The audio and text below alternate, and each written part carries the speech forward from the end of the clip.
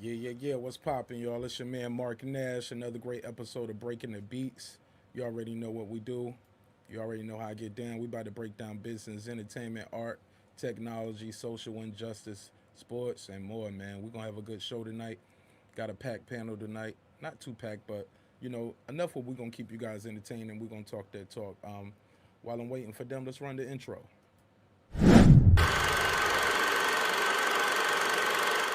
This that squad sound.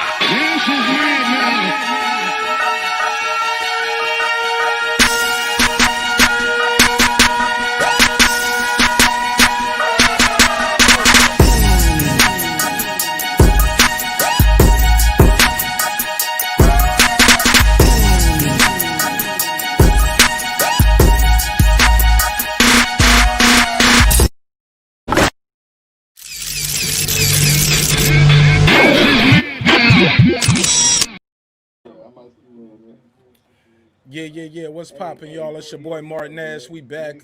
What? Yeah, man, we back, man. I'm waiting for the rest of the panel to come in. They still on another chat. Yo, y'all pull up. We lit. We live over there.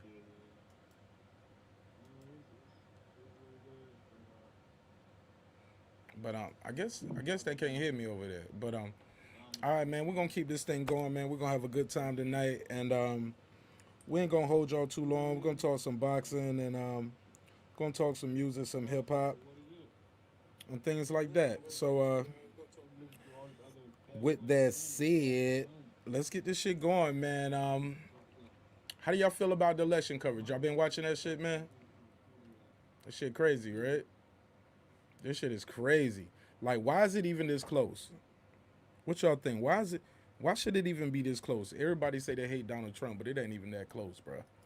Like, it shouldn't be like that, right? But they say they hate the man, but it's pretty close. The link in the chat, y'all want to jump in, man? You see the title. We talking about a lot tonight, man. It's an open floor. Glovegate. How do you feel? Is it sour grapes? Is it sour grapes from the champ? We'll talk about it. He said he had a crab in a bucket referee and it was an egg weight and his trainer was you know wasn't doing the right thing by him. We're gonna talk about it. There's a lot going on. Let's talk about it. It's big fights coming up next couple of weeks. Haney, we got Haney coming up. Haney is in here. Haney is in here like swimwear on Friday night, Saturday night. Pardon me. So Saturday night got a big fight, man. Uh, I said it on H Money channel. I got Devin by murder. I shouldn't say that. It's a joke, bad joke, but y'all get it. I think Gamboa is gonna put up a valiant effort, but at the end of the day, it's gonna be Haney. Make sure you smash that like button while you coming in the room, like my boy Coco the Don said. Appreciate you, bro. Yeah, man, I appreciate you. Um, it's a lot going on right now in the world and boxing. You see the hat, you see the name, you see what's popping. You already know how I'm giving it up, man. Pause, man. We doing this thing big, man. Terrence Bud Crawford got a big fight. Big fight. Terrence Bud Crawford got a lot to prove. I think it's a lose-lose situation for him. If he goes in there and does something crazy to Kell Brook and get him out of there real early, they're gonna say Kell Brook was damaged goods. He ate too many of his own chocolate brownies. You know what I'm saying? The boy is out of shape. He hasn't fought at 147. Um, what can I say, man? I'm just laughing all the way to the bank of these buses. You dig? Because I'm riding with my boy Bud Crawford all the way. I think he's gonna do it. I think he's gonna do something different than we seen with Kell Brook. But like I said before, what's gonna be the point? They're gonna sell him the same thing. They're gonna tell him, hey man, you supposed to beat him. You know what I'm saying? You supposed to beat him. Smash that like button when y'all come in, man. It mean a lot to me. Help with the algorithms of the channel. Um, but let's get into it, man. 2020, man. How y'all feel about this election, man? That shit is crazy, bro. Should it even be this close? What does that say? What does that say, man? Should it be this close? Some say it shouldn't even be this close, man. Democrats lost the Senate. again. Wow. Wow, bruh. I think the Dems got to blame themselves, man. They're not energizing people, man. Nobody's excited. Nobody's excited about voting for Joe Biden. Man, I remember when uh, Obama ran, bruh. I think it might have been, I don't know if it was the first time or the second time. Bruh, they was done with election coverage probably by 8 o'clock, bruh. They was playing, you know, Sanford and Son on BET. They was like, man, that nigga won by lunchtime, bro. This shit is over. Shit was over. It was over, bro. It was over. Man, he washed him. This fight shouldn't even be. I said this fight. Y'all see the title. We're gonna talk about some more boxing, man. Join the chat if you want to get in the comment, man. You want to join the panel or the channel. The link is in the comments. Make sure you jump in, smash that like button on the way in. Man, what can I say, man? Glovegate. We got to talk about it. They want me to talk about it, so we got to do it. It's fight week. Haney versus Gamboa. We're going to talk about it. We got to do it. We got to do it, man. They say they want the smoke, so we got to give them the smoke, right? So where y'all want to start at, man? Where y'all want to start at? I see y'all in the comments and in the chat. Y'all coming in, coming out. Pause. You know what I'm saying? Where do y'all want to start at? Y'all tell me. Because there's a lot going on out here. Still give y'all the updates. Your boy Trump said he want to stop everything. He want to say stop the count. Stop the count. And motherfuckers are looking at Trump like this, bro. Like his own people are looking at him.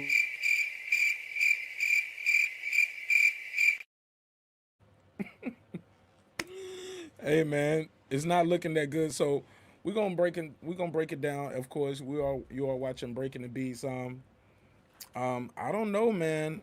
I think it says a lot about the Democratic Party that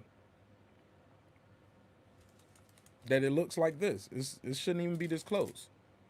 And what does this say about polling? Because a lot of places they had Biden up by double digits in a lot of polling areas, but it doesn't look like that. He didn't. What happened to that double-digit lead in Wisconsin and Michigan? Like that's crazy. It was funny watching this on election night though. Yesterday, there was a lot of things going on with Fox, and they were calling Georgia for Biden, even though all the numbers weren't saying it. If you're watching, this is getting closer and closer as we speak. I'm going to share my screen, and we're going to get some other things going. We definitely going to talk about some big fights because, like I said before, it's a lot of big fights going on within the next couple of weeks. As my boy JFL will say, it's Free Smoke Gamboa. I mean, it's Free Smoke November. A lot of great fights going on. Let's get this thing popping, man. Let's get this thing popping. Let's get it popping. Where we gonna start at? Let's bring this up.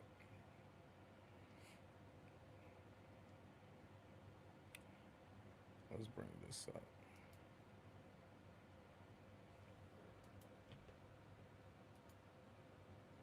All right, man. So we here, man. I appreciate you guys' time. Make sure you smash that like button on the way in. Let's talk about it, man. Oh, did y'all hear Adrian Broner got arrested? Y'all heard about that, right? It's crazy, man. That's crazy. What's up with AB? What's up with AB, man? I respect that brother. I like his talent. I like what he do, but oh man. Oh man, he gotta stay out of that jail, brother. He gotta stay out of that courtroom, period. That courtroom ain't gonna do nothing for you, brother. It's not gonna do nothing for you.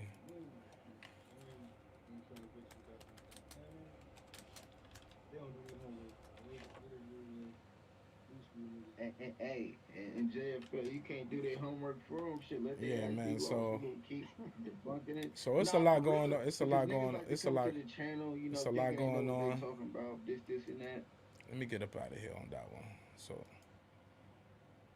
let's start, man. Let's start with the big fight going on this Friday. Let's start there. Let's take it from the top. Got a big fight going on this Friday. Gamboa Gamboa is about to do his thing. I believe Gamboa is gonna go in there and put a valiant effort, man. I respect that guy as a fighter, and I respect what he's out here trying to do. You know what I'm saying? He's trying to take another chance at being great and becoming a champion. I think that's admirable. I think it's something to be should be admired and respected. You know what I'm saying? Don't disrespect that man because he want to try to be a champion. You know what I'm saying? He's achieved greatness before, man. It's hard to tell somebody who's been great before that it's over. You know what I'm saying? Especially a fighter and a puncher. You know what I'm saying? But let me pull this up, man, and make sure we stay up to date with these results for you guys and let you know if I see any changes popping up right here. As usual, they stalling the shit out. Y'all already know what they said they was gonna do. They stalling this thing out. I know when I woke up this morning, Georgia was at 92%. It's at 98% right now. So ain't too much changing right there. Ain't too much changing. So let's get that going, man. Truly, I think it's truly disappointing. On that note, where we at? Where's my notes? Where's my notes? Let's get back to it. Let's get back to the show. Let's get back to the show. All right. Smash the like button on your way in. Kifo, what up, baby? Kifo, I'm out here, man. I'm out here grinding, man. Trying to live, trying not to sin. You know the rest of that lyric, right? Man, it's out here, man. I'm out here. Kifo, you should jump on the panel, bruh. Jump on the panel. Let's put the link over there on Facebook. Y'all bear with me while I do that. Appreciate y'all coming into the room. Chopping it up with your boy. But where's we at with it? Man, yeah, like I was saying, the election shouldn't even be that close, man. I think the Democratic Party, they can't run like this. Like, I think Nancy Pelosi need to get up out of here too. I know that's an unpopular opinion. They were like, leave her alone. She's a woman. Leave her alone. Man, Nancy Pelosi's trash, bro. She's not good, man. And I say that with as much as respect as I can. You get what I'm saying? But get out of here with that. I'm a master legislator. I'm this, I'm that. I'm gonna cut my camera off while I'm sending this link out, y'all. Bear with me. But get out of here with that. I'm a master legislator crap, man. No, you're not. You're not. And I really bear with me.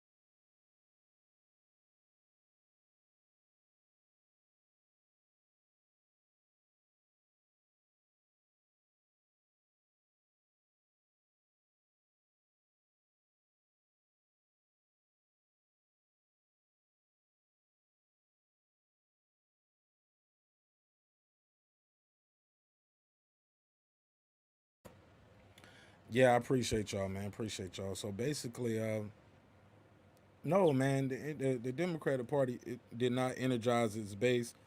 Like they were saying, ADOS was Russian bots, and people are like, no, man, we looking at Yvette. You know what I'm saying? We looking at these people. You know what I'm saying? Even if we don't agree with everything they saying, like I just think they got to do better, man. Because you're gonna get somebody else that's gonna challenge you guys. That's gonna be smarter than Donald Trump, and they're gonna figure out a way. And that's just how it goes, you know. So, gotta find a way. Gotta find a way. And this ain't it. Like, especially with you not getting the Senate, they're just gonna block everything you're doing. So it's weird, man. Like, no, nothing. They didn't. They ran completely on morals, morals, morals. Donald Trump is a bad guy. Donald Trump is mean. He's terrible. Like that was no plan though. Talking about we're gonna go back to normal. Going back to normal. What normal, bruh? You got your own make America great again type plan. Like nobody was excited to vote for Joe Biden. That's my whole point. And it's truly unfortunate that this race is even this close, man. With everybody saying they quote unquote don't like Donald Trump. So we'll see, man. We'll see where this goes. We'll see how long it lasts. But man, I just challenge you guys out there to be great, like my cousin Dro said. You know what I'm saying? So I just think it's misfortunate, man. $15 minimum wage. Where was that at? I didn't hear him say that. Let's raise minimum wage to $15. I didn't hear Joe Biden talk about that. We're gonna legalize marijuana. And if you have, as long as you're not in there for kingpin charges, we're gonna let you out. Nope. I mean, Joe Biden might as well just said free Big Meech and went out there and tried to get people to vote for him. Just free Big Meech. Are you gonna do it? I ain't say that, brother, but I'm just saying I think he should be free. Like what was Joe Biden out here campaigning on other than morals? That's what he was doing, morals. Campaigning on morals. Bro, you cannot just campaign on morals. What's up, IB? Yeah, I was waiting for you guys to come in, man, talk about some boxing, but in the meantime, you know I got to give them some of that my political smoke, let them know what's popping, man. Like, it's crazy, man. It's truly unfortunate. It's truly a shame that we're this close. Why is this election supposed to be close? I don't know. I don't even like the way Kamala Harris was out there debating. I was like, I did a video about it. Check the list. I was like, man, this woman is a prosecutor. Let her loose. Let her rip him up, tear him to shreds, embarrass him. Instead, it was a lot of fake smiles, and it was like, you can't be the angry black woman. Don't be the angry black woman. Man, nobody's scared of the angry black woman. We're more cautious of and weary of the smiley white man. That was my take on it.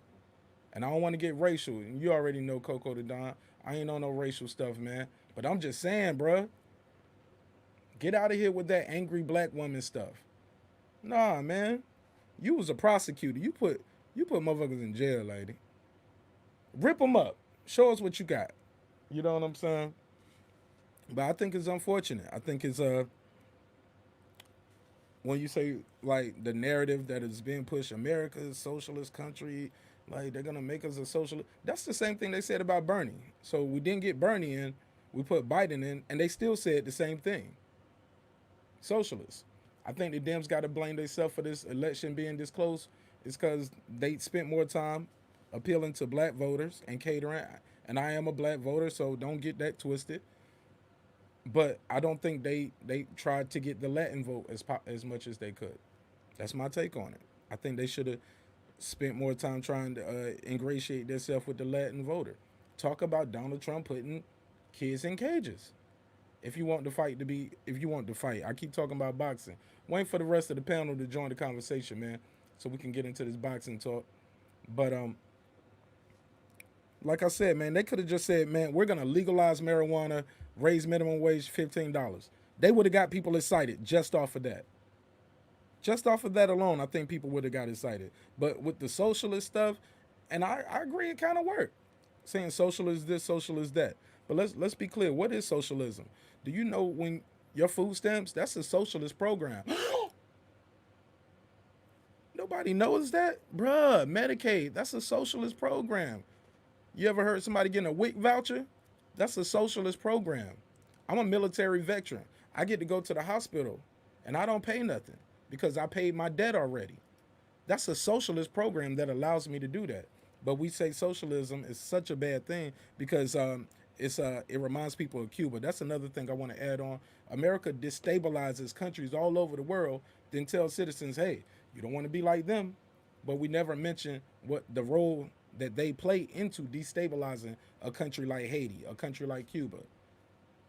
With that, I digress, and I introduce, I said it again. What's up, IB?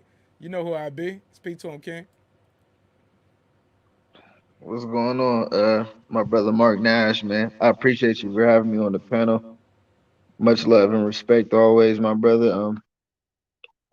This political, uh, uh, this political situation when it comes to, this election, it's a lot going on. I know everybody got their own opinions on what's going on with Biden versus Trump. I kind of stand away from both of those guys because they both has their flaws, and a lot of people feel like they both have their benefits regarding whatever social class they stand in, whether it's middle, low, or the upper class. I really try to stay away from that, but it is a lot of things and a lot of facts people in the United States need to know.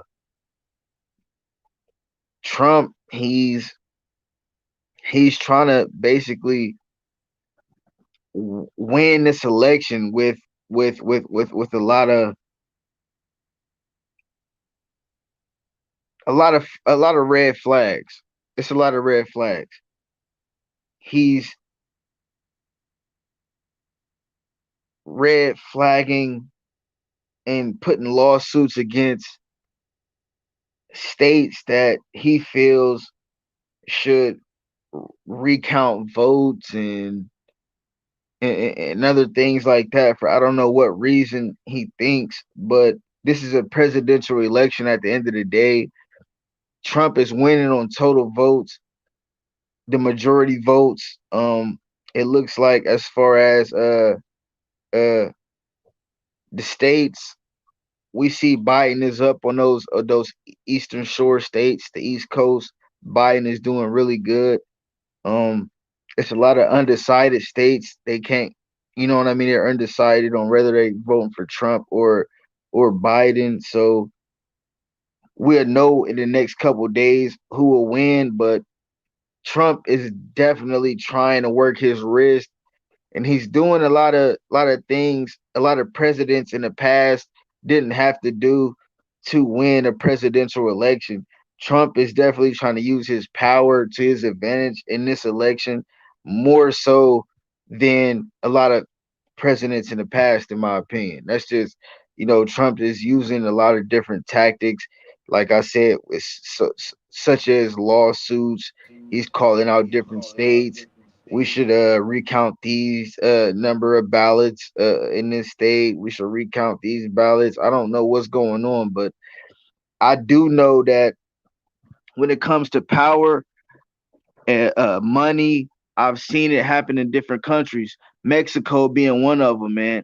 That's one of the most corrupt countries when it comes to politics, man. Listen, the cartel ran politics in Mexico for years.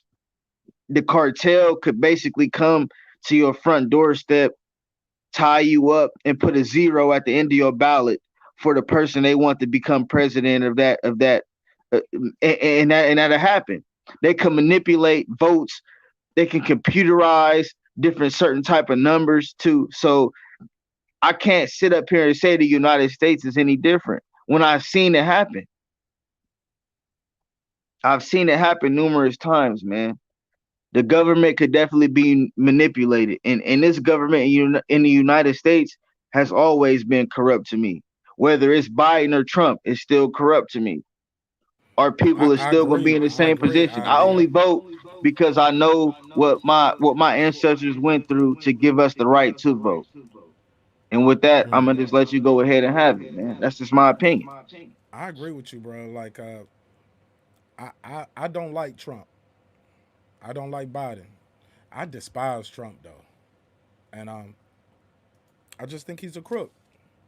I also voted, and I just like I kind of wanted to see if I want to see if Joe Biden is going to stick to his word if he's elected.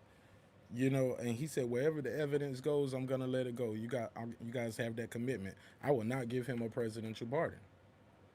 I will see through that, quote unquote, no man is above the law. We shall see with that though, man. But I think people wanted something to believe in. I think and Joe Biden just didn't provide him that. He just ran on morals. But I gotta agree with you on something you said. What I've never seen no president do what he's doing. And for everybody who used to say, 'cause I was always taught that, and growing up, people used to tell me, "Well, you know, the president is just a figurehead, man. He's a figurehead. He don't run nothing."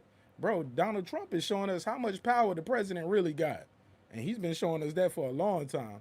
I never seen a president be named in a indictment as individual one, and that other guy goes on court and says, Donald J. Trump, President Trump told me to do it, and he goes to jail, takes a deal, but they calling him individual one, and he takes the, like, that junk is crazy, bro. Like, he's showing us how much power the president really got.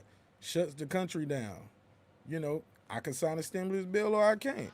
Like, even just once you're the president, how much all these guys talked about Donald Trump, but once he got in power, they up there shining and licking the boots because he's the technically the leader of the party.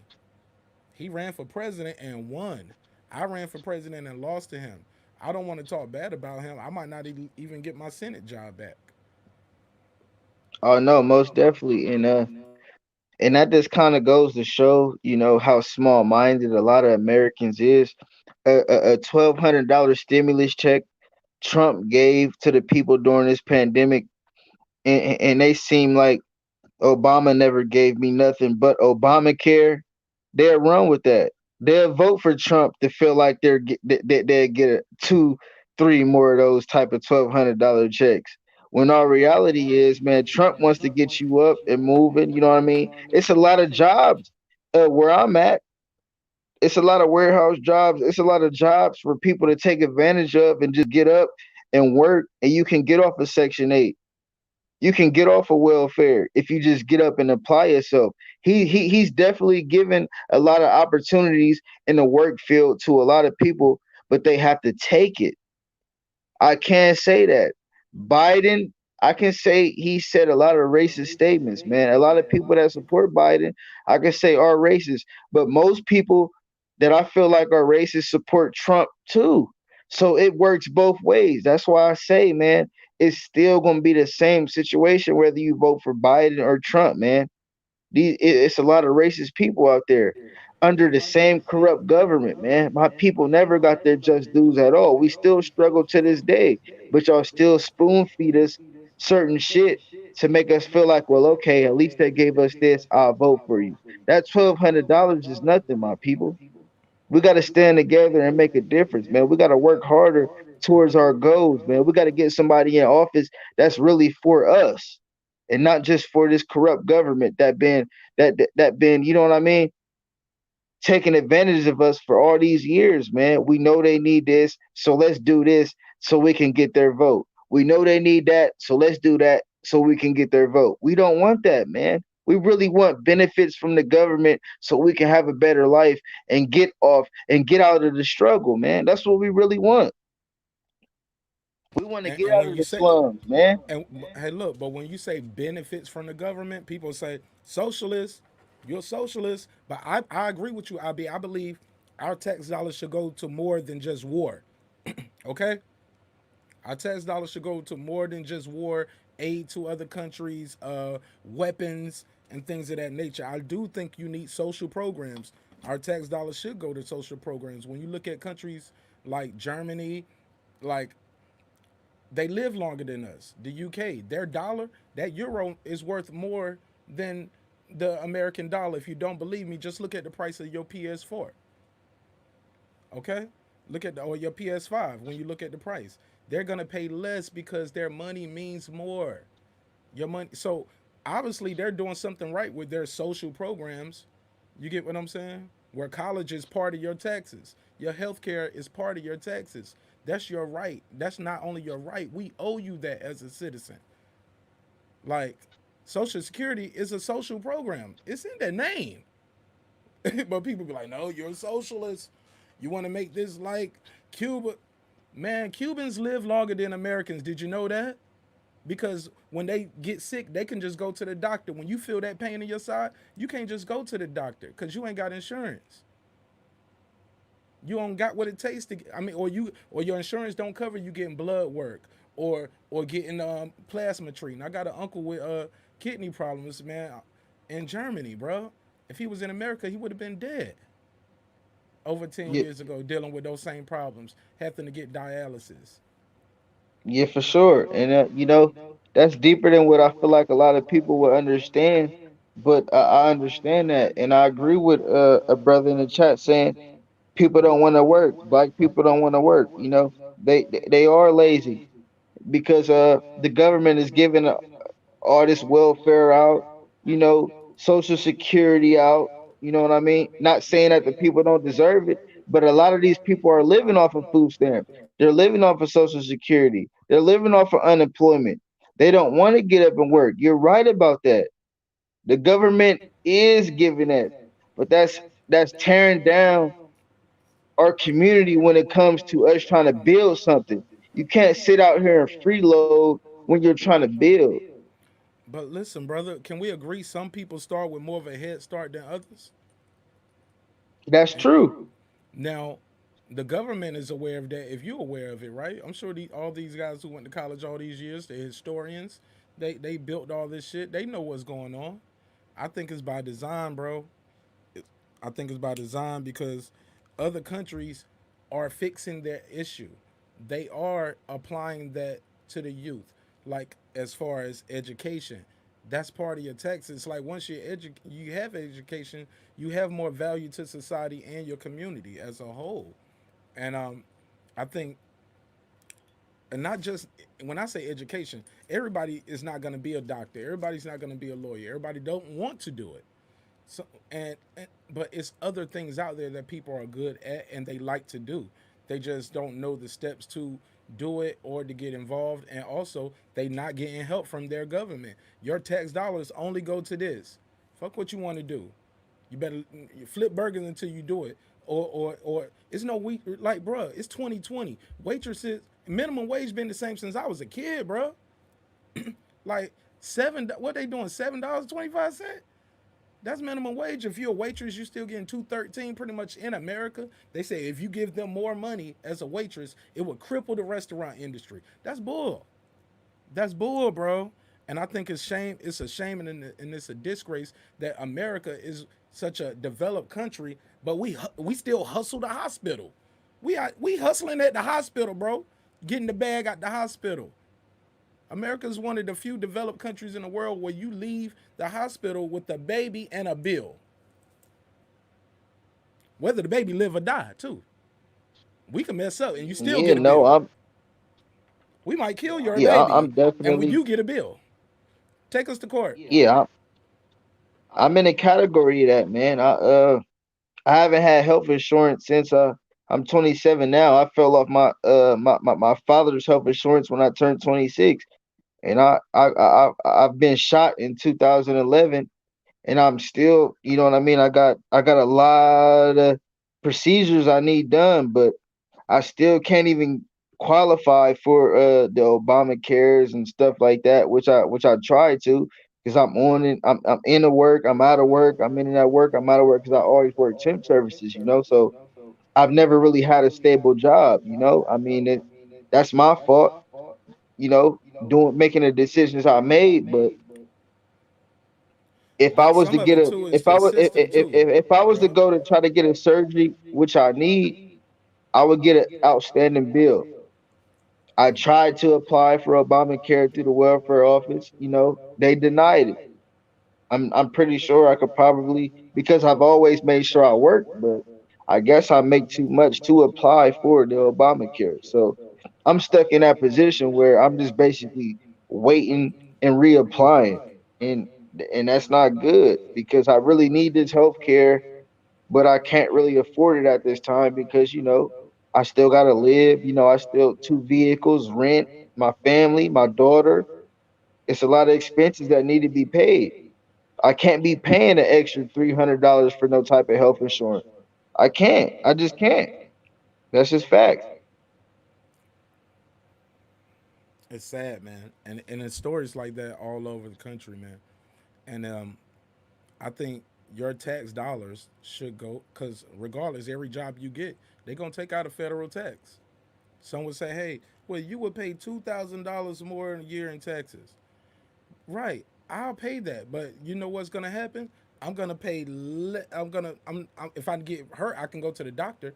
Shoot, my daughter could fall and crack her arm, bro. The X-rays, the MRI, the cast, that's gonna cost more than that $2,000 that you told me I had to pay more this year. You know what I'm saying? If we want to have a baby, and we want to expand our family, we're not gonna leave with a $30,000 bill. You get what I'm saying? It's sad, man, that we have stories No, like for this all sure. over the When you should country. already be covered with insurance that And people say cover universal 90% of health that care is bill. bad. Universal health care, when you look at other countries, modern countries, Canada is right across the border from us. But they Free spend, but healthcare. Free healthcare in it's Canada. part. Well, now, and when you say free, people be like, "Well, who's paying for it?" No, we're all paying for it. It's in our taxes. We already paid for it. We're paying for it every day. Shoot, That's look, true. if a homeless man gets shot right there, you know what they're gonna do? They're gonna pick him up, put him in an ambulance, take him to the hospital, and try to save his life. Even though he's homeless and don't have a job. You know why? Because we're paying for it anyway. Somebody You paying for it. We can't just let them bleed out on Madison Ave in front of the Gucci store. you No, we just gotta don't pick get them a up. bill. Go You ahead. just don't get a bill. Go We ahead, all brother. paying for it. We all paying for it. But if the whole country's on board and you don't get a bill, and if you understand that, you know what I mean, whether it's taxes or not, man, everybody doing their part to pay for this bill, whether it's coming out your paycheck, Cause look, when we you go to won't have a war, bill. bro, cause when we go to war, it's coming out of everybody's paycheck and we all feel it. So why are we all together for war?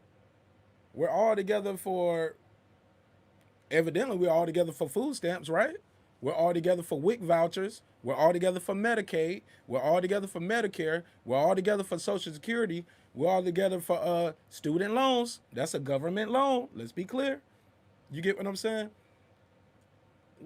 Why are we saying certain things are so worse than what they really are? I tell you, bro, it's sad to me because I know people that was talking to me about this, and I ain't gonna say no names, but they was texting me saying I can't get on the show because I'm on my third job right now.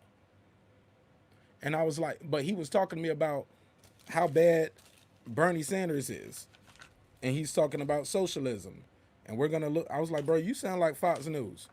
I was like, send me some receipts of what you're talking about of this man doing this. Even when he was talking to me about the Hunter Biden situation, all I was thinking was, well, why he ain't in jail? Because he a citizen. He's not in government. Shouldn't he be in jail? Because a lot of Donald Trump boys going to jail.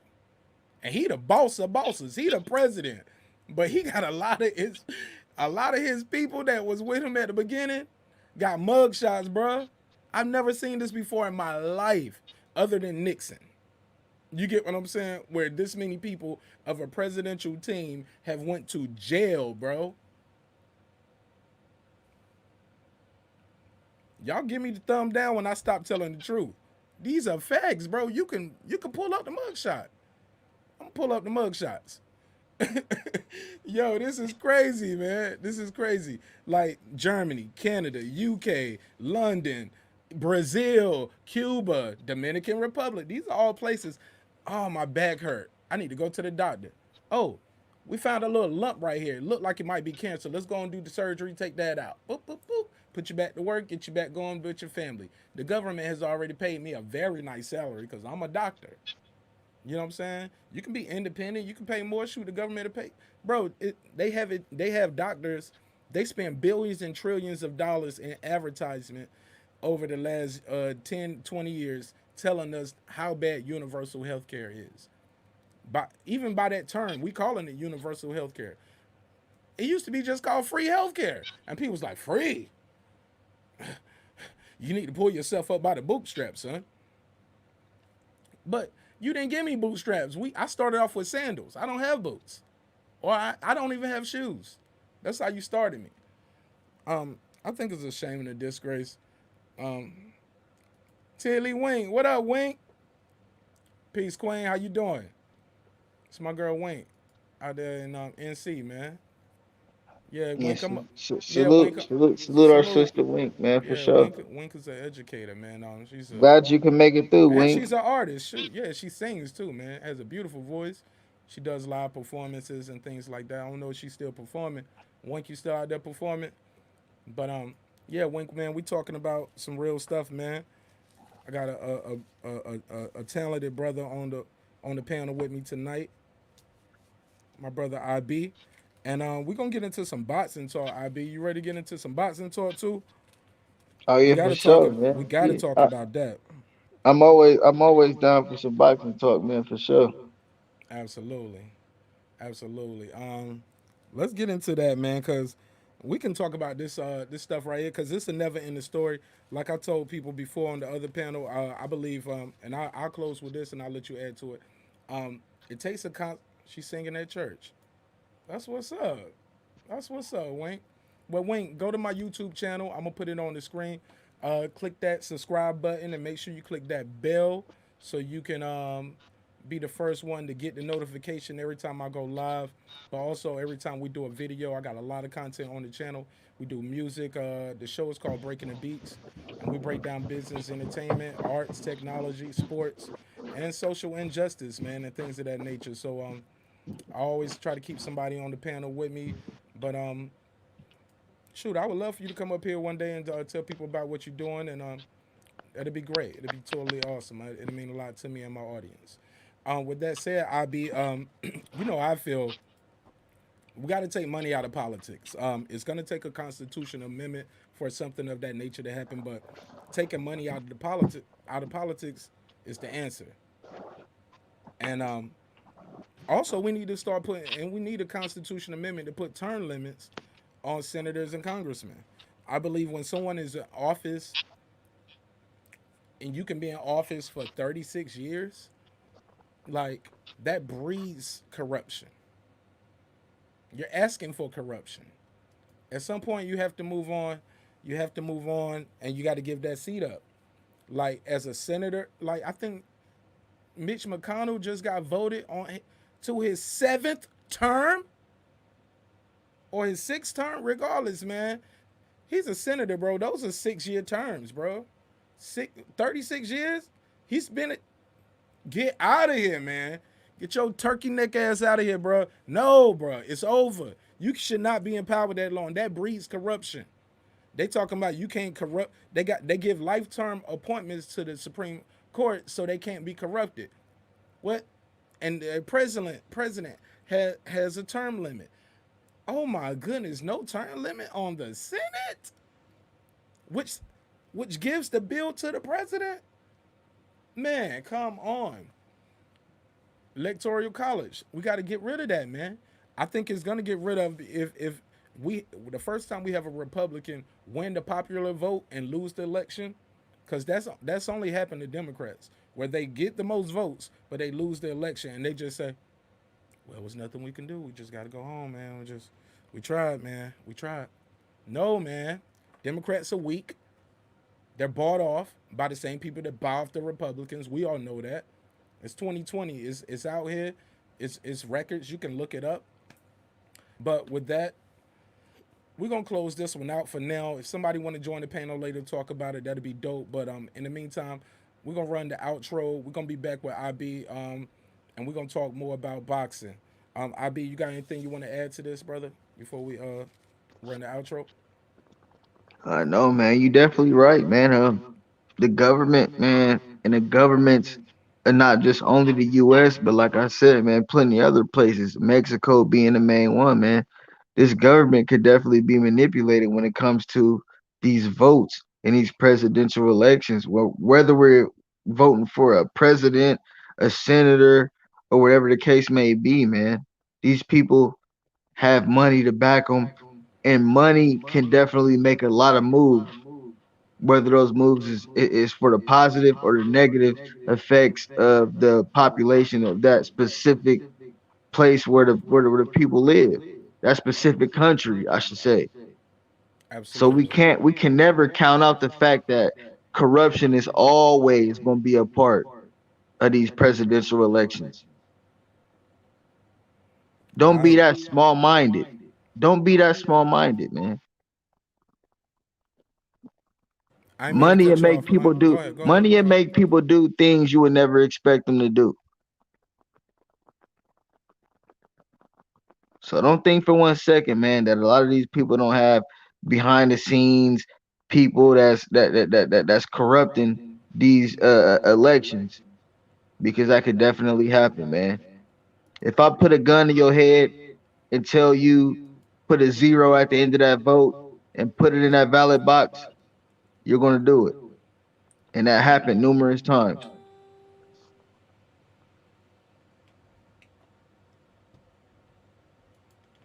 Well, absolutely, absolutely. I couldn't agree more, man. Well, shoot, we're gonna run the outro. I appreciate you for your time, everybody watching. It's about 37 seconds. If you guys are watching it out there, don't feel sad. Don't be looking like, oh, I want to cry because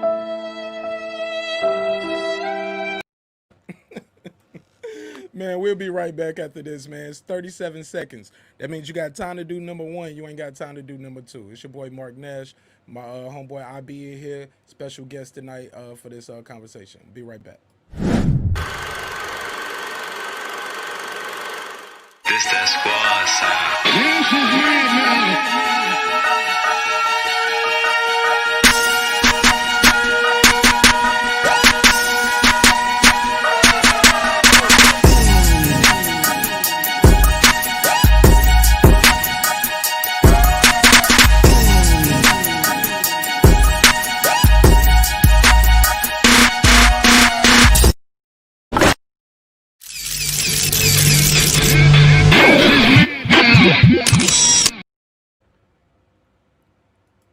Yeah. What's happening, y'all? What's popping? It's your man MARQ NASH back here with another great episode of Breaking the Beats. You already know what we do. We break down business, entertainment, art, technology, sports, social injustice, and pretty much anything else. I feel like squeezing into those letters, if you don't mind. We back, man. We back, man. Big fight week. Big fight week. Let's talk about it. Let's talk about it. Hey, you breaking up a lot, my brother. You breaking up a lot. Yeah. How about now? Yeah, you a lot better. Still breaking up some?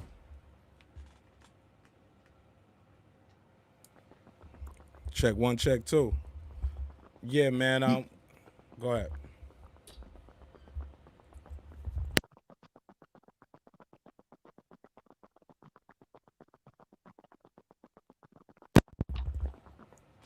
Oh man, let me fix that right there. How about now, bro? Yeah, you sound good, just not as loud as you was before.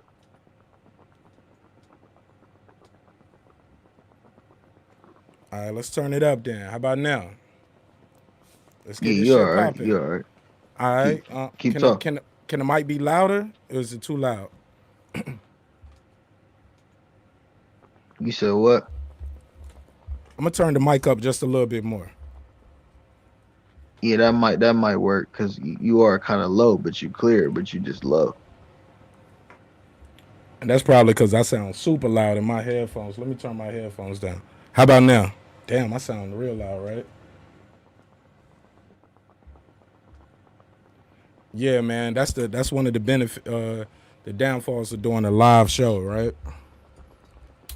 Let me just bring the mic a little closer to my mouth. How about that?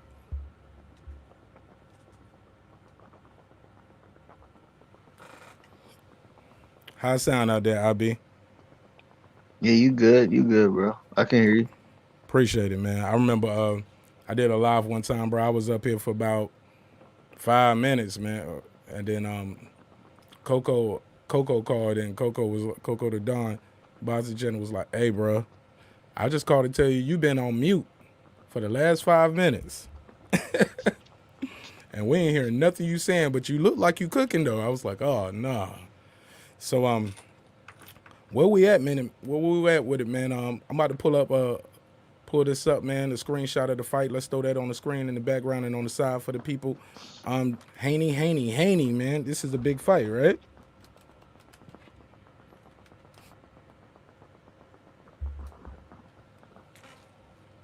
Hold on.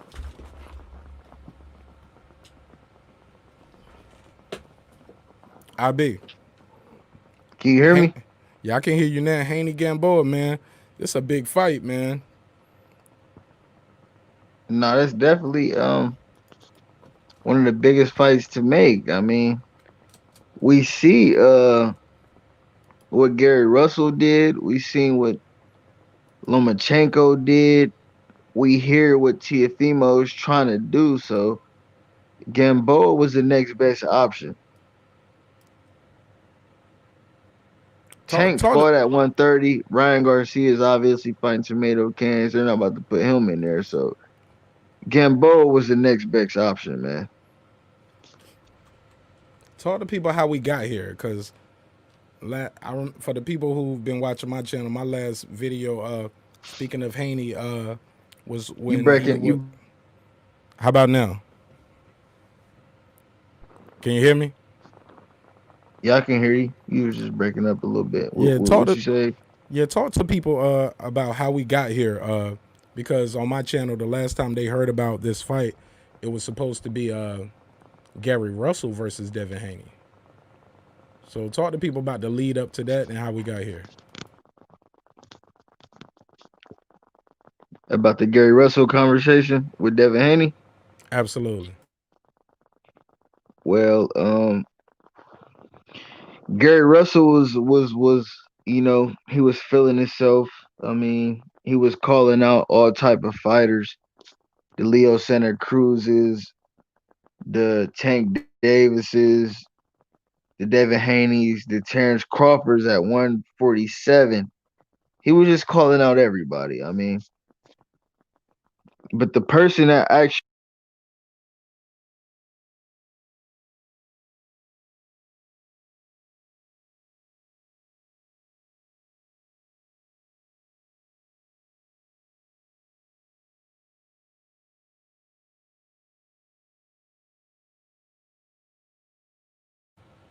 I think we lost you, brother.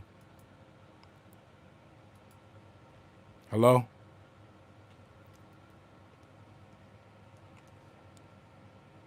IB.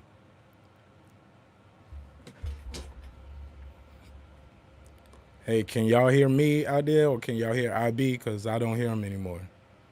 Let me know in the chat.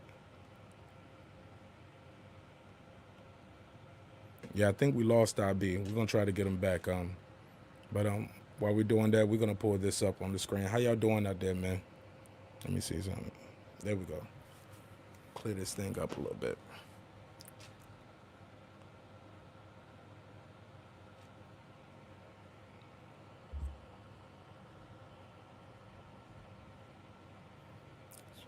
Trying to get the camera in focus real quick.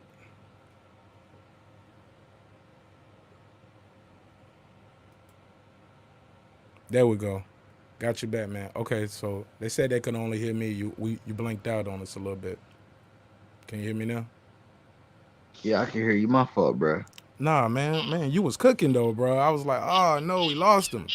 Nah, did you hear me? Yeah, Yeah, we Gary lost you, Russell. man. Yeah, give us the backstory. How we got here. Like we last time I heard, it was supposed to be Haney versus Gary Russell. Now Haney's fighting Gamboa. The fans want to know, how did we get here?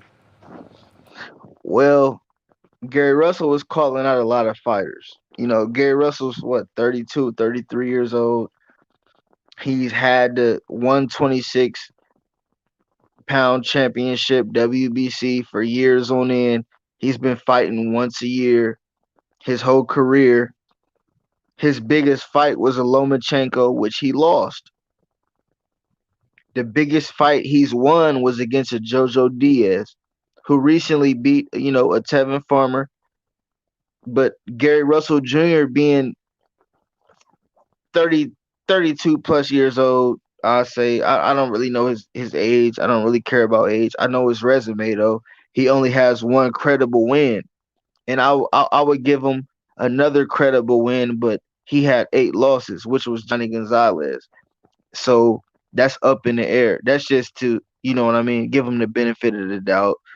Gary Russell Jr. affected his own career in a negative way when it comes to not taking the biggest fights. Also, babysitting a belt at 126, knowing nobody's there for you to fight to be great.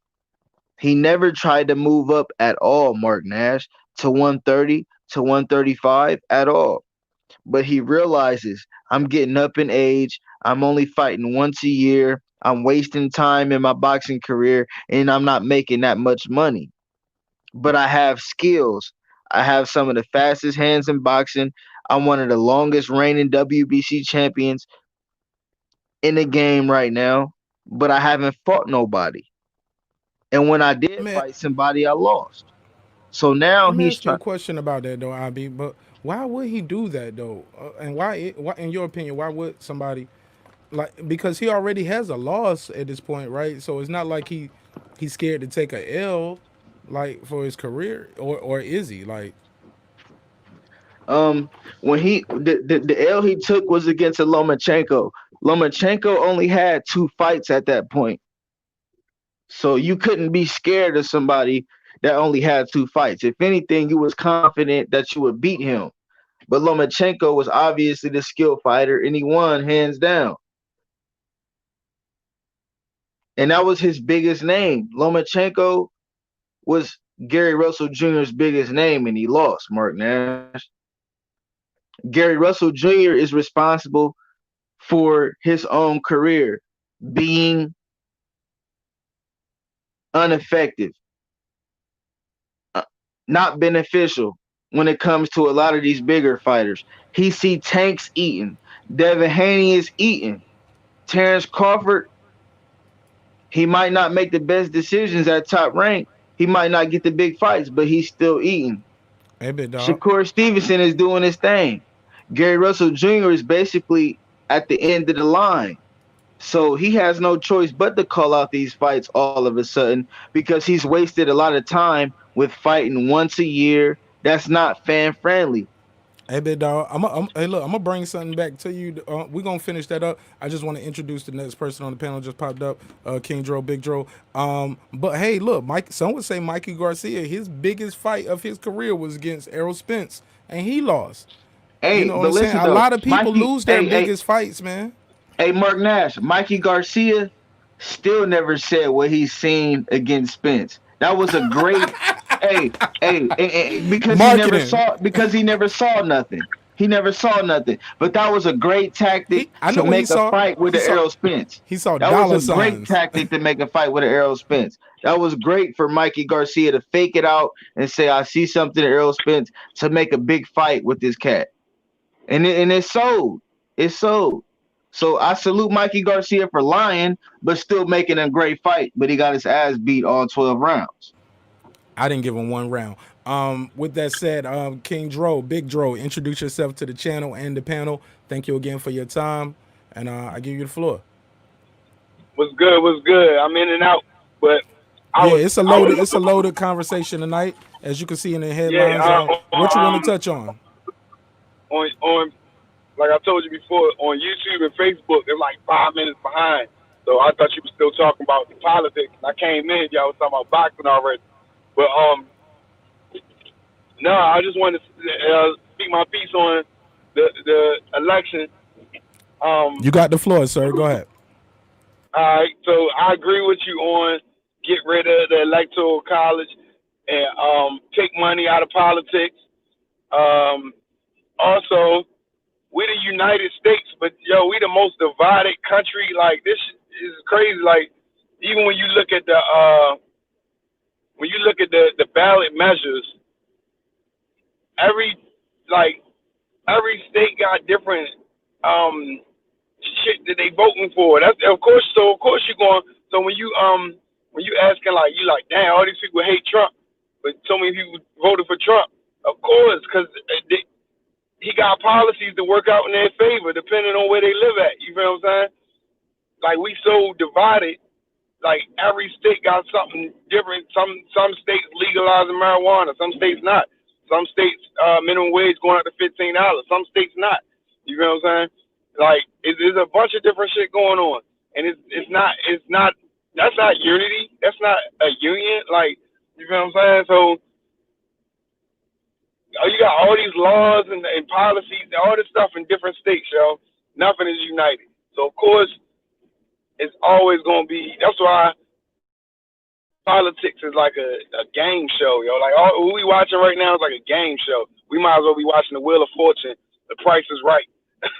You know what I'm saying? We all sitting at the edge of our seats waiting to see who's gonna be the president. They know who's gonna be the president, yo. Like,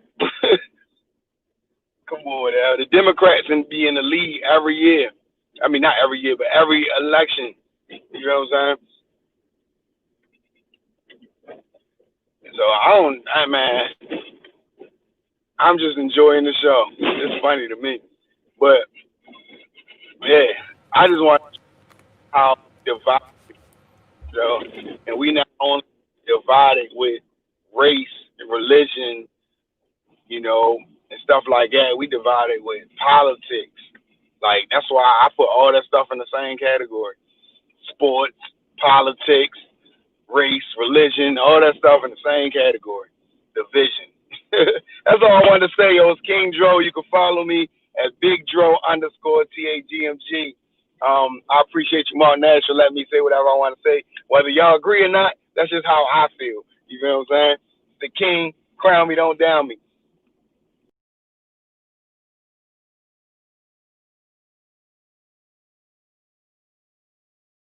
You on mute, Mark. You on mute. I said I like that. I said I like that, man. I said I like that, man. He jumped right in. He got in and out. Said what he had to say. I respect that. I disagree a little bit though, Drew. I think when George Bush ran that second time, it was a blowout. I think the first time they say he stole it, but that second time, it was a blowout after them towers fell and he ran. You know what I'm saying? Yeah, he blew out Curry. I don't think Curry was even close. It won't no going. It won't. It was. We knew that by the end of the night. By midnight, we knew who won. Before it, like that's one of those elections where it was already over before it got to Cali. That's why they say presidents. It's rare to defeat an incumbent, man. But we shall see how this go, man. Dro, thank you again, man. Appreciate you joining the show, man. We about to get back to some more of this boxing talk. You guys want to, unless I want to add anything to the political side, or if anybody else. Oh nah, man. I just salute King Dro. He came, gave his opinion. There's a lot of people that definitely agree. I know how this government is, so I feel where they're coming from. I mean, if we was if we was to vote for Biden or Trump, I feel like we're all still supporting the same corrupt government. They work hand in hand. They wash each other's hands, So I don't know. If you rich and you my cousin, of course you're gonna be a Republican. If you middle class, low class, of course you're gonna vote for Democrat. But at the end of the day, what is that doing for my situation? You gotta vote for what's gonna benefit your situation. So it could go either way with me. Right, and they and in politics, they're doing what's good for their party, not what's the good for the country as a goal. Like they don't work together on bills for the country. Like they're told, hey, if this guy comes up with the bill, and we're gonna vote against it because we need a win for our party. We can't let them get a political win because they can say we were the ones who brought you this. Now years down the line, somebody else comes in with the same policy, but it's from our side. Then we support it. That's lame, bro. It's sad that this part of Congress that we're about to go through now, after this, now that people are won, they're lost, but they don't take office to January 20, is actually called, quote unquote, a lame duck section. That's what this is. This about to go on. You know what I'm saying? The people who can, they're gonna try to rob the bank one more time before they get out of here, and it's truly unfortunate, man. It's a shame and a disgrace. Like I said, man, they are two sides of the same coin. They kept saying Joe Biden was electable. He's electable. How?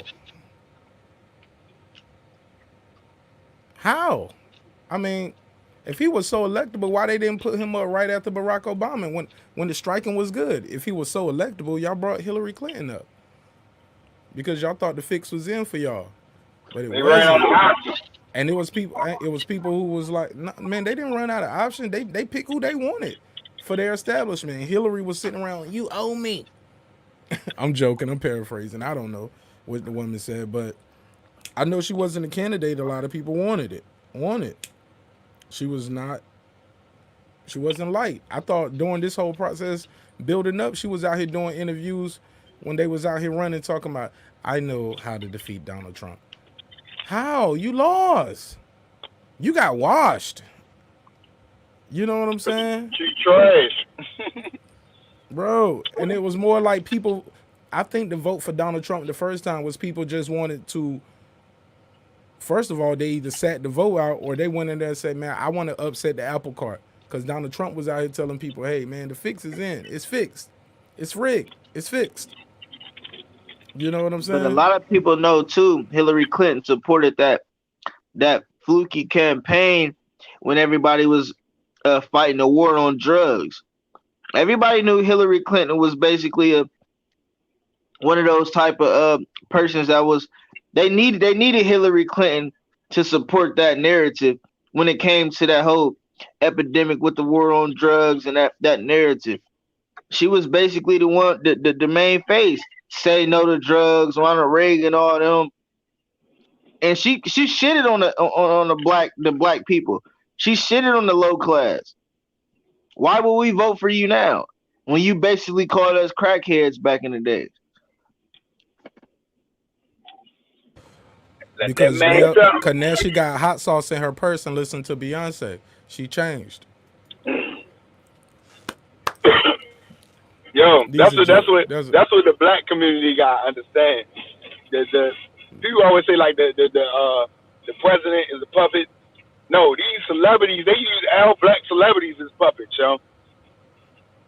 And so they take a little swag from them, and and they present that like, oh yeah, I'm cool. Even Obama. But I digress. I think. But how do you feel about this, man? Some say that part of the reason why the election is close because Obama didn't go out there early enough to campaign. He only did 3 rallies. You know what I'm saying? But on the flip side, they criticized Bernie for not supporting Hillary when he lost, and he did 39 rallies for her. It's like you could have did more. You should have did more. Obama waited right, and then he only did 3 rallies right here at the end. How do you feel about that? Anybody? I didn't even know Obama did 3 rallies. I ain't Oh, know. he was here in Atlanta on I Monday. just seen a video of him shooting the basketball in the gym. So, I ain't even heard. Last time I heard from Obama, he was crying. But Mm. yeah, that's the last time I seen Obama. That might be out the loop though. Shoot, I hope you ain't getting pulled over though. Nah, that ain't me getting pulled over. Oh shit, nigga. I'm about to say we gonna keep the cameras quiet and we gonna be quiet. We gonna keep this on live though. I'm Yeah, about you to know say we gonna keep the this police live. shoot people. Let's see what's popping with King Dro over there. Damn, bro. You sure it ain't Now for you? somebody car getting towed. I probably can't see the tow truck right there. King Dro out there in Baltimore, man. He out there in Baltimore, man. I be out in these streets. All right, man. What let's get back to this boxing, man. Hey, look, Anybody I'm want gonna head out. I absolutely. appreciate y'all. How you say his name? Len IB. IB. All right. Hey, Yeah, look, good talking to y'all, man. Allende Brown. That's my name, but you can just call me IB, my brother. Much love. Got you. My apologies. I thought that was an L. It's my eyes fucked up. But hey, good talking to y'all, man. I'm still watching. I'm in and out, but I'm still watching. Absolutely. Thank you, King Dro. Smash the like button, bro. And Alrighty. we'll see you in the chat, or if you got time, we get into something else you into, just jump back on the panel, man. I appreciate you, brother. Alrighty. Absolutely. All right. See, IB, somebody else thought it was LB too. My bad. We thought No, it was no, all lowercase. a lot of people think that it's LB. It's a capital I. I wouldn't. Right. It's a Why do mistake that could be made. I understand why a lot of people make that people mistake. look? I try to It's the correct font. who I can, but yeah, that's a capital I, not a lowercase L. Right. And you know what? That should make sense because they see the capital B. That's why I was like, when I messed up Yeah, that first time, I called you Mr. Brown the rest of the night. yeah, nah, it's cool. So I can't mess this I up. don't really be tripping 100, man. 100. as long as you hear the message and the facts. You can call me whatever you want to call me. Hey, look, it ain't about what they call you, it's about what you answer to, man. Yes, sir. Speaking of which, man, shoot, let me run this quick little. It ain't gonna be the whole outro. It's a little 3 second joint, so I can chop the episodes up. All right.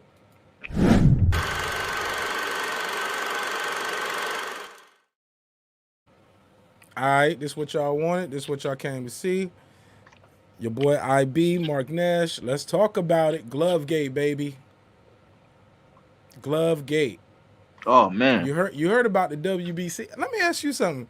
Why did the WBC? What was the WBC even involved in? Let me pull up Tank Davis. Why was they even involved in that Tank Davis situation? Talking about his gloves, and he was fighting for a WBA title. I thought, like, I didn't. That was weird to me. Has anybody spoke on that, or are they just there because they are a sanctioning body and he's ranked under your sanctioning body, so they have the right to be there? But why were they even there if they say they was there? And why were you even speaking on his gloves? Because he wasn't fighting for a WBA belt or a WBC belt. Yeah, from Remember my they tried to say the understanding. boy Tank gloves was loaded. Remember that? Yeah, from my understanding, that situation was debunked immediately. It Absolutely. really, it really didn't get too much face. It didn't get too much light. He most definitely was fighting for Leo Santa Cruz's WBA world WBA. title. That was the real title at 130. But he also holds the 135 WBA regular title, which is not a real belt because we obviously know Tiafimo holds that belt at 135. So at 130, he's rightfully the champion at WBA, but that's at 130. IB. For the people who are slow, because you said a lot of letters and you said a lot of weights and names real fast. Now, let's rewind. Let's rewind back. Let's go back for the people who are slow. Let's put some things on the screen. All right. Tank Davis, who's behind you, has a belt at 135, and that's the WBA belt, correct? Yes, but it's the regular belt, not the real title. Now, what's the real title? It's the title Tiafimo took from The super champ. Lomachenko. The super champ. The super, yes. Okay. He fought Leo, knocked Leo out, and he got the WBA super champ for 135. For Yes, yeah, 130. yeah, yeah, yes, sir. Leo was the rightful WBA super champion or world champion, whatever anybody want to call it. It's the real title, the prestigious title, most prestigious WBA title at 130, the real title. That's what Leo held, which Tank took. Now, when did the who? Because I didn't hear about the WBA super champ till Floyd had it. How long had that been around? Because I remember Keith Thurman having the WBA, Floyd becoming the super champ, and Keith Thurman having a regular champ. I thought that's the first time that was created for Floyd. Am I mistaken? Well, Keith Thurman held the WBA world or super, whichever one. A lot of people, it's the same thing. You could say super or world because a lot of different boxing fans and followers say different, super or world, but it still means the same thing. The most prestigious, the real title, we're gonna say. Now, some would So argue they did the WBC franchise did the same thing WBA did because the super champ. I think where they messed up at was when they said, "Hey, you can't this belt ain't even on the line. You can't even defend it." You know what I'm saying? The next person who get it don't become the franchise champ. That's why I think they messed up at, and then they reneged on that with Teofimo Lopez, and which put this whole franchise thing in this whole disarray. You get what I'm saying? Because they could have kept it funky like the WBA said, "Hey, right, this the super champ, this the regular champ." You know what I'm saying? The super champ get to waive the mandatory. You get what I'm saying? Same thing with the yeah, franchise. for sure. You get to waive the Let's mandatory for the bigger fight for the sport. But when you said, "Hey, it can't be won or lost," and then it was lost, we was like, "Hold on, you just said that." I like you just created this not even a year ago, if I'm not mistaken. Or when did Canelo get it? Right? Canelo was the first franchise champion, so that was about yes, a year and a half ago. yes. And And now, Mark and it Nash, we can't be have won to. or Go ahead, brother. We have to separate. The super title is being the number one title in the WBA, WBO, IBF, and WBC. The super title is the equivalent to a world title. That's the number one title that counts and qualifies for becoming undisputed. Not a franchise, not a regular, not a silver, not a regular, not an interim. The super is equivalent to the world. That's the number one title. WBC world title is a title Jermell Charlo, Muhammad Ali, Errol Spence, Devin Haney. That's the real WBC title. The franchise title is merely it's like a gift or a trinket, I should say. A trophy. Yeah, a trophy. A trophy. Something you should leave at home. You shouldn't even bring it into the ring when you're trying to make a unification fight or an undisputed fight because it wouldn't matter. The franchise belt would never matter when it comes to a unification or an undisputed fight because a franchise belt isn't a real world title. You need all four world titles of the sanctioning bodies of the WBA, WBO, IBF, and the WBC. Four sanctioning bodies. You need that world or super, whichever one you want to say, whichever one you feel comfortable with. It'll never be a franchise. It'll never be an interim, never. It'll never be a regular. It'll never be a diamond, silver, any of the sort. You have to have the super or world title in the WBA, WBO, WBC, and the IBF. Four sanctioning bodies to become undisputed. You have to have all four at once. So the franchise title is like you said, man. It's a trophy, but it also has a lot of perks too, MARQ NASH. They gave that to certain fighters for a specific reason, and that's to duck certain fighters, man, to save face. I think to keep the money flowing. It's a lot of different reasons, man. I agree with that. That's the belt. part. That's the part to keep the money rolling. That's the part I want to agree with you on. Like, because boxing knows the bigger fight would have been, even with the WBA, the bigger fight is Floyd fighting Manny Pacquiao, not Keith Thurman, for that WBA. You get what I'm saying? Put the super champ on the line, and Keith, you're a regular champ. But but even looking back, knowing what I know now, I still think how do I say this delicately without disrespecting anybody? How I say this, IB? Hold on, let me get my mic together over here. Let me get my Papa stop. I mean, do you feel like somebody that holds a franchise belt is still what? Teofimo, Canelo, you still feel like just because they got a franchise belt, they are still rightful champions. They are. But are they fighting the fights the fans want to see and the fights that they should fight to become great and the greatest? Exactly. Is that what you were trying to say? No, I'm looking back, but you know what? Can you hear me clearly? Because I think I'm not being fair. Because looking back, I feel like I'm talking now, but I'm looking back with revisionist history. Like, I know how guys' careers played out, and that's not fair to the time we were living in. You get what I'm saying? Because looking back, I'm saying now, man, Keith Thurman would have been a better fight than Robert Guerrero. You get what I'm saying? Looking back. But that's not fair because Keith Thurman wasn't Keith Thurman who we know now, and Robert Guerrero isn't who we know now. Robert Guerrero was coming off a big win and was a champion. You get what I'm saying? And Floyd was coming back, and that was a. You gotta think, man. Right after Robert Guerrero, he fought Canelo, right? For sure, but Guerrero definitely put his just dues in. Exactly. Floyd Mayweather versus Guerrero, MARQ NASH. They did 100 million pay-per-views. Oh boy, I threw a party. I was there. I was a part of that. I was a part of that pay-per-views, man. Who can say that automatically put him above a lot of fighters' accomplishments just off pay-per-views. On top of him beating Andre Berto. You know what I'm saying? Guerrero wasn't just a name, he was a pay-per-view star. Hey, The and he first got best 3 pay-per-view, million you for know what that I'm saying? fight. Like, Yeah, he got. and he got names under his belt too. You know, I just named Berto just, you know what I mean, off the strength.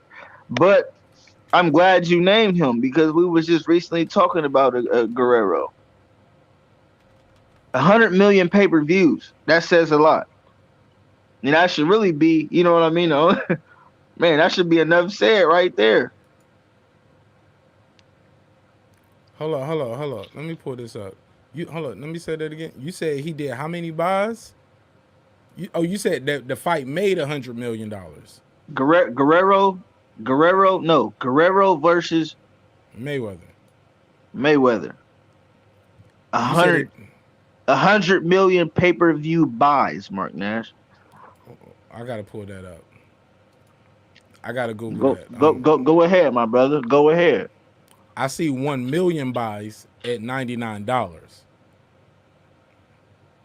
That's what I'm looking at right now. As 1 million buys at $99. yeah, So you right, do yeah. that math, my Oh brother. yeah, that's what we get. I thought you said it did 100 million buys. 'Cause I was about to say that's more like Mayweather. He's done. No, He has. Yeah, I got you. not I got you. no. Yeah, you get Oh what yeah, I'm saying though? absolutely. They did a It million surpassed. It buys at surpassed. $99. I think it didn't approach 1.5, but it got really close to 1.5. It looks like the last because you know niggas. I ain't gonna say niggas. I don't mean to say that. I say the word loosely. Okay, don't be offended. All right. But it didn't do over 1 million, but it got pretty close. And man, shout out to Mayweather, man, because Mayweather was doing these kind of numbers against Cotto and Mosley when you can skip the fight and just go to your local sports bar and pay $10 and just go in there, no drink minimum, just sit there and babysit your one little bottle of water all night. You get what I'm saying? But you watching the fight and you'll be in there shoulder to shoulder. You know what I'm saying? In a packed room or a packed bar or a Hooters and doing these kind of numbers, man, on a pay-per-view fight. So Facts. You'd be grateful to get at least 10, 15 people to pay $99 to watch you fight, let alone 1 million. You know what I mean? that's a lot, bro. That's a lot, bro. Especially with boxing, like I always say, boxing is a niche sport, man. Like that's what I want to talk about with this next segment, man. This next segment, man, I want to go into with you, man. It's about what we got to do to clean up our sport, man.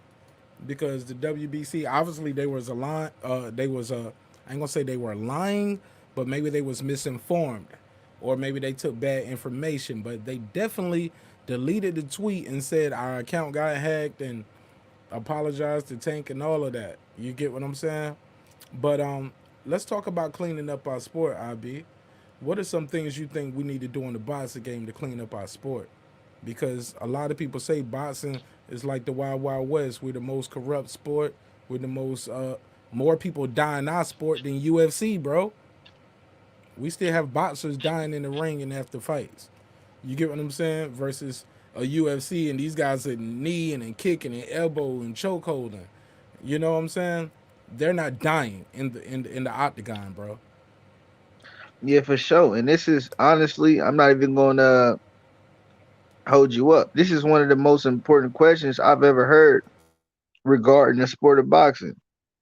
A lot of people don't touch this subject, Mark. So I definitely appreciate the question, and I'm gonna break it down and give you the best answer I can give you. To clean up boxing, once you drop dirty for any type of PEDs that you willingly took, you should be suspended indefinitely. People already die in the sport, man. Rest in peace, Patrick Day. You see what happened to Gerald McClellan. Not saying that those guys were on PEDs when they fought them, but I'm saying this is a sport you can Right. die People don't. in. You can die in. Whether they took anything or not, you can die in a ring. So Especially in a brutal anytime, war. Yeah. facts.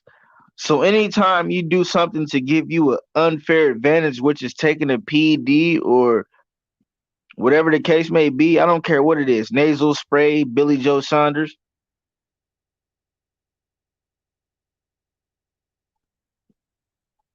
Big Baby Miller, when it comes to the whatever he was taking for his adrenaline, and because I even knew he was doing something, man. You this big at heavyweight, 12th round, you've been throwing punches all night, and you not tired. Something is going on. And look what happened, Mark Nash. He popped up dirty. Tyson Fury popped up dirty. John Jones in the MMA popped up Keep dirty going. multiple Keep multiple going. times. You know, these fighters Baseball, motherfuckers hitting shouldn't be look, fighting in look, the sport of boxing. motherfuckers hitting And home runs in the 9th round, bro. You be hitting, hey, I hate to say it, you know, Barry Bonds, man. That's just how the game go. When you cheat, but we still got fighters that have been clean their whole career, man. Tyson Fury had to get an unfair advantage to beat Deontay Wilder. Deontay Wilder never done nothing but come to the sport to support his family, his daughter. He never cut corners. He didn't have to. God gifted, man. God That's what, gifted. like Tyson Floyd said. Fury did what he did because he needed an unfair advantage just to compete. And that's sad. That's sad. Just to compete, not win, lose, or draw, just to compete at the heavyweight division with somebody like Deontay Wilder. So that says a lot right there, man. Anybody that pops dirty, even Canelo. Wow, clenbuterol. That's what bro. When these guys pop up, man, I never hear about some of these things and what they can do. I heard a lot of these guys make excuses. It's interesting you brought up John Jones because he popped a couple times. One time he said it was cocaine. The next time he said it was sex pills. I heard somebody else use sex pills, and I'm like, from what I understand, talking to guys in gyms and in this sport and in this business, man, they told me these things are masking agents. So a guy would rather say, "Hey, I cheated, got an unfair advantage." They instead of doing that, they'll rather just say, "I did some cocaine." You get what I'm saying? I'd rather you think I did coke, or I'd rather you think I popped sex pills and was out here just, and I got a limp penis, and have erectile dysfunction, or I just want to stay. I want to have a bingy night doing cocaine and having sex while I'm leading up to a fight, than to say, "Hey man, I was cheating and y'all caught me," because that has more ramifications.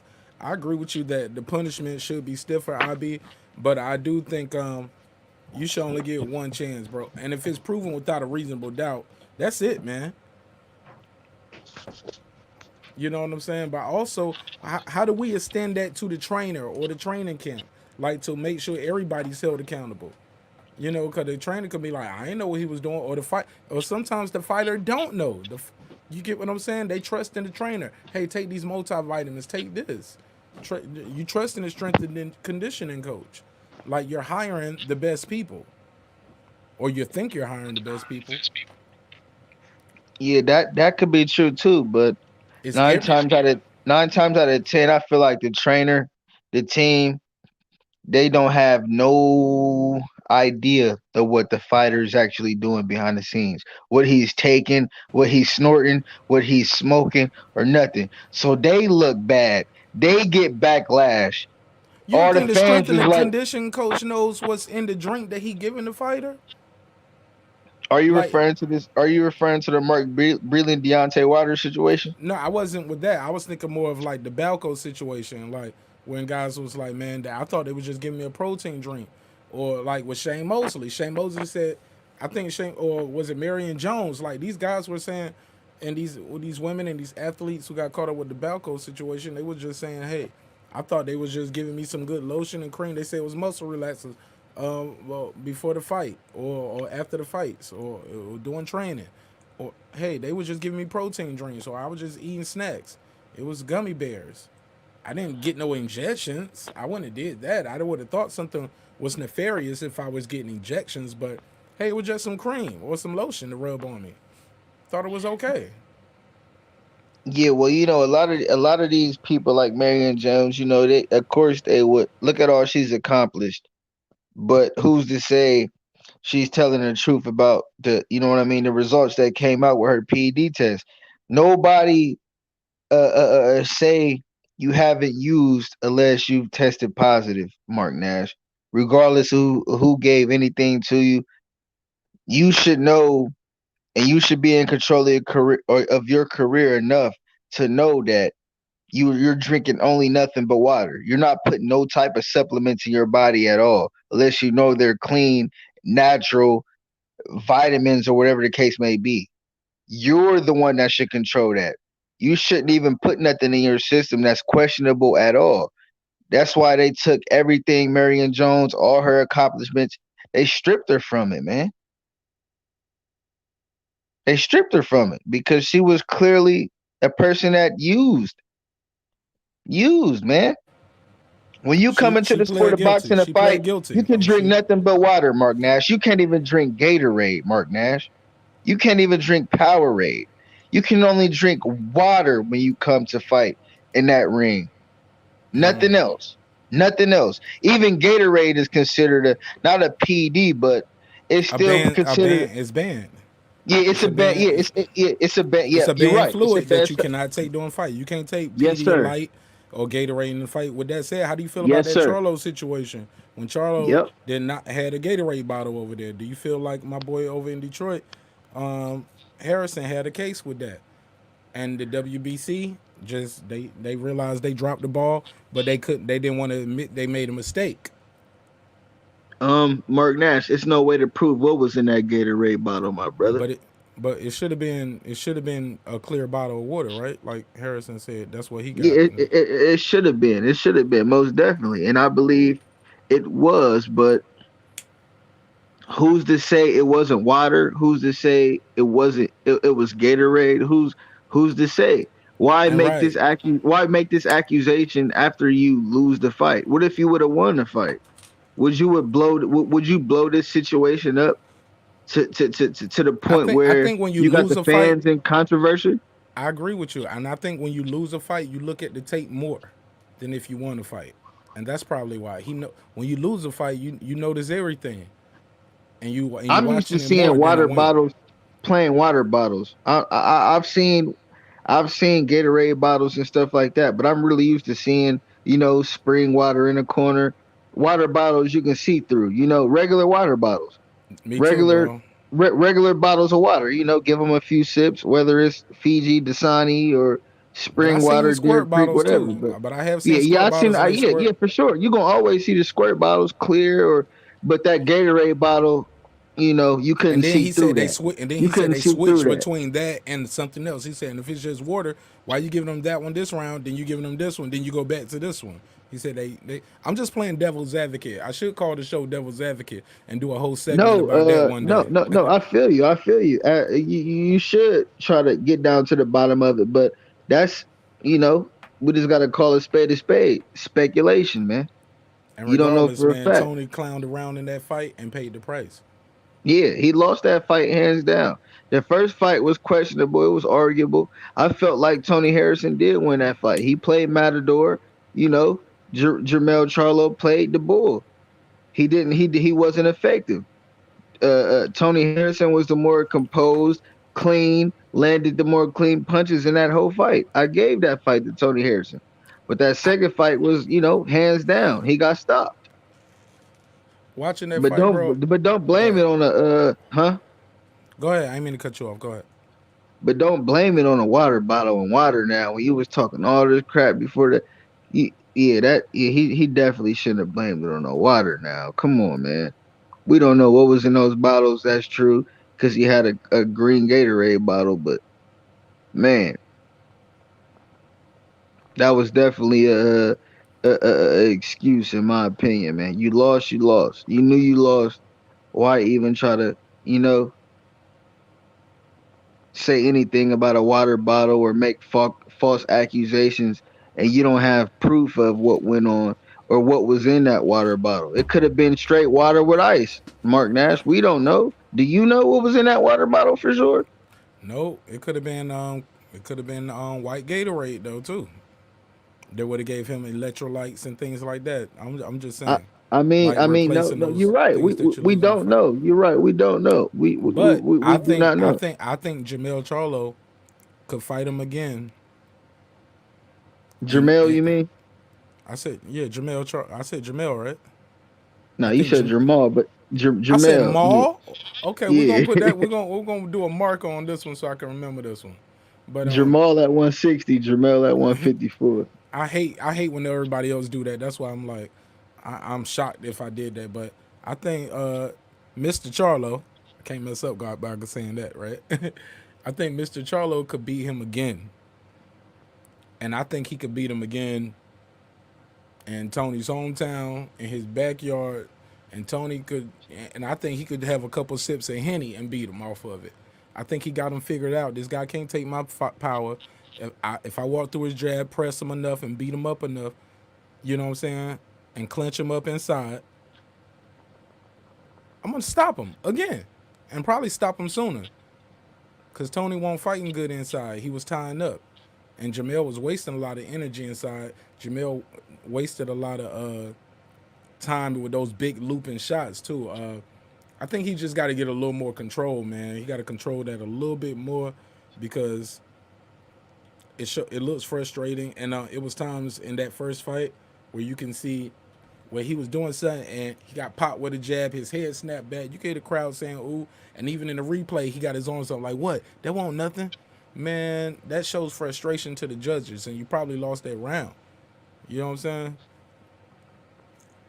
Yeah, for sure. And I Tony feel did a like lot of that. He had a lot of good moments when you watch that fight again. I remember watching it in and out. It was around Christmas time. I was DJing a Christmas party, but I had the fight over here, and we was having a good time at the event. And I'm looking over trying to watch the fight. We ended the part, and when it goes off, we packing up, and I'm like, he lost. I thought he won. When I watched it again, I now that we know what happened, I had a non-biased eye, and I was like, I could see how a judge would have gave it to him, but not. Was it two judges or was it unanimous? you're talking about the first fight, right? Yeah, the first fight. Yeah. It was two judges. Yeah, I don't see how two judges could have gave it to him. You know what I'm saying? So I always try to leave room for people sitting on sides of the room, different sides of the room. What I did hear Jamel say something afterwards that I always thought was interesting. He said, it's lines only promotion, so they always trying to treat us a little different and be something different. But next time we're gonna hire better judges. He said we are gonna hire better judges. Yeah, that man, that's definitely something you shouldn't say, man. You That know. man said that on camera. We're gonna hire better judges next time. No, but you got to think, man. Boxing is a corrupt sport. Look at the look at that Rolly fight versus that Jackson cat versus from the Dominican Republic or Puerto Rico, wherever he was from. Look at Bro, that fight right I there. thought that fight. That I was thought he lost that that. was a number one bought off fight. On top of all the other dives you done seen, Mark Nash. You know, you watch boxing. You know this sport is corrupt, so you can't put nothing past nobody in this sport, especially the judges. So you just got to just go with the flow, but also keeping in consideration these guys are just normal guys. They could be texted behind the scenes, talk to. You can call them. They're regular people, just like you and me, you and I. Bro, they are, man. They are. I don't care who wins. If you give the scorecard to my fighter, $100,000 right there for you. I'll send it to you right after the fight. I'll send it to you right now. They're regular people. They make agreements. It's not like they're above anybody just because they're judges. Mark Nash, they could be bought, they could be manipulated, they could be sold and rebought again. You know what I'm saying? Seen that That's clip just with the the ref on the phone, right? During the fight. He over there texting on his phone during the fight. Exactly. And what do you think he was texting about? Something that had to do with the fight, or some type of. He wasn't just texting randomly. He was texting something important or something of importance. Or I push you back on that. Pause. Maybe he might have just been texting his side chick because he already know who he gonna fight bet this rounds on. He already know what he gonna do. Maybe he can be texting some bullshit. I already know this fight going to IB. I meet you at the room after this going Right, on. yeah, man, I ain't yeah. really watching it. It's already Yeah, going the way it's man. going. This some bullshit. Yeah. What happened to my puppy? He talking to somebody who's babysitting his dog or something. Like he already Cause know what. cause he already know Yeah, where it's man. going. Yeah, He already know. yeah. His It's mind already made up. 6-4. Hey, look, it'd be like, if it's a 10-round fight, 6-4 for IB. I already know that's what I'm gonna do. I'm gonna give him the first 3. I'm gonna give this guy. That's what I'm getting. Yeah. To the point where sometimes when you look back at these fights on replay, IB, you be like, how was that around for him? Yeah, we got to make it close. We already was told this was gonna be a draw, and my card is gonna be the draw round. Your Yeah, and card is don't the get me blowout. wrong. Your card is the blowout round. Your card is the draw round. I think they even got those things fixed in sometimes. This has got to be a draw. I need you to score 114, 114. I don't care what happened. You better find a way.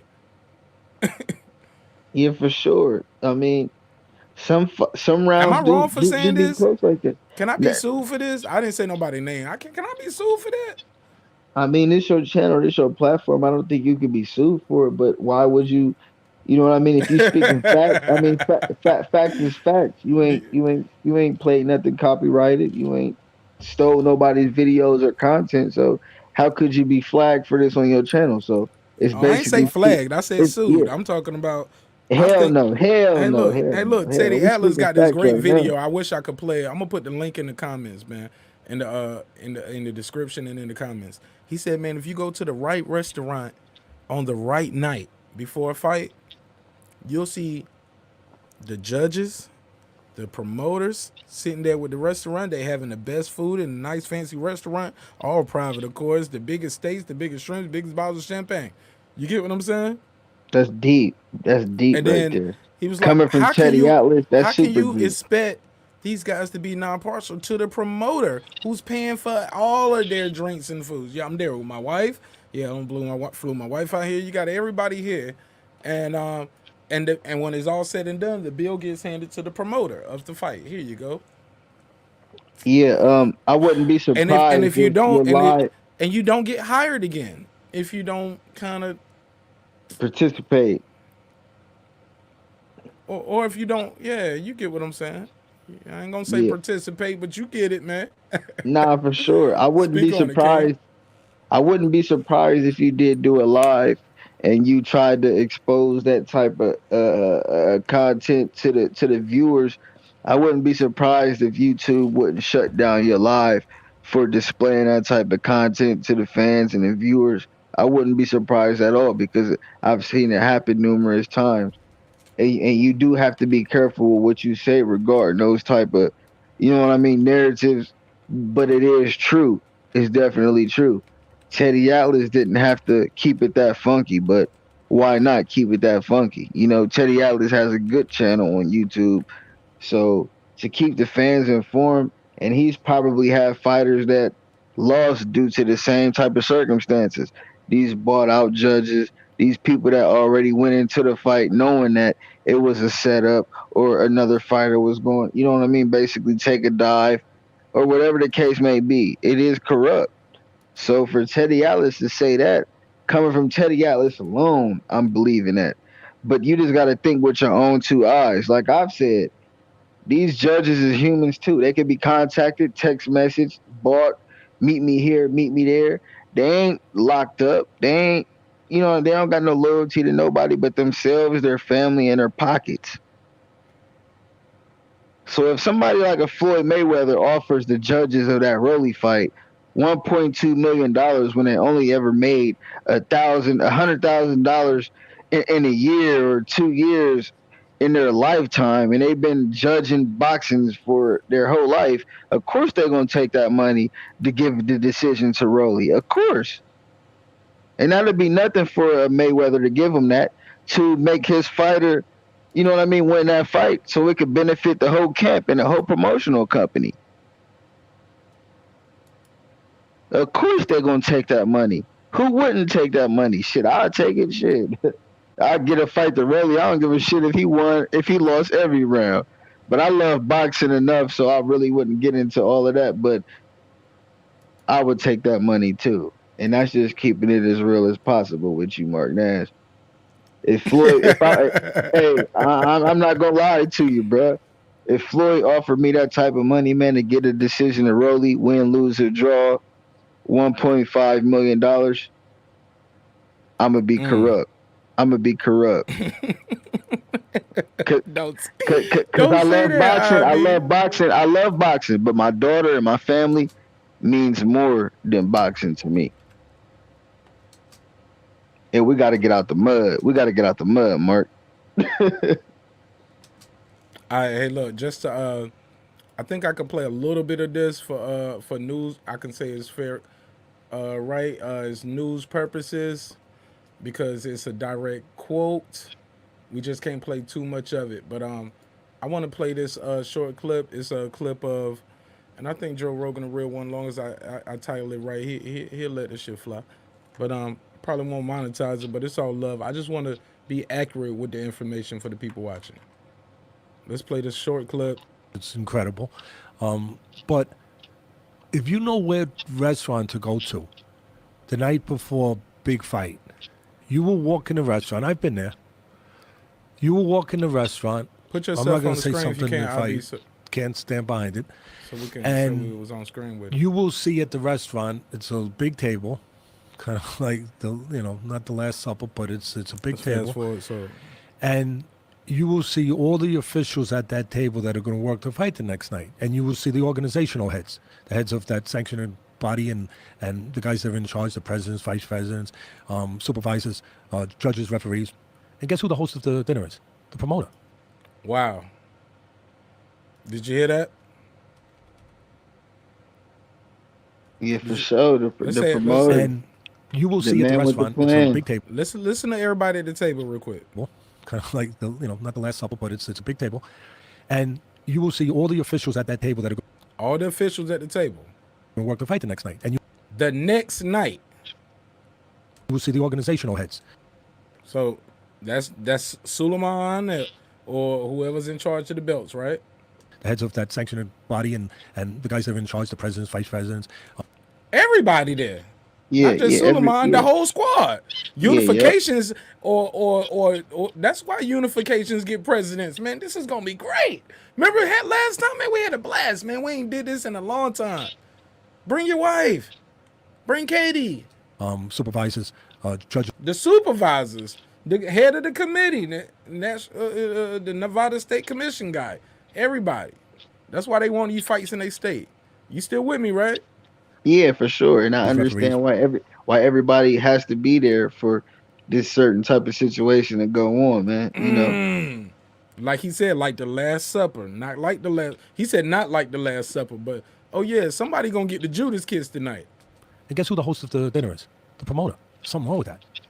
I mean, there's something greatly wrong with that. Right. So the host of the dinner, it's a big bill, obviously. I mean, it's a lot of people. It's a good restaurant. They're eating all the best stuff, drinking the best wines and everything else. So, wow.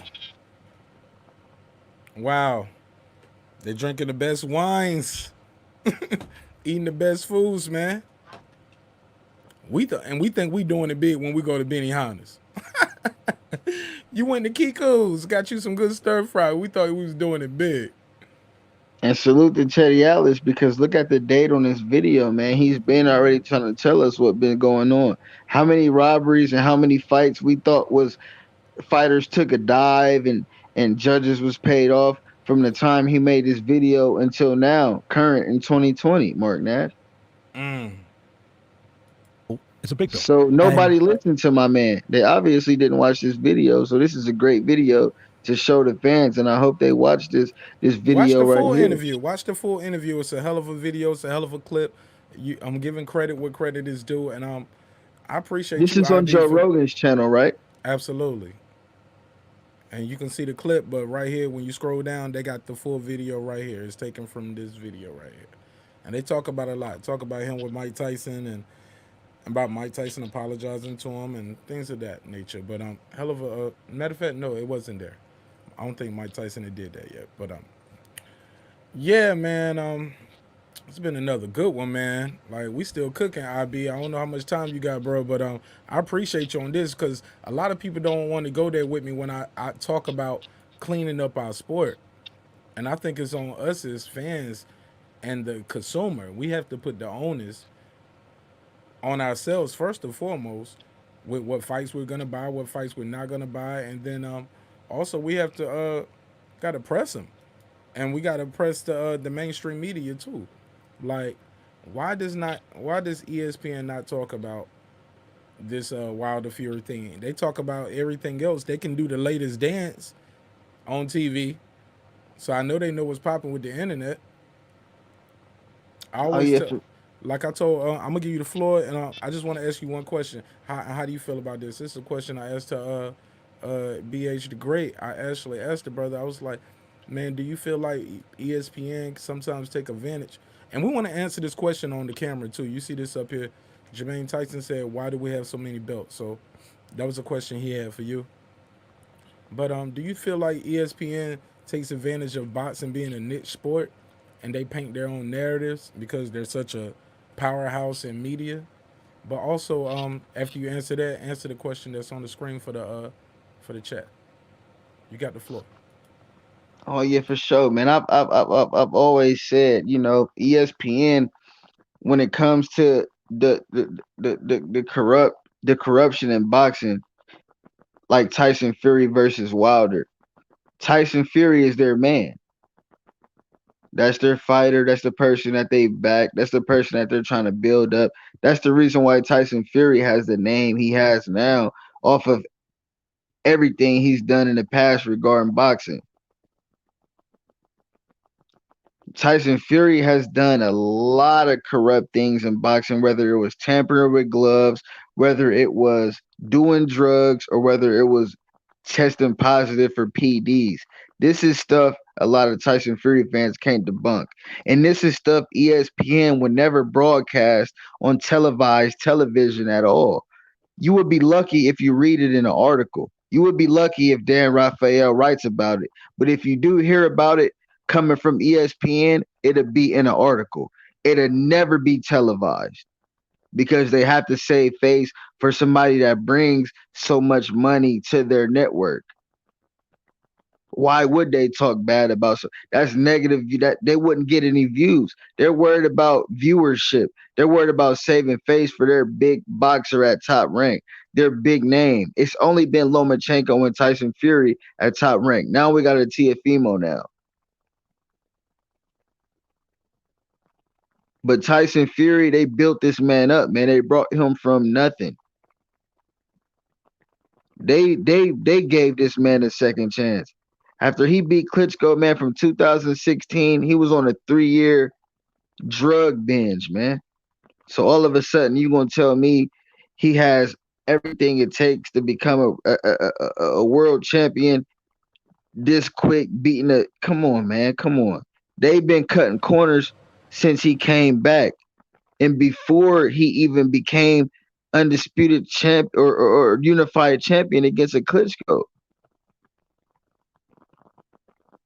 Before he went on that little 3-year layoff, doing everything he was doing with those drugs and stuff. So ESPN will never tell you about what their cash cow is doing on television. They'll have to write an article, but you'd be lucky if you even read an article about it. And to answer my man's question, he said, let me go to it real quick. I know you just pulled it up. He said, why do we have so many belts? Jermaine Tyson. I agree with you. I feel like it should be one super or world championship belt in the WBO, WBA, WBC, and the IBF sanctioning body. It shouldn't be no extra belts. It should just be a ranking system. The number one should always fight the number two. The number Hold three up. should Hey, always big dog. fight the number four. Hey, big dog. Say that again. You said what sanctioned body should it be? I'm sorry. It should always be just one main title, which would be the super or the world title. One world title in the WBO, WBA, WBC, and the IBF. Those four sanctioning bodies are the only four sanctioning bodies that matters. when it comes to becoming undisputed. You got to hold all 4 titles simultaneously at one time. How do you feel about the IBO? The IBO is a credible belt, but it doesn't mean nothing when it comes to undisputed. It doesn't mean nothing. It's a good belt to hold. A lot of world champions held the IBO belt, Mark Nash. But when it comes to becoming undisputed, it's only 4 belts that matter, Mark. That's the WBO, the WBC, the WBA, and the IBF. The IBO belt means nothing. You can become undisputed without the IBO, Mark. That belt don't count in boxing. It doesn't. It's sad to say. It's a credible belt. Isn't it something It's like? cool if you Isn't it got it, that came from but the UK, right? Didn't they build that up like that? If I'm I not mean, it's a mistaken. lot. It's a lot of fighters that held that belt. Don't get me wrong. It's a lot of champions It's that a have leverage that belt. because you get that for a leverage tool. Yeah, for sure, for sure. I don't downplay it, but it just doesn't count when it comes to becoming undisputed. It's basically a belt that don't count. Let me ask you this: when it's down to becoming undisputed, what is the most prestigious belt to have? I mean, everybody thought the And WBC in belt was order, the give them to me in order too, if you can. everybody thought the WBC belt was that belt to have. A lot of people still feel that way, but seeing the recent events with Mauricio Suleiman and that sanctioning body and a lot of corruption with Franchon Cruz Dezern versus you know what I mean, the Speak on that for the Jimenez people who chick. don't know. Speak on that because Oh did she man, ever get her belt well, back? Because the girl popped, yeah, right? yeah. She got her belt back. I know the WBC gave her belt back. I'm not sure about the other belt. I think it was like WBA or WBO. I'm not sure if they gave her belt back. I'm sure it's like the WBA. But the WBC finally gave Franchon her belt back. The Jimenez chick basically popped up dirty. A lot of people felt like she was on PDs and all that. They seen how she looked, how she was in there getting hit with everything under the kitchen sink, but Is wasn't this it right affected. here? Is this it right here? This not the way in for that one, right? Yeah, Yeah, this there it it go, right. there it go. Yeah, yep. Everybody was calling her the Jimenez chick Did they remove this Jaime loss from her Munguia. record? Did they Yes, remove her? yes. I believe they removed the loss from her record. They relinquished her that WBC belt back. Um, she's the rightful WBC champion. Uh, she don't have Look how that loss big on that her lady record. looks. She Yeah, looks huge. it was obvious, man. She was deep in the voice. She was getting hit with everything under the kitchen sink, wasn't affected. It was clear that she was on something, man. Her test results came back. She was juiced up, Mark. So they had no choice but to investigate. And the WBC still tried to Some would back say that took too long, Jimenez up. bro. They still tried to back Jimenez up. Mauricio Look at this. Suleiman even tried to back Jimenez up after the fact. But facts is facts, man. All right, They, look at this picture right here on the screen for the people oh, watching right here. oh, yeah, you cooking out, man. I hope people watching this. If you've never seen this before, if I showed you these two fighters and I said, "Hey, Who is juiced this up? is this is a female boxing match." Shorty looked like she trained with Robert Garcia. She looked like she one of them Garcia kids over there, bro. And I ain't talking about a female Garcia lady. She looked like, bro. She looked like Ron Garcia. Yo, am I bugging?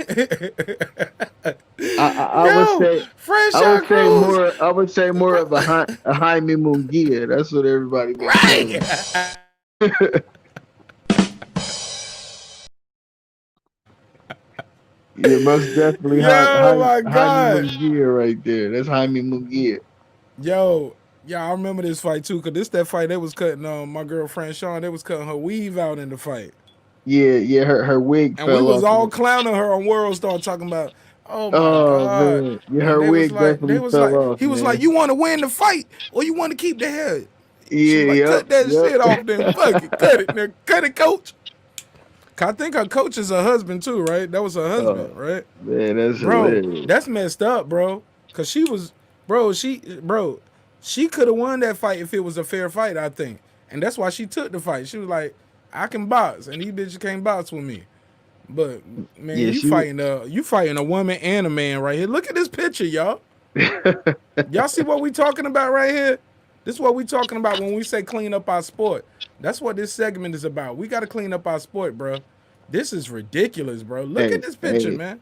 Let me get this Franchon off the Cruz screen. been clean her whole career, man. And Bro, she's look at another this one of picture, those bro. Maryland natives too, man. Bro, you already know I rock with Maryland, man. I got family up there. I lived there for a portion of my life. I rep Baltimore. They already know what time it is. I rep Nash County, as you see in the name, though. You know what I'm saying? My birth state. But I live in Atlanta, bro. I'm a world traveler. I am a gypsy. I am the gypsy king. I'm going to cheat you too, nigga, like you said. Like my boy IB said, I'm going to take the bag, nigga. I'm going to cheat you too if I get a chance. Shit, I wouldn't fight Deontay Wilder fair. Would you? Would you just go up to Deontay Wilder and just be like, skill for skill, check for check? No, bro. I'm about to hit you with something too, man. That's a big brother, man. And he's God gifted with his power. Everybody respects that. You know what I'm saying? Don't nobody just walk off the street, go into the Olympics and get a bronze medal, bro. Floyd Mayweather got a bronze medal when he was fighting his whole life. Yeah, for sure. Terrence Crawford fought his whole life, didn't even make it. Errol Spence was our alternate. We're calling these guys greats. Michael Garcia didn't win no gold medal.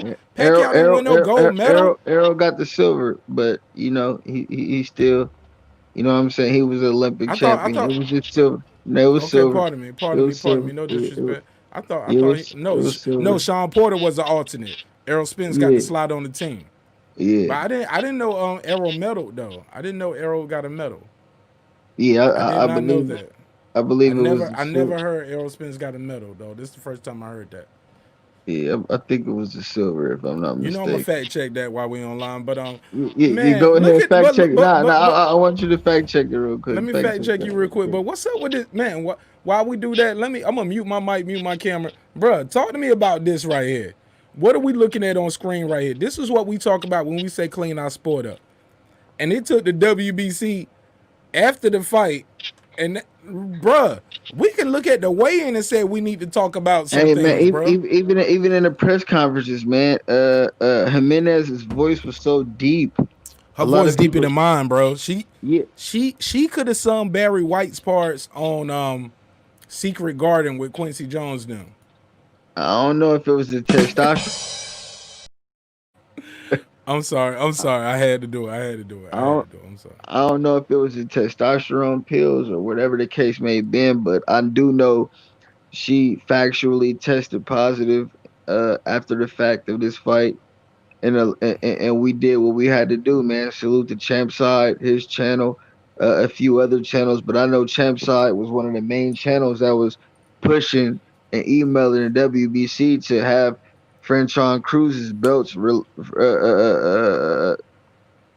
given back to her, man, and that loss took it off of her record, period, man. So it was a lot of fans, it was a lot of people, and a lot of channels that were no contest stuff, now, but right? Champside was definitely pushing forward. It's called a no contest now, right? I think it was like one of those fights where they probably just scratched it off and just basically like it never happened. Type like of situation. A no contest, like basically. But I think with that no contest though, it should go as a loss on the other person's record. I don't think Franchon Cruz got a win over that fight, and I don't think it should be counted as an automatic win, bro. That's cleaning up our sport. A loss. So like you said, it was basically a no contest. You know what I mean? Situation, but it was kind of like they never fought. Put it like that. If you understand what I'm saying.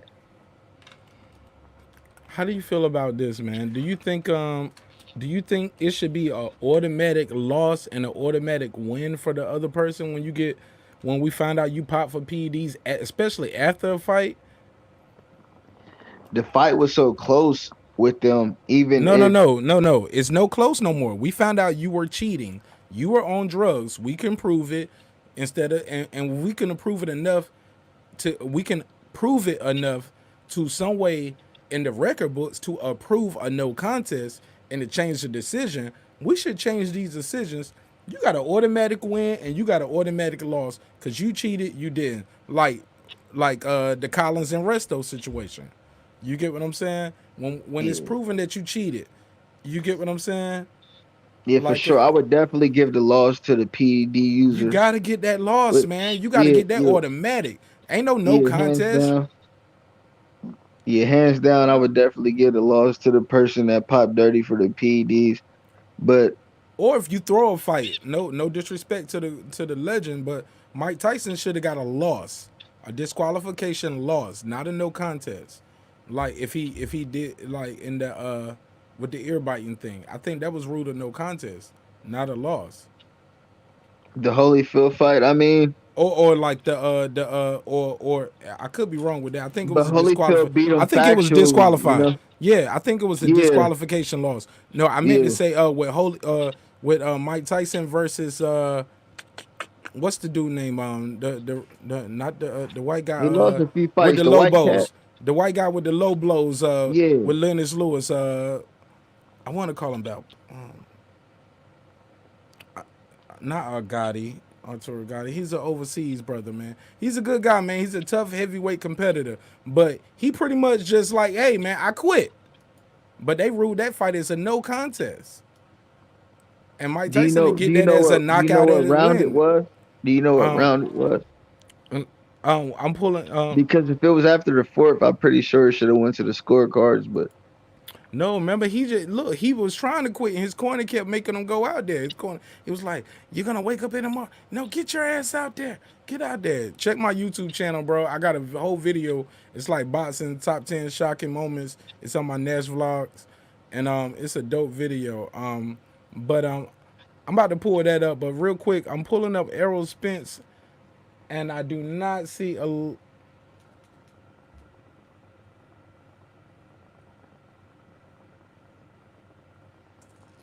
On the Wikipedia, let me share the screen. I do not see. I see him make. I see he got the Golden Gloves champion. Let me share the screen. Hold on. Let me share the screen. I know he was in the Olympics, man. In 2000, Yeah, but in he didn't 2000 medal though. Errol Spence didn't he medal. didn't. I Yeah. know he was in there with Shakur Stevenson, with Clarissa Shakur medal. Shields, Shakur got a silver medal. Clarissa Shields. They was all on the She same she she team. double Was it? Was golds. it? She Was it? double What gold. was it? 20. Was it 2012 I'm gonna Olympics pull it up, but I don't think Errol Spence got a medal, man. or 2014? Which one was it? What? 2012. Yep, 2012. You, what? The last time I see Errol Spence, when I see pull up his accomplishments over here to the right, I don't see a U.S. Olympic silver medal. That's all I'm saying.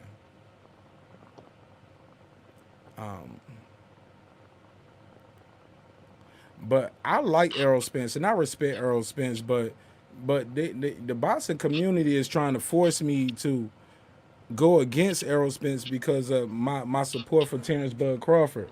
And I always tell people, I'll go toe to toe with you guys if y'all want to go about it. Let's do it. But nobody ever want to debate me about that. Everybody just want to they just want to say my boy Bud is ducking, and I always Yeah, tell them Bud ain't ducking nobody. But yeah. A lot of those debates go left, man. You know, with a hey, lot of look, people, right, they man. can't Hey, really bro, you'll debate lose you. followers, you'll lose supporters and friends, bro. But They get they get personal with it. You know, I mean, it's a good debate that could be had if it's two like-minded boxing fans, but a lot of people, you know, and a lot of man fans that support one person and don't care about the other person. You got to give credit to both boxers if you really love the sport of boxing. You got to call a spade a spade. Both fighters are great. Both have great skills, but they do a lot of things different. So I feel certain fighters pick one person over the other accomplishments, a lot of fighters that they feel hasn't fought the right amount of fighters or the most credible amount of fighters. So I can understand a lot of I but stipulation and I this and be that, but but I feel like I feel like that's a narrative that's been painted by PBC fanboys. Like we all love, especially with my community, my black people. Like they look at me like, man, why you supporting Bob Arum? I'm like, no, I'm not supporting Bob Arum. I'm supporting Bud Crawford. They was like, nah, but by that definition, you're supporting Bob Arum. Like, you need to roll with Uncle Al, and you need to roll with us. And I'm like, man, I'm with y'all too. And they telling me I'm riding the fence. I'm like, bro, no, I want to see the Nah, best fight the no, best. hell And nah. like bro, it's like I lose Your a fighter's fighter. not with Bob Arum. Your Excuse fighter me. is under Bob Arum. And Terrence and Crawford is not with Al Heyman or and right, but nobody they else. telling He's me, with Bob Arum. hey, look, real quick, we got somebody just joined the panel. Somebody I got an immense amount of respect for. If every time I hear him on other people's channel, he always adds something positive to the conversation. With that said, without further ado, I'd like to introduce my brother, King Asia Math. My brother Asia Man, for sure. He always come with the great Hold up, debate. man, hold up. You know he gonna drop something dope, something dramatic for us. Let's give him the dramatic pause. Hold up.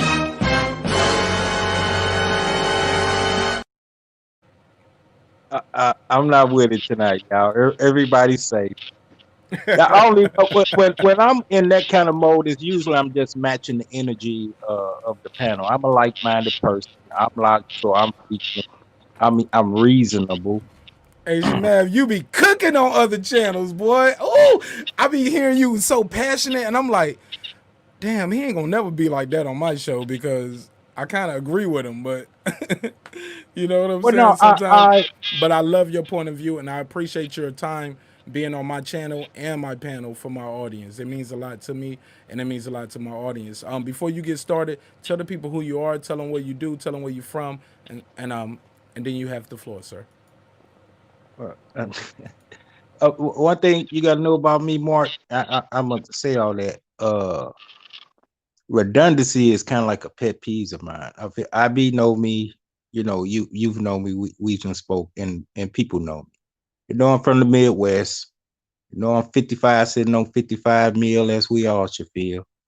You know I got too many daughters, all daughters, and we run a publishing company. That's pretty much it.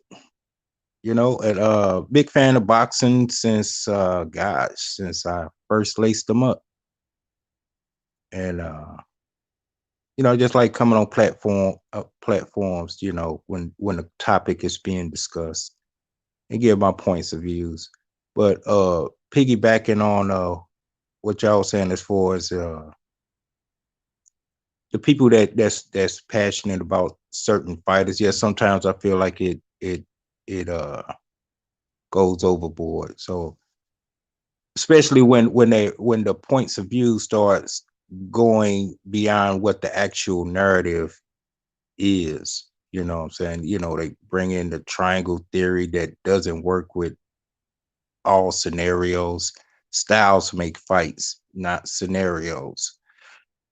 And some people, I guess, just feel they just want to be right. They just, the person they dislike another boxer for whatever reason, and they just want to quote unquote shit on them, and it's sometimes it's non-deserving. Bud is a classic case right now. I'm big Bud fan. If Bud was to fight Earl Spence tomorrow, I would pick Earl Spence. Been riding with Earl Spence for a long time. I believe back in 2015, I saw something in him that said, "Hey, he's going to clean out the 147 division," and I'm still holding to that. I don't see no one stopping him from doing that. But anything can happen. Every fighter has a puncher's chance. As far as Terrence Crawford, yeah, the skill set he has is unparalleled. As far as him and Spence goes, matchup. Spence is southpaw, and he predominantly gets his victories that way. Whereas Bud, he's orthodox southpaw. He controls range. The difference I see in the two fighters, Bud seems more chinny than Spence, and I think that will factor in if they ever match up. So that's probably the only thing I see, And Bud is a body. I mean, Spence is a body snatcher, and that's you just can't dismiss that. You know, he get you, he get you, he get you in a nice spot and unloose and start putting water in the basement. You know, as y'all done seen, you know, he get you up out of there. And people always like bringing up the Mikey Garcia fight. I'm willing to bet if we could all get in Earl Spence mind during that fight, he didn't really want to take that dude out. Like, man, I'm conditioned. I could go 12. I'm gonna go 12. I'm just gonna beat this dude. I'm gonna have fun beating him. It's almost like you fighting your little brother. You know you could knock him. You know you could just get rid of him, but you like him fighting you back because it prepares you. Not saying he was doing that. Asian Mav, I didn't cut you off at all at one point, and I don't want to make a trend of cutting people off. And I'm gonna put a name and address on that. I don't want to do that, but at the end of the day, like what you just did right there in the court of law, we would call that objection, speculation, Your Honor, because you are putting yourself in that mind. What we do have is Errol Spence's own testimony saying, "Hey, I took those fights lightly. I wasn't taking boxing seriously at that time." Yeah, You no, I just, appreciate that. Yeah, yeah, and that I don't want to direct cut you quote. off, but like what you just did right there, like, I gotta fact check you on that by the Right. man's own words. But with that, I mute my mic and my camera, and I give you back the floor. But I had to do that. I'm Oh sorry. no, that was beautiful. That's that better. That best supports what I was saying. I don't have to, you know, be hypothetical with it. He actually said that, and we got to take his word for it. I believe that from what I saw the fight about 3-4 times. He wasn't trying to really punish that guy. He wasn't, you know, putting bad intentions on his punches. He was just connecting at will. That was it. Connecting him like, dude, you can't do nothing with me. Stop. Get off me. Try this. Bop bop and take that with you. Exactly. Oh, you back for a 2-piece? Here go a biscuit. Oh, you forgot your fries? Here go some. You know what it looked like to me, Asia? King Asia Matt King. It looked like high level sparring Yeah. when we was Right. watching that pay-per-view. Like Right. like my people here was like, bruh, you ain't got no more beer. Like, what the rest of the, like, they wasn't even, like, they were bored with the fight. People were walking outside.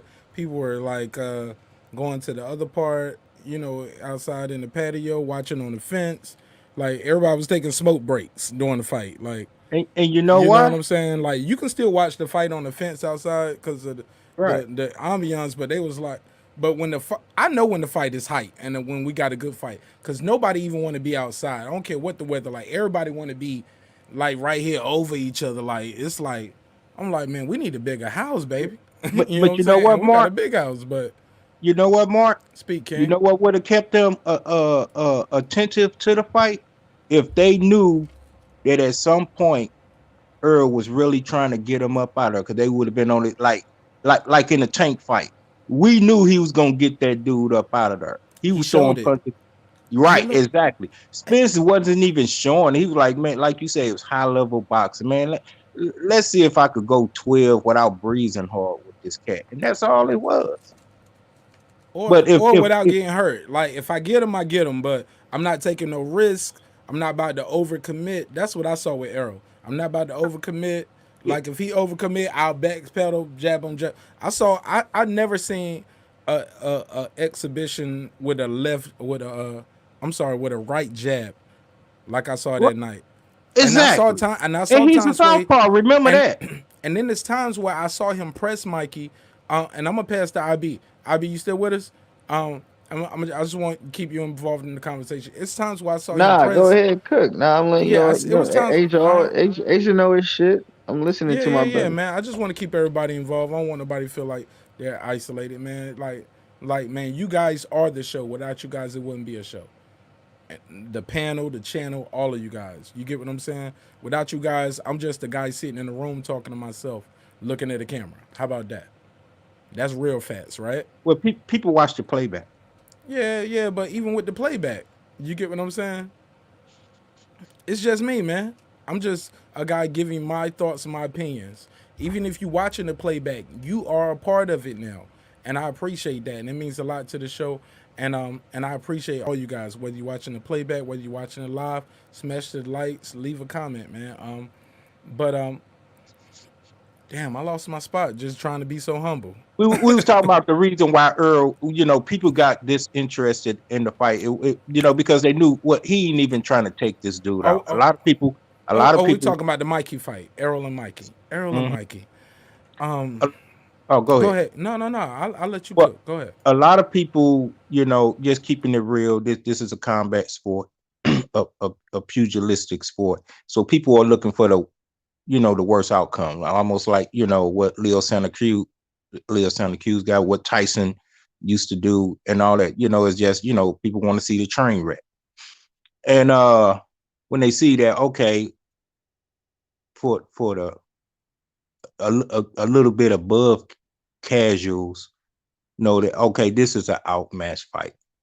Mikey is not going to knock Spence out. He's not even going to hurt Spence. We know that. And Spence is really not trying to hurt him. He's not going to let him win, but he's not really trying to hurt him. So we knew how it was going to go. So we would just, we was interested. We just knew how it was going to turn out. It's going to be unanimous decision. Spence going to be big up on the scorecards. So we don't have to watch it all the way to 12. We go back and watch that, and look at the punch stats. It was a whitewash. But if at any point in time you saw Spence's body language just say, I want to knock his head off. Oh, people would have been glued to that TV. Like, it's not a matter if, Exactly, Asia Math. Can I add something to that real quick just to give Tank his flowers? Like, if I may, I don't mean to cut you off. During that round where he knocked Leo out, and at that point with the commentators, if you're watching the commentation on the fight, or whether you're watching that commentary on watching the live with brothers who are doing commentary, and everybody got their fight on mute, but we're watching guys like you and me, right? uh-huh. Everybody start noticing Tank's. Let me see. I want to say his right eye start puffing up, right?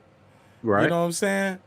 And we're like, okay, that's the Santa Cruz left jab. I Mm-hmm. think Robert Garcia did it best when he described what happened. He said he didn't change the flow up. I'm paraphrasing, of course. He was like, he threw the same punch 3 times. Tank caught him on the 3rd time. You know what I'm saying? With the left uppercut. You know what I'm saying? From the southpaw stance. You get what I'm saying? Like, he threw it, he blocked it. Threw it, blocked it. He threw it again, got him. Got him Well, out of here. And he he had had caught him. Okay, go ahead. And if you watch that, damn, I lost my spot, man. But go ahead. It sounded like you was about to say the same thing. He did catch him. I mean, he missed a few of them, but he had caught him. One barely missed. Well, he caught him with one in the earlier rounds, so he knew he could catch I him think with we it. agree. He was looking for that. He was looking. That was one of his money shots. He looking for this all night. He's like, this guy is there for this shot all night. And I think that's that money made being in your training camp, training for a fight. You get what I'm saying? Like, we know what the guy is good at. We know what he's bad at. We're gonna take what he's good at away from him. When he wants to brawl, we're gonna box. When he want to box, we're gonna brawl. But if he's gonna be in here just slugging at us and just think he about to just run at us, oh boy, you about to run into a chainsaw. You get what I'm saying? You about to get your head chopped off. And I think that's what happened with Leo Santa Cruz. Like, Yeah, especially when he went in the 3rd or 4th round go ahead. and saw that his eye was puffed. He came back. Hey, it's bad intentions now. Oh, I gotta that's what knock you you said. out now. That's what you said that what made me want to cut you off. You can see it was moments in that knockout round. Watch that knockout round again. It's 2 moments that I remember watching live. I watched it again. I seen 3, I think, but I know for a fact there's 2 clear moments where, in between the grappling, in between and getting position, and they holding each other, you can see Tank talking to his corner, and he's telling him, "I got it." You know what I'm saying? Or he's going, "Man, we good." You know what I'm saying? He's doing things like that. Like, he saw something, he felt something, and he knew something, and he executed the game plan. Like, oh, it's all coming together, it's all clicking. Like, man, I don't care about none of this. But like, he keep throwing like this. I'm about to get him out of here. Like, he felt it, and he baited him, and he came in there, high guard, no shoulder roll. You know what I'm saying? He came in there high guard, tapping, like probing. It's like probing. I'm gonna do this to make you do that, so I can do this, and that is what we call, ladies and gentlemen, the sweet science. With that, I digress, and I'm gonna give you guys the floor. I don't think there's nothing going on with his gloves. They're not flopping around. There's no imprints in those gloves. Like, get out of here with that. You guys tried it. It didn't work. But Asia Mav, one of the subjects of tonight, we got a loaded topic. We've been going for a while, but what we're talking about tonight, we were talking about the election. We're talking about cleaning up our sport.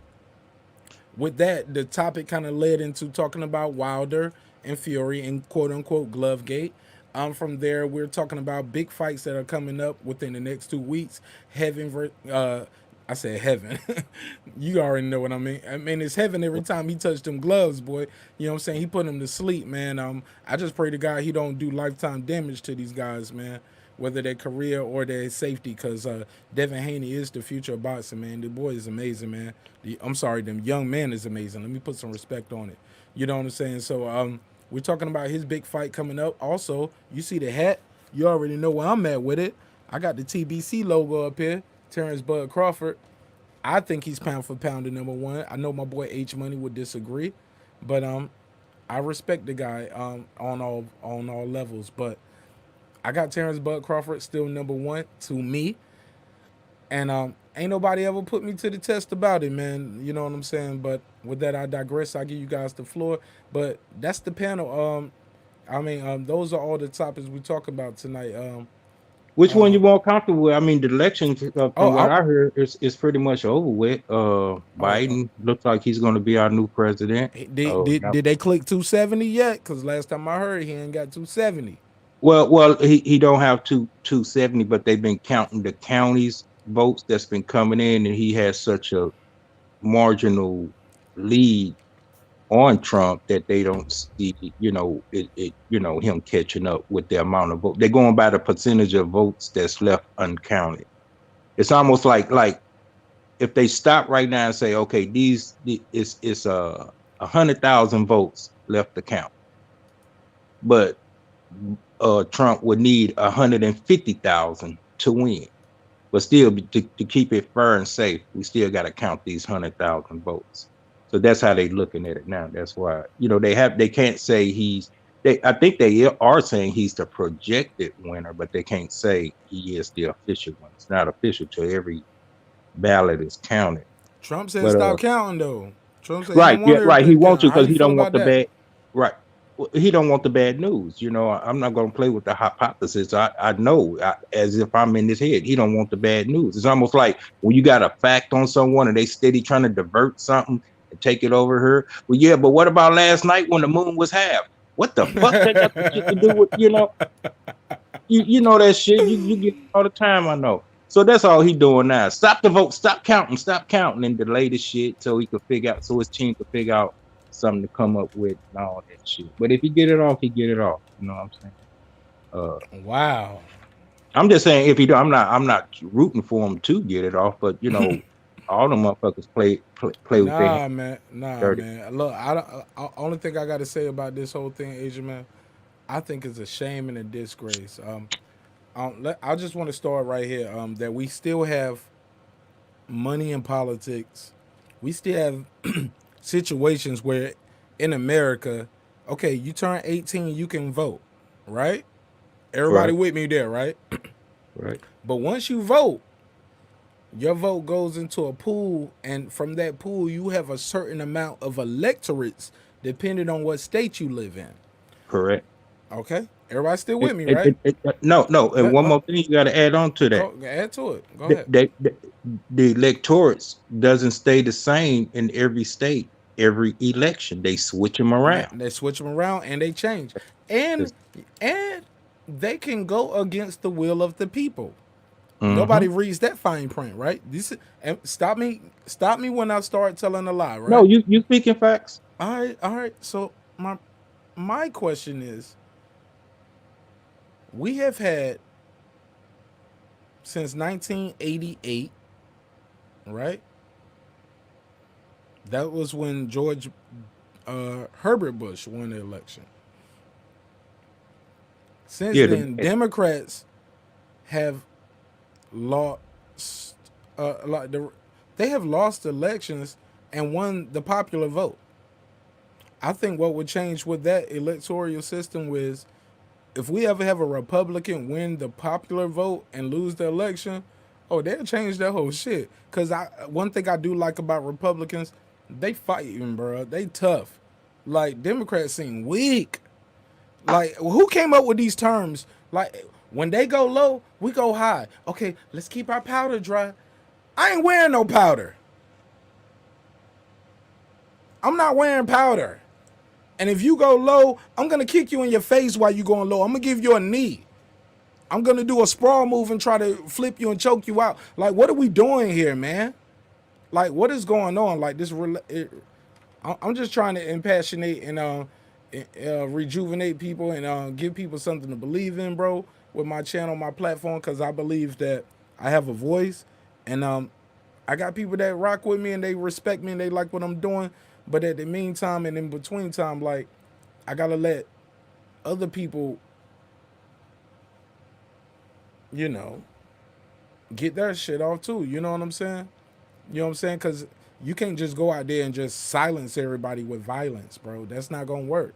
That's not the key. You know what I'm saying? You can't silence people with violence. You know what I'm saying? That's been the key to a lot of people.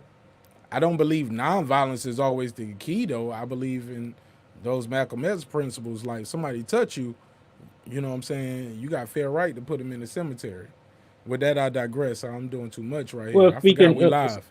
to piggyback, you said you quoted Malcolm X, and his to me the most famous quote was "by any means necessary," and we've been at by any means necessary for decades now.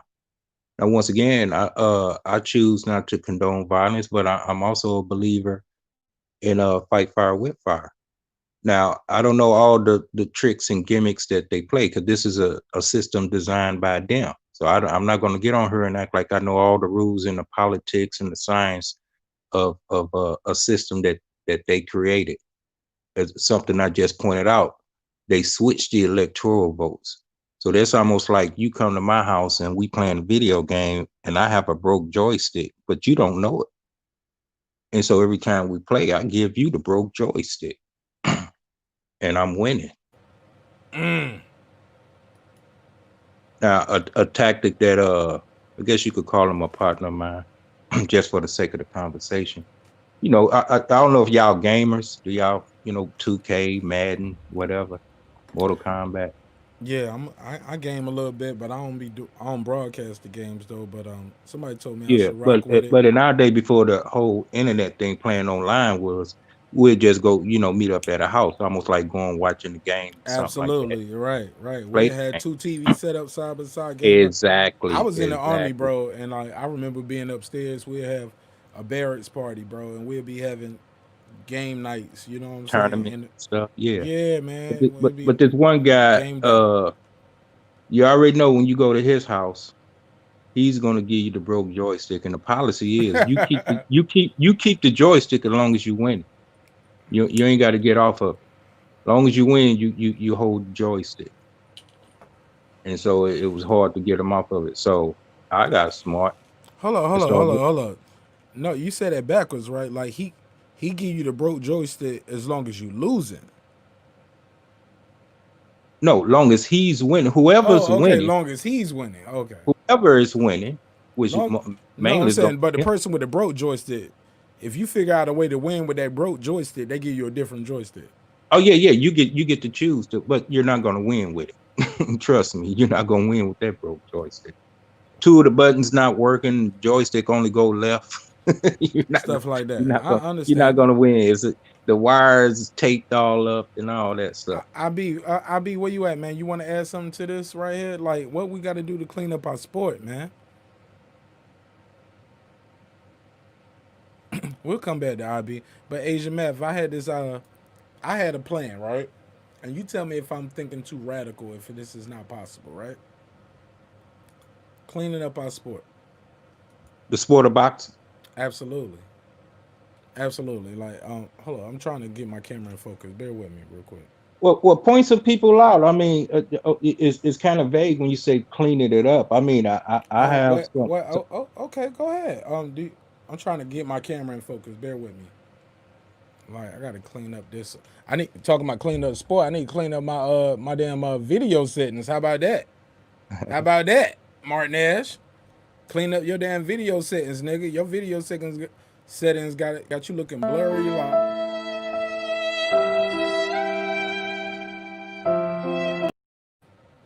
all right, there we go. All right, little jokes. We back, right? right. All right, I y'all thought can see me clear. to a commercial, but Nah, man. These look. I got little bits I be dropping in, man, just to oh keep the yeah, show interesting. You know what I'm saying? that's what's up.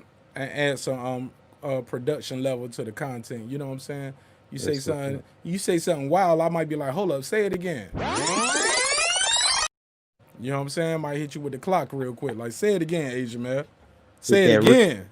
hit that reverb on them. Yeah, rewind, man. Rewind that shit. You know what I'm saying? But damn, I But lost there are my some spot. usual suspects that can be named that's been got caught. So that's what Oh, that's what we right, were talking about. Clean up the sport, man. clean up the sport. So we could And say Canelo's name. He got caught. I mean, the list is really. well, IB had an approach. Not to cut you off, but I just want to say what IB said, and get your opinion on it. IB said, if you get popped, we can prove it. You're suspended indefinitely. What's your opinion on that? Ooh, indefinitely. Yeah, that means hey, your career is over. I thought Uh, I thought I give people one chance to mess up, and after that, because at this point you are a professional fighter. You need and with everything IB said, I want to take that in consideration, but I give everybody one alibi for you to get your circle tight. Like you got a dietitian, you got a nutritionist. I don't care who you pay around you with all your millions of dollars that we're paying you to put on entertainment. You cannot be a cheater. You have one mess up, and that's it. And I think everybody in that team should be accountable. Like, okay, it's not just the fighter losing his license. No, you can't train nobody else. You cannot be a dietitian in this state. You lose your license. Whoever took it, like everybody that you hired in that circle, and should be held accountable. Licenses should be put online, far as like being in charge of fights, cause and I think everybody should be held accountable, and I think it should not just be on the fighter, cause these guys aren't chemists. They're not out there. Like, I can see if somebody giving you injections, yeah, something might be nefarious. But if somebody just giving you a juice, telling you, "Hey, I'm your strength and conditioning coach. I used to train him. I made him champion. Your body might not work the same way to the legal shit he doing. You might pop if he was doing something illegal." With that, I digress and I give the floor to the panel. But also with cleaning up our sport, I think something should be more in depth going on with how we deal with judges who are checking text messages. It shouldn't be no question if somebody did something with their gloves. After every fight, gloves taken off, they are immediately handed to the commission. Lottie dottie everybody. I don't care if you got knocked out. When we take your boots off because you sleep, we gonna take them gloves off too. Let me get them off you, partner. You know what I'm saying? Like, get them gloves to the commission. We gotta check those gloves. You can get them back later and you can sell them as memorabilia, but we gotta check these for anything nefarious. It's like they never check them and they're never taken and checked unless somebody questions it. And by that point, you don't even know if they the same gloves or not. With that, I digress. I give you the floor. The topic right now is called cleaning up our sport.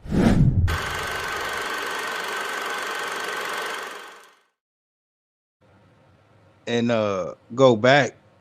The thing about holding the whole team accountable, that's almost like throwing the baby out with the baby water. Some people might not be previous to what the other person is doing. One person on the team could be doing everything, proper, by the book, and just get thrown into the equation, you know, unknowingly. So that would be unfair to that person. But if it could be proven that, it's a one size fit all, thing that everybody had a part to play in it, then yeah, I totally would agree with you. But the sport of boxing, they don't have enough people to really investigate a lot of those things. It's such a corrupt sport when it comes to the politics of it, with the sanctioning bodies and all that, the judges, and then of course, the athletes that's using, you name it. Now, I think they done got popped for pretty much everything. You name it. Cats are putting it in their system for whatever reason. So, back to the penalty phase. What I feel, first time, okay, you get a warning because unless it's proven without a shadow of a doubt that was your intentions.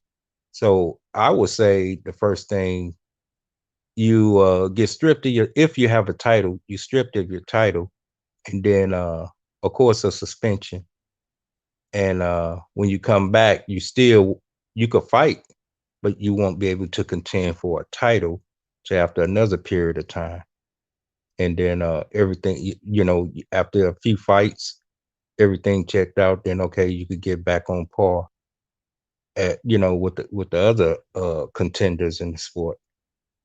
And that's if you got it, 'cause it's almost like, you're on probation, but you're limited. You can't fight for any title. You could fight to earn a payday, but you can't fight for a title. And then if you do good for a year or two, then okay, you back being able to contend for a title.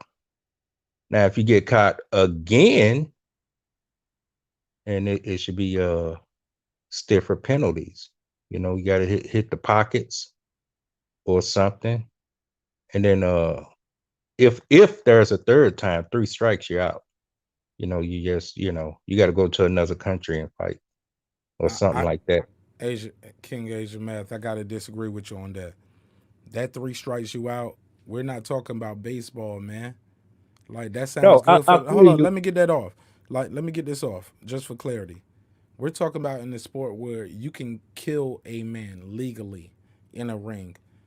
It's not. We can't let 3 strikes you're out be the rule. You did it this time. That's one. Three. No, man. I give somebody one person, and I understand you don't know what everybody's doing. That's why you got to keep your circle small. Boxing is not like a, bro. Boxing, bro. They have taken championships from teams before because people were cheating. Everybody on the team wasn't involved, but that has happened in sports. Period. Boxing is even a smaller niche. Like, it's you, your trainer, your dad usually is your trainer a lot of times in boxing. Come on, man. Like, this is a small business. It's not sanctioned. I mean, it's sanctioned only by the sanctioning bodies who are out there with the promoter and the referee and the judges having a good dinner together, like Teddy Atlas said. I don't know when you came in on the conversation, but we played the clip earlier. Telly Atlas saying if you're at the right restaurant at the right time with the right people, you're gonna walk in and see everybody from the fight tomorrow night, all sitting together having a great dinner, great drink, and the promoter at the end of the night is gonna get the bill. And when I say clean up our sport, I just want to be clear on that. Like, we can't have 3 strikes you're out rule. You don't get 5 fouls like baseball.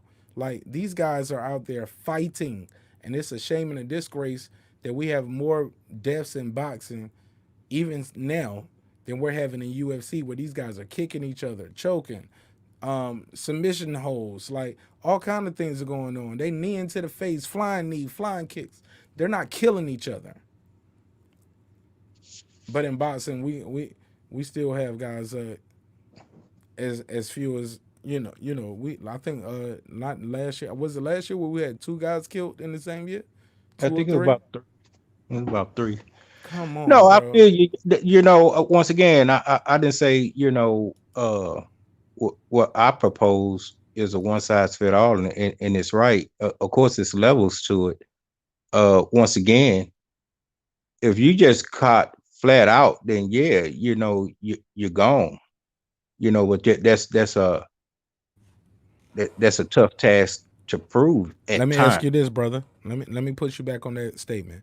What do you call caught flat out? Because these guys get caught flat out and they just have an excuse. It was the beef. I took cocaine. It was sex pills.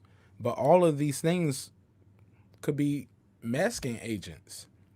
I'd rather tell you I was on cocaine than tell you I popped. You know what I'm saying, for doing something nefarious or something illegal. I'll just tell you I took some cocaine. Oh, hey, yeah, man. Me and my wife trying to make a baby. I was on some sex pills. She gained some weight since the last baby. No, bro. Those are masking agents. So, like, what do we call getting caught flat out? Let's be clear. Getting caught flat out where there's no shadow of a doubt. Because, you know, as strange as that may sound, the cat ate my homework. There are scenarios to where that actually be the case. The guy was probably taking some fertility pills or whatever. You know what I'm saying? It could have been something tainted meat. It could have been. I'm not giving none of the guys that got popped an excuse. I'm just saying this is life we talking about. It's a trillion scenarios going on every second.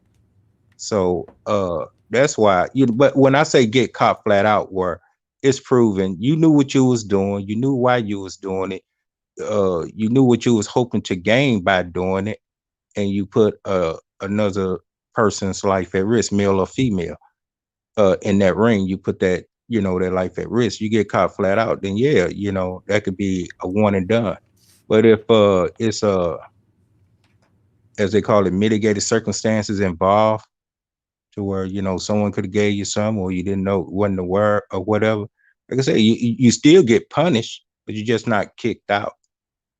And then you know, you come back, you know, a second time after the probation. You know, you know, you can't get caught with nothing. No marijuana in your system, no nothing. You better watch the aspirin that you're taking. If you get caught with something else again, you know, you're going for another lengthy period of time. Or if the second time you get caught is just proven to be flat out you was doing this intentionally, then you're gone. So only time the two you get a pass on the two strikes, you still getting put on probation, and the penalties imposed, and you're getting hit in your pockets. It's still that you know, just some crazy shit didn't happen. And then third time, even if it was still just crazy happening, hey, that's on you. You know, but once again, if it's proven just flat out, you've been trying to take steroids, you've been shopping for steroids. The person that gave it to you, you come and testify, yeah, I gave this person some steroids, I watched them inject it, and all that, just flat out, yeah, one and done, you're gone. But if it's just like, you know, a lot of gray areas, you know, where you don't know what to believe, it's beyond the what they say, the The scope. yeah, you know, the preponderance of the evidence, you know, you get the benefit of the doubt. You know, I believe, you know, you probably get one or two of those, you know, and that doesn't necessarily have to be three. Depend, like I said, it's levels to it. Well, You know I what I'm think when saying? you fighting, man, and But you gotta you can, I don't think this is it's too why, many levels. no, this is, Cause there's let me so just say, many guys out there that spend their whole career and they never pop once. They no, never I pop get that. once. Hey, Right. man, what are we talking about, brother? No, I'm just, Like, go what I ahead. was trying to say is I fighters don't go mean to to cut you different. off. Go ahead. Yeah, I was just saying, you got to remember, if they was only fighting in one region, then yeah, I definitely feel your point. But they go all across the globe, all across the globe. So we don't know what's going on in those regions to where something could get in your system unknowingly. So that's all I'm saying But with when that. millions of dollars on the line, you can go somewhere where you can make sure you got everything in your system knowingly. Well, I mean, It's when guys you that going, know they got to fight in the U.S. They come to the U.S. and train, bro. Let's be clear, Asian man. Like, let's not let I don't I'm you know, this ain't no, you know, my channel. I never do a bashing session on right, nobody. Like, I ain't with that. right. You know what I'm saying? I'm not with that, man. You know, but I am all for a competitive and healthy debate, long as we're being respectful. And Yeah, I gotta respectfully disagree with you, my brother. Like, I think you making excuses for cheaters right there, and you giving them too many chances. Yeah, I mean, once again, it's not like I said, it's not a one size fit all. Like, anyone that get caught cheating get those benefits. No, it's something like okay, let's use Canelo for example. He said he was eating tainted meat. Okay, so you say regardless, I don't care. You gone, right? No, I didn't say that. No, that No, wasn't. No, well, no, no. according to No, IB, he was like, if it can be proven you did that, you're suspended indefinitely. But I think he said, like you said, if we can prove you did it, and you like both of you guys said the same thing more or less. You guys both kind of said if we can prove you did it on purpose, and I think anything shy of a Marion Jones confession, like on the stand saying, yeah, I like, or Mark McGuire, like I think people will admit they did it after they retire, but I don't think you're gonna get people. Excuse me, pardon. So I'm sorry, guys. I don't think you're gonna get people out there admitting that yeah, I took PEDs, and they're active fighters. Like that's career suicide. Like no lawyer would tell you to say hey, or even tell you to do that. Anybody who loves you would tell you, hey, you can be sued for all your winnings. Like people gonna sue you and say you cheated me in that fight, even though you didn't get. You just like you. It's so much at risk. So that question that you asked me is not fair. And or I ain't gonna say it's not fair, but let's be clear. I think these guys should the team should be held more accountable. That'll make the fighter keep his circle even tighter. It's already a small circle, but people are got to be held responsible. The guy who's giving you who's your nutritionist. You know what I'm saying? I'm putting my name on the line. Hey, look, and this is my license. I'm not giving this guy nothing illegal. You get what I'm saying? Who's your strength and condition coach? Blah blah blah. I put my name. I'm not giving him nothing. Like, and if he ever pops, like I think it just has to be a community, even tighter the community, and I think we have to hold people accountable. Like people have to put their license on the line. Like I never gave him that. I signed off. This is what he got from me. Like it can be proven what I gave him. I never gave him that. You get what I'm saying? Like when I go to the doctor, I can't never say my doctor gave me Percocets and his prescription pads say Motrin. You get what I'm saying? So if I get caught with some perks, I don't have a CVS bottle. So when people say things like, "Well, there's so many people involved," no, I know what I gave him. So you need to talk to his weightlifting coach, or you just need to talk to the fighter. Maybe the fighter did it, and we can be proven that I'm exonerated, he's exonerated. Okay, then the fighter is the only one that loses his license. But the fighter can't just be walking around saying, "Well, I don't know what they gave me. I don't know what my chef gave me or my nutrition," and then just the fighter loses his license or the trainer loses his license. Or like you said, other people want to get competitive edges where they cheat so they can say, hey, I was the nutritionist for Floyd Mayweather and he won all them fights. Or I was the nutritionist for Maidana, or I was this guy. So some people might cheat and the fighter not know. I know that's not right and that's not fair. And we don't want to hold the fighter accountable, but that's what happened with Canelo, so it happens anyway. You get what I'm saying? The fighter gets held accountable all on his own. So I think we got to put more. Like, what about that chef? So that chef with Canelo fires him, but he can go out there and work for other fighters and say, hey, I was the chef for Canelo. He don't have to tell him I was the chef for Canelo that got him caught with the clenbuterol. He just know next time I put less sauce in it. Put a little bit less in there because last time he popped. I put too much last time.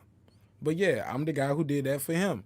And that's what he put on his resume. No, that guy should be held accountable. And we should make that fighter hold him accountable. And if things are going on where we got to cancel fights or delay fights, oh man, it should be fines paid to that other fighter. They should get a check off of that, man. Yeah, now you're going to what I And was if you saying. you get popped like with the we was talking about Fran Sean and the man Jimenez that she was fighting. Jimenez should have. I think he said they put it as a.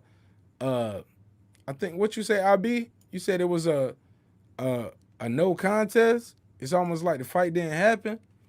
No, bro, that should be a loss and a win, in my opinion, bro. Talking about the chick though fighting the Right, dude. right. If you fought for the title, you won the title. We found out you popped, and if we gotta give the title back to the champion because you popped for a drug test, that should be a loss and that should be a win. I don't care what you did that night. That's a win for that guy and that's a loss for you. If we got to take the belt back from you, it ain't no contest. No, you lost because you Right. cheated. And we know Yeah. you cheated There- because we took the belt from you. yeah. There's a lot of circumstances that foots that bill that I be totally agreement with. Throw the book at them. Off the first time. It's just like I say, I can't say that fits every situation. You know what I'm saying? I'm not disagreeing with you or saying that, you're wrong by saying that, once you get popped, they could go. But I just know in some of those cases, there could be some innocent people, involved. But if you say all of them gotta go, hey, throw the baby out with the baby water. No, I don't think they all should go, but I definitely think investigations should go on and we should know who's involved, who wasn't involved. So if you say it was with the beef, we got to investigate where did you get the beef from, who was your chef, but more importantly, we can't just suspend Canelo, but while you're suspended, your chef can go work and train with other boxers. And on his resume, he ain't even got to put, I was the chef that gave Canelo that beef. He could just put, hey, I used to be a chef for Canelo Alvarez. You get what I'm saying? And then he's out here still working. That guy's suspended, but that guy didn't know nothing about it. So I get what you saying. I'm playing both sides right there, but I want to give everybody a chance to be fair. You know what I'm saying? That's me. I just want to clean up our sport, and I'm just trying to put ideas out here. Maybe some work, some don't. How do you feel about the idea of to stop all these things that's going on with the Wilder and Fury and the Glovegate going forward after each fight? Everybody gives their gloves to the commission to inspect them immediately after the fight. How do Well, you I feel thought about that that was idea? already protocol. They just look for a signature, but you ain't got to give them the gloves. They don't take the gloves No, I'm talking about do it. for inspection before and after the fight. No, they don't have to get them to keep them or hold them, but at least 5-10 minutes of inspection, and then, like you say, you go do what you want to as long as it passed the inspection. I thought that was the sanctioning bodies already had that in place I to do thought that. so. I thought so too. But evidently, people are saying those are not. That is not like they do not take the gloves. They just look for a signature on the wraps. You know what I'm saying? They don't take the hand wraps. They don't when you cut them off. They don't. They just when you take them off, they just look for a signature. But they're not taking them and breaking them down and inspecting them. But once they They're not sign the inspecting. wraps, they done already inspected them. They only put that signature on it after they done inspected it. And I can't see a fighter tampering with the wraps during the fight. So I can see Not them. during the fight. Not absolutely not. But a lot Right. of people are saying the gloves are not inspected after the fight unless anything is being questioned as something being nefarious. Yeah. Then if that's the case, It's then like they yeah, sign it, they look at it, they signature, and then you go in there and fight. Right there at the end, at the end of right there, they just look for their signature, but nobody takes the gloves and inspect them. Is what I'm oh, being told. Unless yeah, something is, yeah, and that now that's I could foul. be wrong. I could be wrong, but from what I'm being told is those gloves are not inspected afterwards to see if they've been changed or switched. If so, we wouldn't have a Tyson Fury glove gate because the WBC will be able to say, look, this is us on camera, on picture, inspecting his gloves backstage or in the ring after the fight. It's Well, I'm no wondering how did they catch old boy that had the horse hair in his glove. Gosh, I my can't think of his name for it. Madonna. No, not Madonna. The other guy that Well, a fought. lot of people use horsehair. Horsehair is legal in boxing. It depends on Well, hold on. What did oh he had it was some you kind can of use horsehair like them MMX gloves, like them Spanish gloves. That margarita. The one that oh fought he didn't have horsehair. He had a piece of plaster of Paris. Yeah, in his rep. plaster or something. Yeah, I mean, it's been a Yeah, minute and ago. he had a little So, piece of but concrete. they found that afterwards, right? Through the inspection after the fight. No, man. When did they No, that find that out? brother Nas was backstage and he found that while they was wrapping the gloves up. You want me to pull that clip up? Brother Nas said, And they hey, still let them fight? that's why he said the fight was about to, he thought the fight, he said, I thought somebody was about to go to jail. He was like, cause he didn't get the, he said they was trying to get it from me. He picked it up when it fell out his gloves. Hold And it's, up. hold up, Fight? bro. Man, you ain't know this video, man. They probably gonna flag this video, but I gotta show it for news purposes. Keep No, talking. but I'm gonna pull the clip up with Brother Nas talking about it. okay. What I'm Keep saying. talking about it. Keep talking. I'm gonna pull the clip up. Go ahead. So they let the fight go on, knowing that this guy had something in his blood. Yep. Brother Nassim Richardson Uh, picked it up. He picked it up. He said basically, So they inspected the glove, saw something in there, and still let him go in there and no, the fight. commission didn't catch it. That's the problem where I have with everybody. It was like the commission didn't catch it. Well, oh, so the commission didn't catch it. Well, So they Tyson caught was, something because they no, no, no, no, no. no, I'm Let talking me about let hear after me. that. No, He didn't get penalized after that. no, because he didn't fight with it. Listen to me, bro. I'm about to tell you something dope. The commission don't be catching these guys, man. Oh well, that's a flaw. When Billy Collins got cheated by Renesso, it wasn't the commission that caught him. It was Billy Collins' trainer and dad that caught him. You get what I'm saying? He felt his gloves. He grabbed his hand. When you come over there and hug somebody, you shake their hand, and he grabbed his glove, and you can see him on camera squeezing his gloves. And he was like, "There's no pattern in the goddamn gloves. There's no pattern in the gloves." He called a ref over, and the ref came over and said, "I need to see those gloves." He's saying there's no pattern. We got a complaint. I got to look at those. Other than that, that fight would have went on. They would have went in the back, took them gloves off, threw them away. Well, it sounds like they need an ethics committee because how a commission gonna let something like that get by them? That's lack of professionalism. That's Let me see. This is Ellie Setbad. I know Ellie gonna give me a copyright strike. Let me see. I'm gonna share this screen, and I'm gonna just play it just enough where we add into content without taking anything away. But he's gonna tell the story, and he says when the thing fell out, he said he thought somebody was gonna go to jail. He said, "Yo, I saw them doing a double wrap with the tape. I was like, hey, man, you can't do that." Then I realized people do something with the left hand, and they'll, when they might be doing something nefarious with the right hand, something kind of tricky. I keep saying that the word nefarious. Let me pull out my thesaurus around here so I can use another word. But basically, I mean something wicked, something crooked, something cruel, something unfair. So he's talking. I'm pulling it up. While I'm pulling it up, he's basically talking about Margarito is. He was like everybody's talking about we need. He was like he's hitting people on the elbows, on the top of their head, so everywhere. He's not so just breaking the this. Cotto fight that you're about to bring up when he No, Mark. this is when he's about to fight Shane, and Shane knocked him out. I don't know No, if I'm you talking remember. about the Cotto fight. We're talking about how Margarito got caught when he tried to use the same What he tactics. said his glove was loaded in the Cotto fight. That wasn't legally proven. All Kodo had is speculation. He had a picture and he had something. He was like, how do you have blood on your hand wraps? Why does your hand wrap have a crack and it look like something oozing out? What's going on here? That's not how hand wraps look. Kodo had a picture and he was trying to explain that. And when he was doing his face off with Margarito for the second fight, he had a little iPad there and he brought that there with Max Kellerman. And he was like, that's nothing. That's nothing. That's your blood.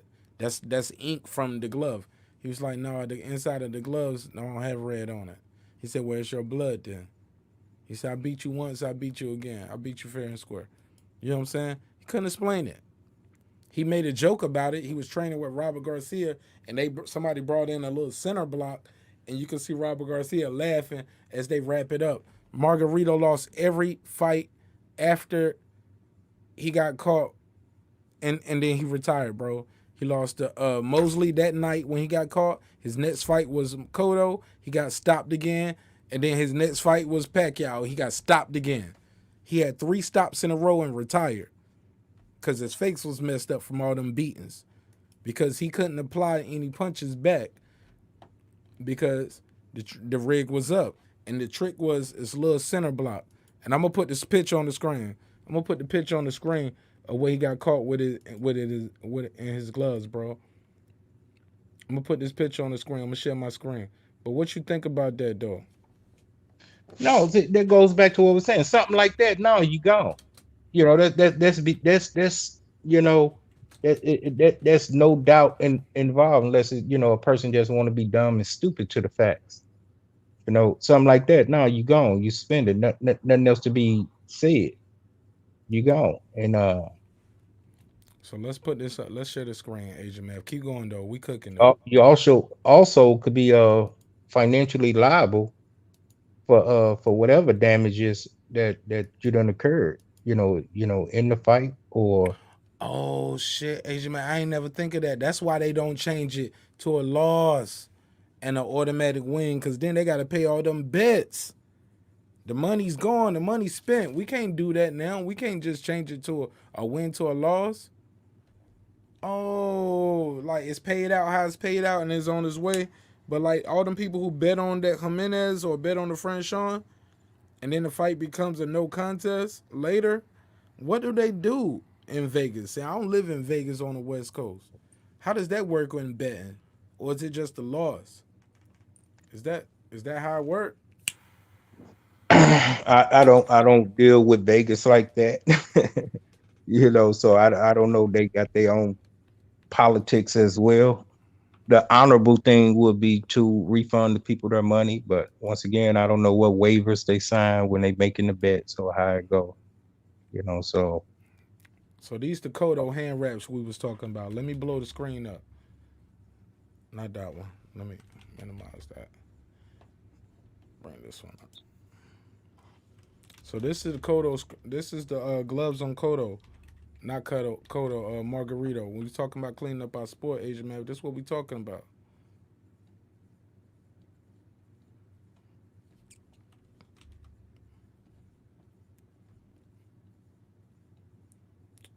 Also, Tito Trinidad had extra tape. Nobody talks about that because Brother Nassim called him too. You get what I'm saying? Brother Nassim, he was a legend, man, and he will be missed in the sport of boxing. But he caught 2 people now. And granted, what Tito was doing is not the same as what, and he's on record as saying that too. What Tito did is not illegal. It's just illegal in that state. But Brother Nazim was so adept with his boxing acumen, he was able to catch that. You get what I'm saying? right. And that was when Tito fought Hopkins and got washed. You get what I'm saying? Yeah. Man, 2002, I believe. 2001. let me minimize the screen a little bit so I can go That was back. right after 9/11. Yep. Yeah, man, that was a beautiful fight. They fought in New York City too. You know what I'm saying? All right, so we got the screen blown up. We sharing the screen. It's gonna take a second for it to populate over there. Matter of fact, let me stop the screen. I'm gonna reshare it. But we got Margarita pulled up over here, and we just sharing the screen. And we're talking about things we can do to clean up our sport, ladies and gentlemen. Like we gotta clean up our sport. Well, once again, we got to get a ethical committee, some real, you know, professional people that's in the sport and it's going to do the right thing at all times. Well, you know, with Vegas involved with the sport goes as the money goes, you know, shamefully so. How these But gloves look? How these hand wraps look to you though? I mean, looking at it on screen, it's hard to Hold tell. on. Nah, let me put it back up here. Matter of fact, let me do this. I'm gonna stop the screen share and I'm gonna screenshot it and put it on the screen real clear for you. But uh, my But in man was cases like that, yeah, that's one and done. Yeah, get people like that, yeah, out of there. Ain't no that 3 strike rule doesn't apply in that case. And those type of scenarios, no, it's plain and blatant. And once again, you could have really did some uh irreversible damage to someone. Now that you could be criminally charged, doing stuff like that. right, man. Right, you know 100%. and in the Wilder fight, I think there's still evidence yet to come out, but the way things are looking, Fury could be charged. I don't know. I think that shit might have sailed, man, because where are those gloves? You can subpoena those, but they can say they wherever at this point. Like, how can you even prove No, those are the I'm just same saying, gloves? just from the look Well, I look of guess the I thing. guess you should be able to prove them because Wilder's DNA should be on those gloves. Like, you can't buy no fake gloves. And I don't know. Wilder's DNA should be all over them gloves if they the real gloves from the fight, right? Well, I think that key piece of evidence would keep him from And being the criminal. referee's DNA should be on them gloves. You know what I'm saying? Like, Right. Fury walked over there and hugged this coach. Like, you can't, like, all that DNA should be on them gloves unless they say, nah, we cleaned them. Then they'll find that uh whatever the cleaning agent that they use would be on there, and they'll be able to piece together that. Like, they gonna have to do some. They will have to do a lot of covering up. Is what you're saying. Oh, I mean, the gloves would tell it all. I don't know how they're gonna clean that up. They ain't gonna be able to put that glove back together the way it was. And a true expert would tell. Be able to tell they put it back apart. Right. And at this point, Fury hasn't been under any subpoena, so he could do it at any point. Well, once again, Wilder is on record saying, all the evidence is not out. So, he's probably, he got his legal team together and putting it all together. So, for that, we just gonna have to wait and see. But in that case, that seemed like that's something where, Fury could be criminally charged. He should be banned from the sport of boxing, and a big fine should be placed on him.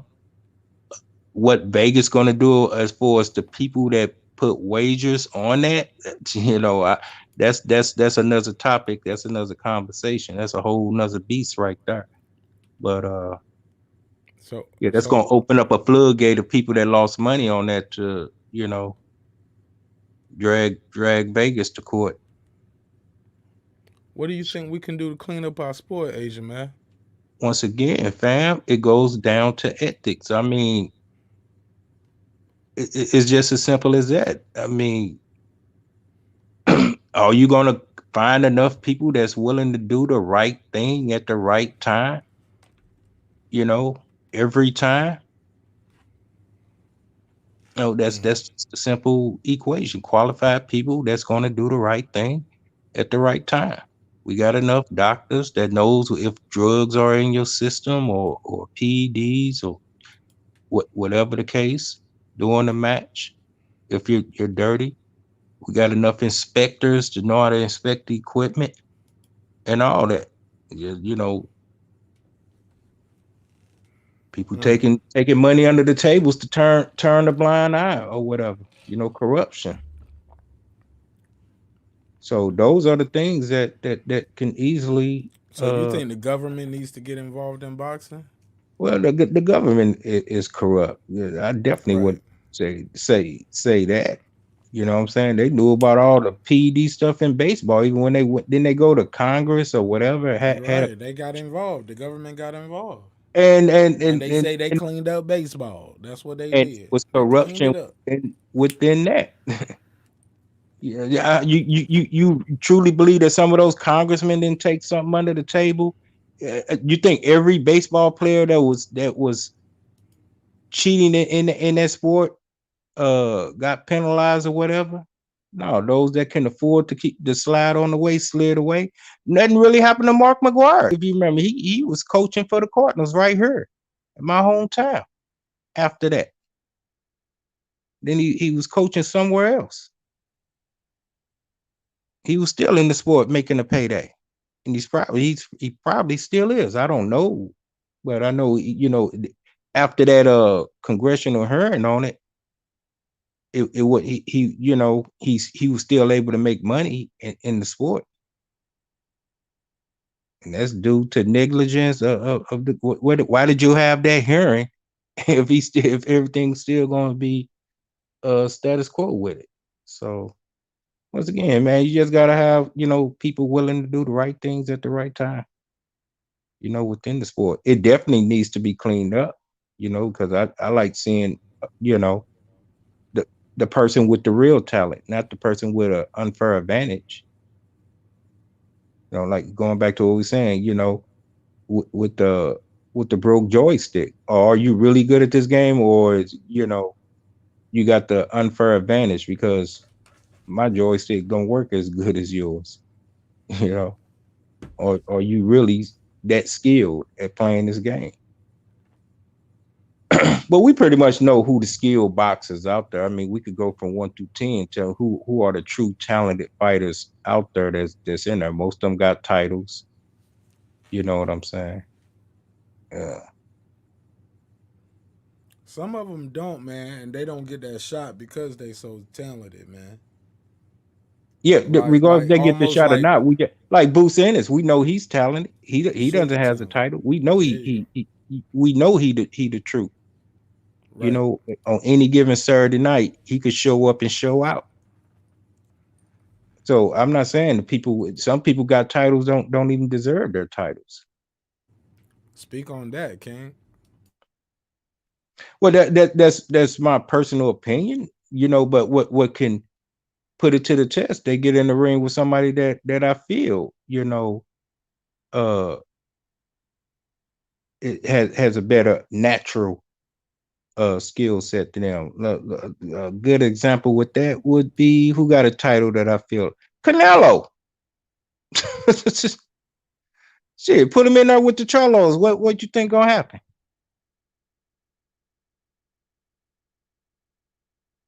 Huh, Mark? Which Charlo? What we talking Anyone about here? pick. It And then doesn't what? matter. And then That's what? what Wait. it doesn't pick. It doesn't matter. I don't care what I we think I just think I think I think Jermel has been swinging a lot more wildly since he's been on his man, you knockout dancing streak. around. Do you think Canelo could beat him?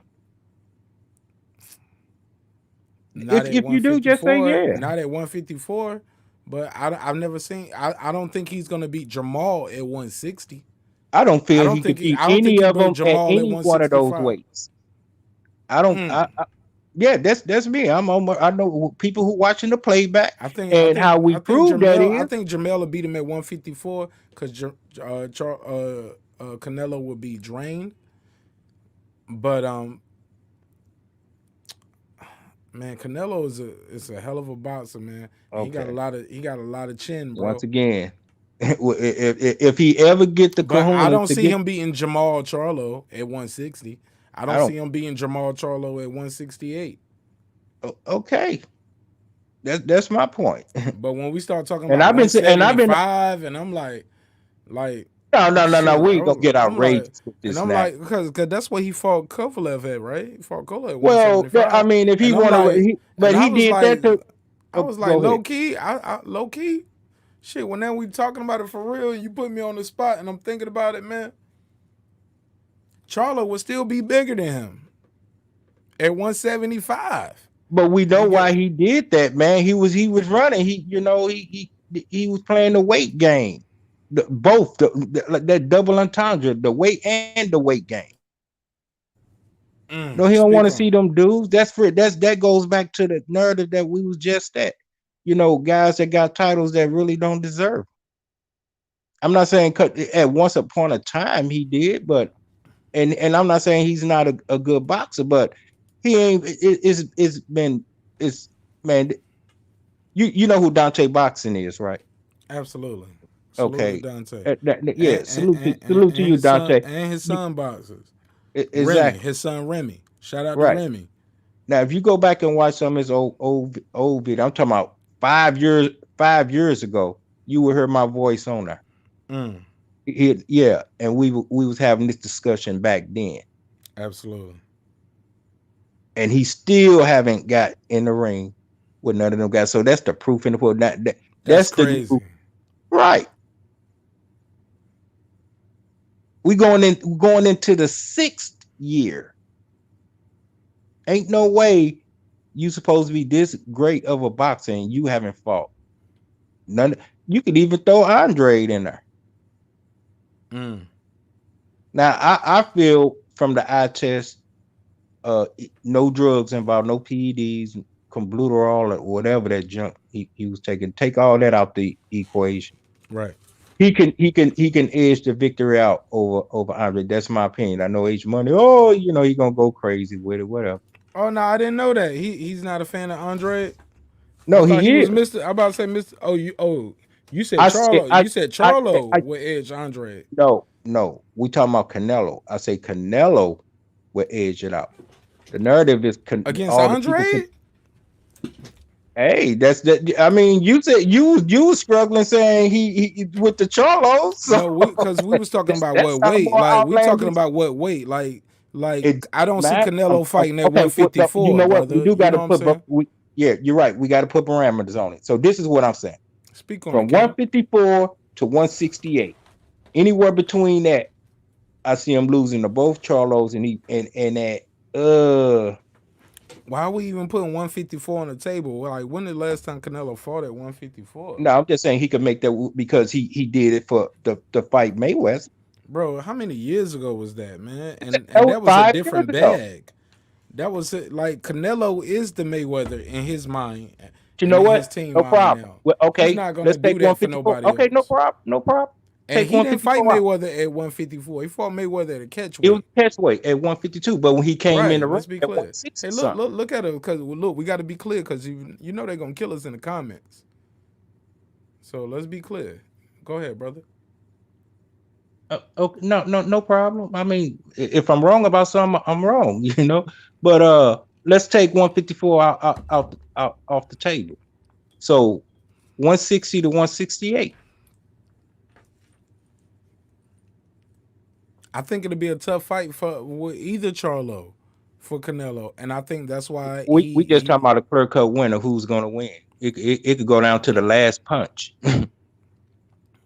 I don't see him beating Jamal at all. I can see him edging the decision against Jamel if Jamel goes in there swinging And I wildly. don't see him be. Matter of fact, Because I never seen since Jamel whoever fight at want to 160. comment on this in the Because comments, I never seen okay, Jamel fight at 160, and I think that's fair. But I okay, would still bet on Jamel. And I will too. I bet on him. He gonna win. And If you he know don't why I knock will him bet? out, he gonna drop Canelo. He gonna You be know the why? first one to give him a clean drop. Exactly. You know why I would bet on him? Because if you just remember, just in recent memory, he was calling Earl Spence out, and Earl Spence said, "Dude, I'll come up there and fight you." He hurried up and backtracked off of that. Why is Canelo champion at light heavyweight calling out welterweights, bro? What is going on here in boxing? Because he didn't think Earl was gonna call that bluff. That's why he thought, man, come on, man. That's what Is that that's clout chasing?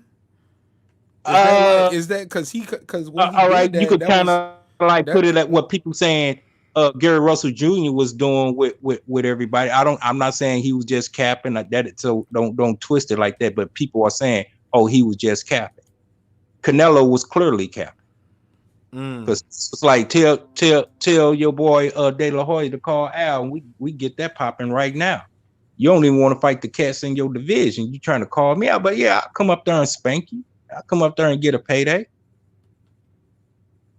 And then throw you that title back at you. Or matter of fact, vacate it, and now you got to fight somebody else for it. No, I don't have faith in Canelo versus like I say, Andre probably, just like you say, it's probably.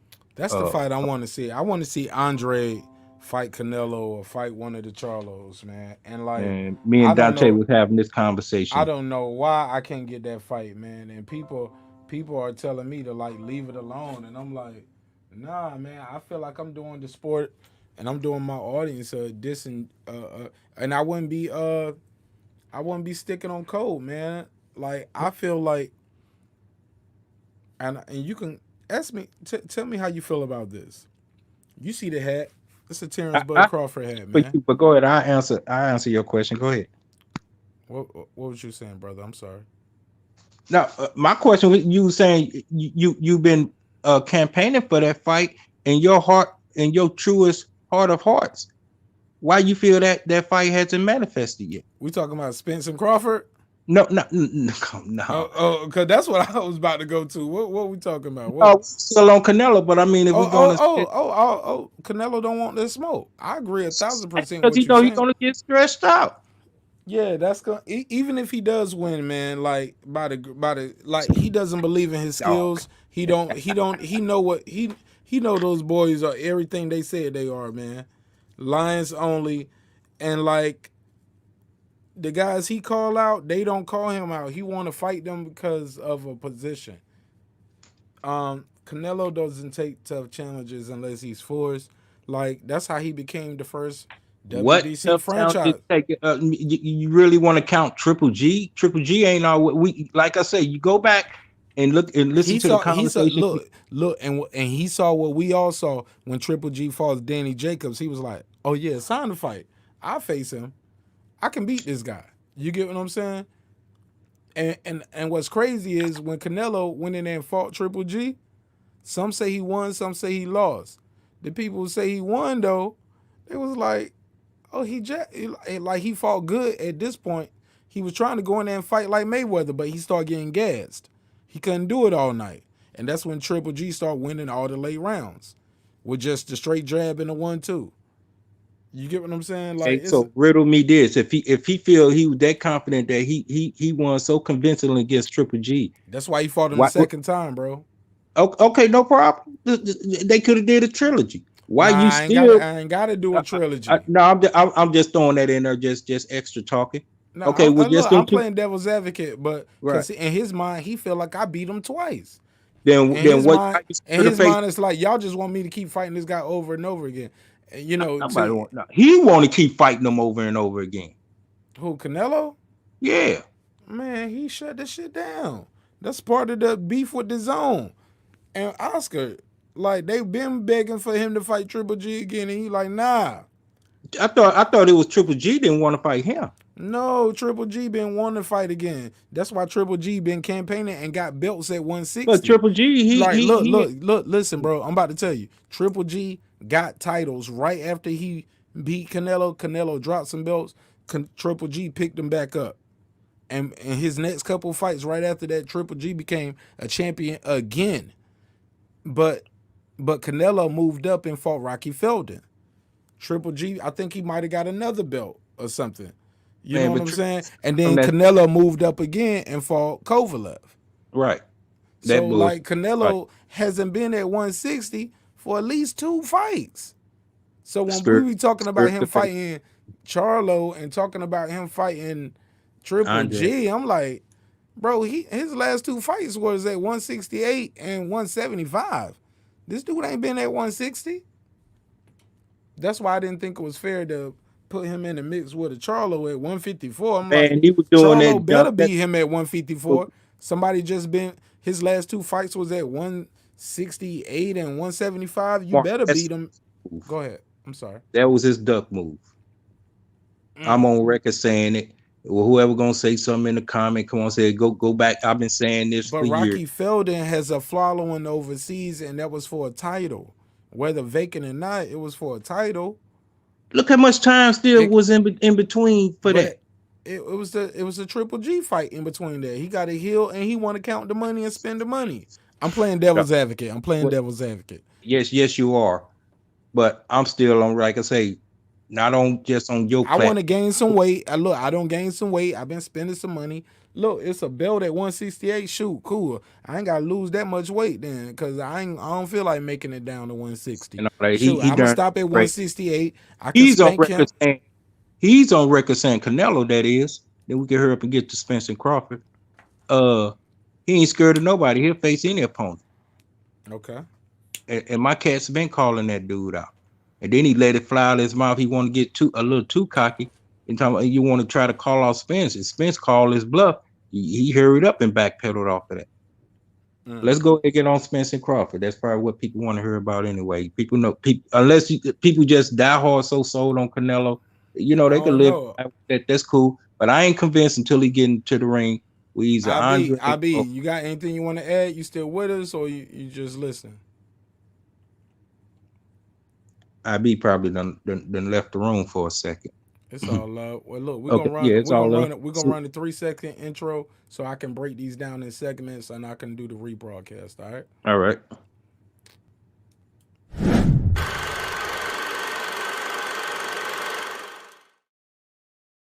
All right, man. We back with another great segment of Breaking the Beats, where we break down business, entertainment, arts, technology, sports, and social injustice, politics, anything else we can squeeze into these letters, man. And we just having a great day here. Great morning. Hope you're having a good time wherever you at, enjoying the broadcast. Back here with IB, Asian Math.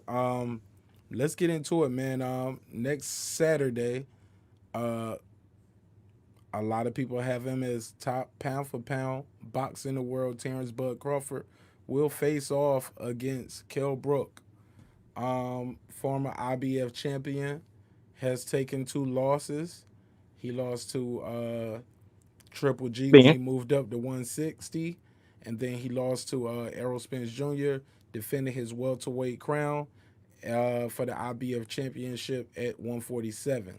Some would say, hey, you damage your eye socket moving up at 160. Your very next fight 1 year later should not be against a knockout artist at 147.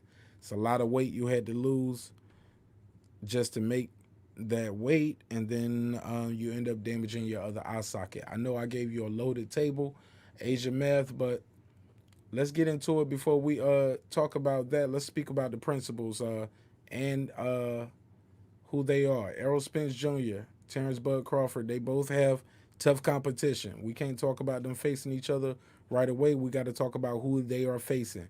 Errol Spence Jr. will be facing Danny Garcia December the 5th in Texas.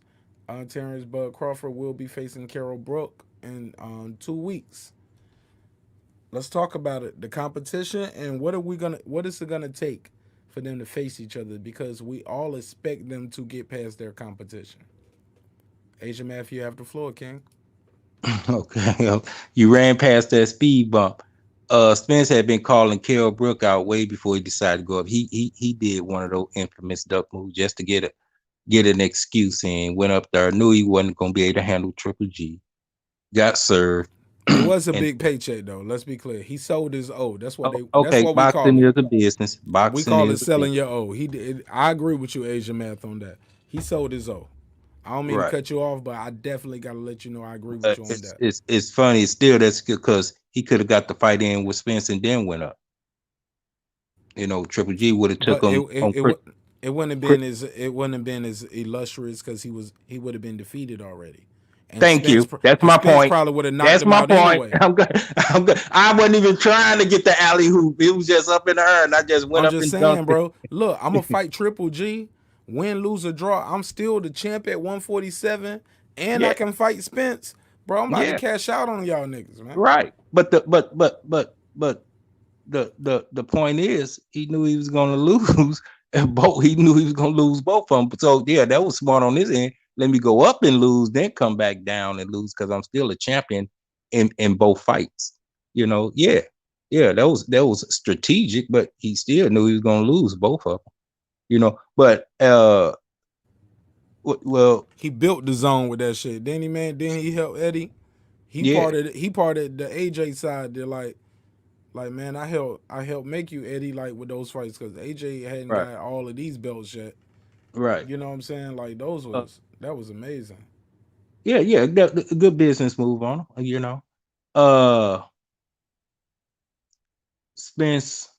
I mean, not Spence is after Spence December the 5th. Brook and Bud. Can Kell regain the once upon a time Special K? That's the big question. And will this be Spence's toughest fight at 147? Because even though Jeff Horn had a title, come on.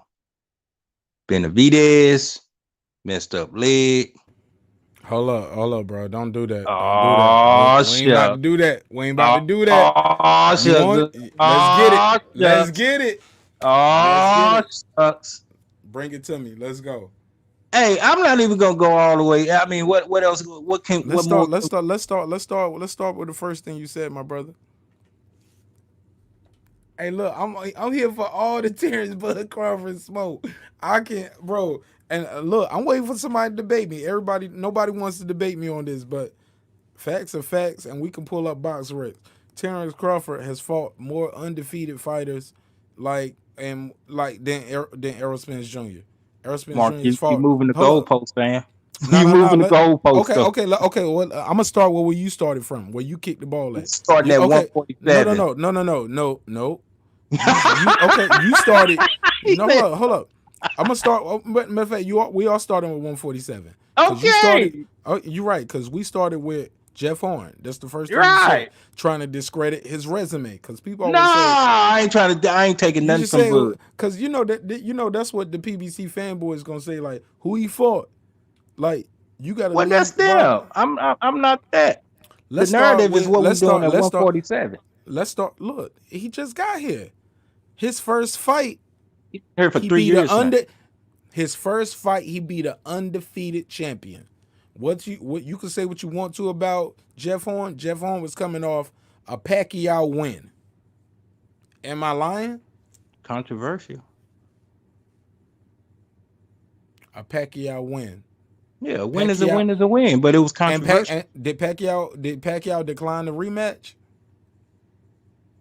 Man, that's murky water politics right there. No, that's a yes or no. That's true, false. That's fact.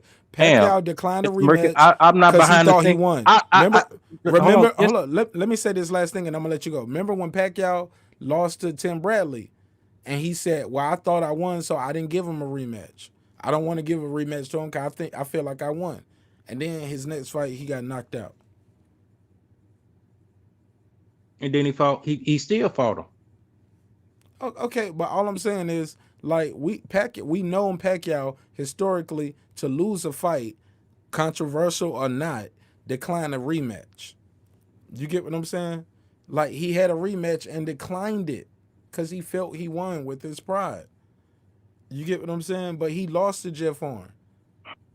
Period. The record books say he lost, man. And even still, whether controversial or not, Pacquiao should have finished him in the 8th or 9th round. But he didn't finish him when he had Jeff Horn hurt. He let Jeff Horn he let him rough him up, tough him up. You took a fight in his backyard, and you lost. That's it, man. And right after that, he fought Terrence Crawford in Vegas and got knocked out. Like, why do we take that loss from him, but we praise Pacquiao? Pacquiao lost to him in a decision. But praise Pacquiao. He on the no. But no, when we talk about the Jeff Horn fight, like when we talk about Terrence Crawford, we say, well, he ain't fought nobody. You're like, who? Jeff Horn? Jeff Horn was coming off a Pacquiao rough and tough fight. They both ended up with cuts and blood from headbutts, elbows, whatever you want to say. It was a rough and tough brawl. Wasn't even ranked with trying to fight Jeff Horn. But when he fought Bud Crawford came out like Pretty Boy Floyd, knocked him out. It didn't go to the judges. Hear me, go to the judges. You hear me? What it went 9 rounds, 10 rounds, something like that. 8. I think it went 8 or 9. 8 or 9. Okay. Now go ahead. You give me his 147 resume. Go ahead. So I'm just saying, and then you say Benavidez. Everybody talk about Benavidez' leg. He fought a guy that had one leg. That's a PBC narrative that Spence was putting out, and his people was putting out. Bro, that getting shot at. Hold on, bro. See, you cut me off. I'm gonna just defend it because you put the ball there. I'm gonna defend it, and then and I'll let you go back on offense. All I'm trying to say is Nobody was saying that before the fight. The story before the fight was this guy is an undefeated knockout artist. He sparred with Manny Pacquiao. He doesn't have a lot of amateur experience, but he sparred with the greats. That was his amateur experience. He got robbed and he got shot in his leg, and he's a comeback story. Nobody was saying he doesn't have mobility, and I don't know how he's gonna make it with Terrence Crawford. No, that's what happened after the fight. Everybody went with that because he got exposed. And he hasn't fought since. Check box rate. The boy ain't fought since. So all that, he only had one leg. Nobody said that before the fight. Because if that was the narrative, we wouldn't even went in there. He was an undefeated, quote unquote, knockout artist who had sparred and trained with Manny Pacquiao. He had been fighting and knocking people out, a whole bunch of people, since he got shot in the leg. He's up next. He's the number one contender. Black guy versus Mexican guy. Let's do it. What are we talking about here with this one leg thing? I never heard this before the fight. I never heard it. Okay. What I was saying was I was quoting something that he put out. This ain't a narrative I'm creating for him. I was just repeating what he was saying. And now you could say he was giving an excuse, but what I was trying to inject into the conversation was quotes that he was speaking on regarding his leg when he was asked about it. So that's all I was going to put in there. So I'm just regurgitating what he said. I'm not putting words in his mouth, and I'm not taking the victory away from Bud. You know, by hook or crook. Once again, he won. Jeff Horn, he won. Benavidez, he won. Now let's keep it rolling. Now what's next? American? Serious American? Class Joe? Glass Joe? Go ahead. You got the flow, Mark. Yeah, Amir Khan, man, he was a name, bro. Hold on. No. Let me go back. Let me get it. Go ahead, Okay, go ahead. American. What they give him, $7 million for that fight? I'm And let's not sure. back I'm up. not sure. I can pull that up real quick. Put it on the Yeah, screen. the report said it was $7 million. Now let's just go back like 6, 7, 8 months Now before. is that a guarantee or is that his total purse? I'm sorry, didn't mean to cut you off. I don't know the particulars on that. So a margin of error is probably 2 million, either 5 or 7 mil. How they divvied it up, don't know. But before that, there was a contract offer for 3 mil for him to fight Danny Garcia. For some reason, that didn't 5 matter. million. Okay, 5 million. There you go. Amir Khan will receive a $5 million purse. This is according to Express. I'm gonna find a more reputable source. Let me try to find Forbes. Yeah, it's somewhere between 5 and 7 mil. You know, I heard some places where it was 7 mil. I don't know if that was probably on some money on the back end or whatever the case. But what happened to the negotiation with Danny Garcia for 3 mil? Well, I'm talking about with Bud. Bud was supposed to face him before American. I don't know the particulars though, bro. I don't know if it was networks, if it was back end. Like I think that's unfair to even ask me that, and it's unfair for you to ask me that. Like unless we know that, like we don't know the term sheets, and like a lot of people What the negotiation with Danny Garcia? we don't like. Is it Well, hearsay we could go or by the what documents Danny said. online? We could go by what Danny spoke on as far as how those negotiations went. I speak on it, Ken. Well, I mean, I'll let Danny speak on it, but for whatever reason, it didn't go through, and he went ahead on and fought American. I just felt that was kind of suspicious. You know, you fought American for 5 mil, but you And wouldn't at fight, but at but the you end wouldn't of the fight day, Danny for 3 mil. and maybe that's a top rank decision too. And you know what I'm saying? That's matchmaking because Amir Khan brings two countries with him. He brings the Muslim community with him. He brings the Pakistan community with him. He brings the UK with him. Like we got to understand, boxing is a business, and Amir Khan is an Olympic medalist, bro. He's been around. Like Do you think something wrong with me for saying that when I name those audiences that he can bring to a fight? When you are top rank and you've been in the business this long, you understand the importance of bringing countries together for a fight. Man, like don't nobody want to see the Now, Philly Mark, guy you know, versus you, Nebraska you guy, said unless the Nebraska guy was a gold medalist or undefeated fighter. Like it was too much risk, not enough reward. Like probably for Bob Arum. I don't think Terrence Crawford was ducking the fight. I think Terrence Crawford would fight ah, anybody and want to fight anybody. But I think like Danny didn't have nothing to offer. Like you can't say you want to fight me after you lose your belts. okay, Like this bro, that's the same thing as Lomachenko saying then he want to fight Haney. Like now you want to fight me when you don't have no belt and you just lost to Lopez. Like it's hard for, bro. It's real hard to try to give somebody a life raft and help them after after you but know you watch them but try check this to out, Mark. you know what I'm Let saying. me give it to you before I lose my train of thought. Go ahead. I'm sorry. Okay, so you want to see Spence fight Crawford ASAP, right? Just say uh he beat Garcia, which I'm predicting him to do, Spence that is. And now he got the option in early 2021 or mid 2020. I mean, yeah, 2021 to fight Crawford or American that brings two countries and all this stuff you were just saying he bring with. We And talking about a he different. The times have changed since then, though, brother. man, fam, Times, yeah. it ain't that it ain't been that it The ain't times been have that. changed, and the reason why is Okay, but because, still, Crawford has been calling Spence out online. both of them He's been a pro. calling each other Nah, out. I have show me where he's saying I want Terrence Crawford next. Show He me went any. to his I face never. with Bob Burnham there. Nah, he didn't say I want you next. Yeah, He never yes, said I he want did. you next, Man, that man. got so intense. He almost When you he talking about that almost got on his you he talking about almost got on his when they phone. had the red hoodie, when Spence had the Yeah, red hoodie on and Brett yeah, had the black hoodie on. Spence yeah. never said I want you next. Yes, Spence he did. made He jokes said he about called him no, and told him that. bro. He made jokes about, man, you gotta ask Bob what's going on. I can call my own. I'm my own boss. And he was like, Right. EJ Promotions. Hey, EJ, oh, it's me. Like he made jokes about it. So that's my thing. The boxing game should be putting more pressure on Errol Spence. He has all the leverage. You're your own promoter. You have both of the belts.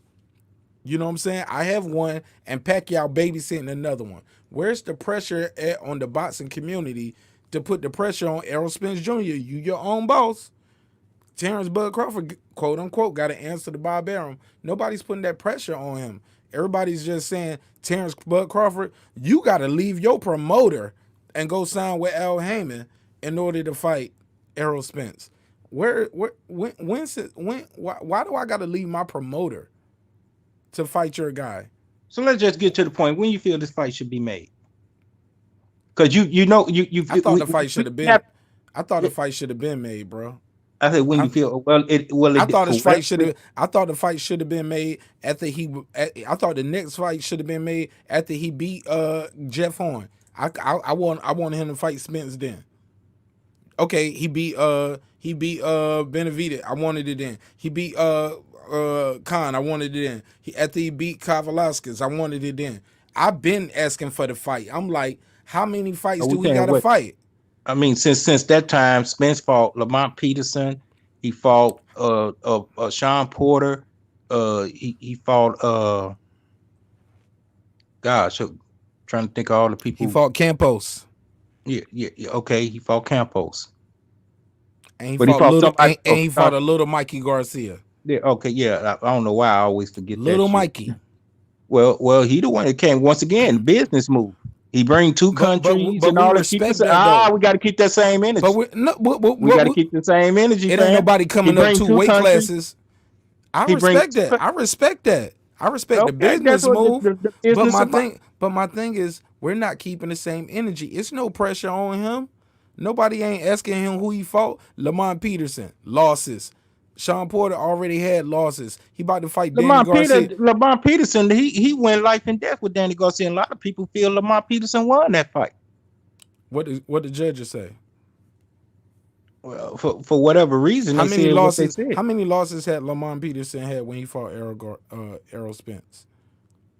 Sean Porter had 2 losses. He about to fight Danny Garcia. Already had 2 losses.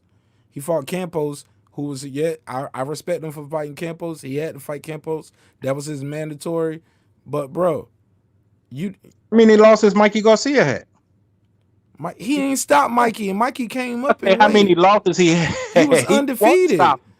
Yeah, okay. He's He didn't want supposed to to stop stop him. my. He He didn't didn't. want No, to. he wasn't. No, Oh, he wasn't. I want to go in there and just dance with you for 36 Yeah, minutes that was like instead of fighting doing little what I brother. got to do. That was like fighting little. I want to give you a chance to ruin my life, Wasn't knock he knew me he didn't out, have kill no me, chance. embarrass me. Do you have a little brother, Mark? Absolutely, I got 2. Okay, so I'm quite sure at some point in time y'all got into a Mikey little Garcia tussle. ain't my little brother. No, And he ain't Errol Spence's little brother. They ain't little brother. right, but They he ain't even from treated the him same like he was. city. He treated him like he was. You know, like, dude, you Because ain't gonna get nothing off. I'm just gonna put on an exhibition for my fans. So when they go back and watch this fight, they got 12 rounds of entertainment. I love watching that fight. I do. From ding to ding, from the first ding to the last thing. I love watching that fight because it shows the real true skill set of Spence. Now, if somebody would have said somewhere like in the 7th, 8th round, Spence, knock that motherfucker out. I got $1 million for you. As soon as you knock him out, that dude would have been stressed out. That dude would have been stressed out. Spence needed the work. He needed the, he needed the training. That was a sparring match. But we still ain't got on to the actual fights that's coming up. Okay, so let's get to Brook and let's Brook. get to Haney Gamboa. That's what's coming up. Okay. Coming up first. Okay, I thought we just stand on what's what.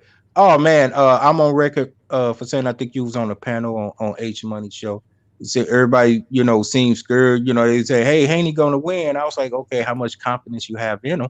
How you feel he's gonna perform? What round you pick?" And you can go back and watch the replay. This how it went.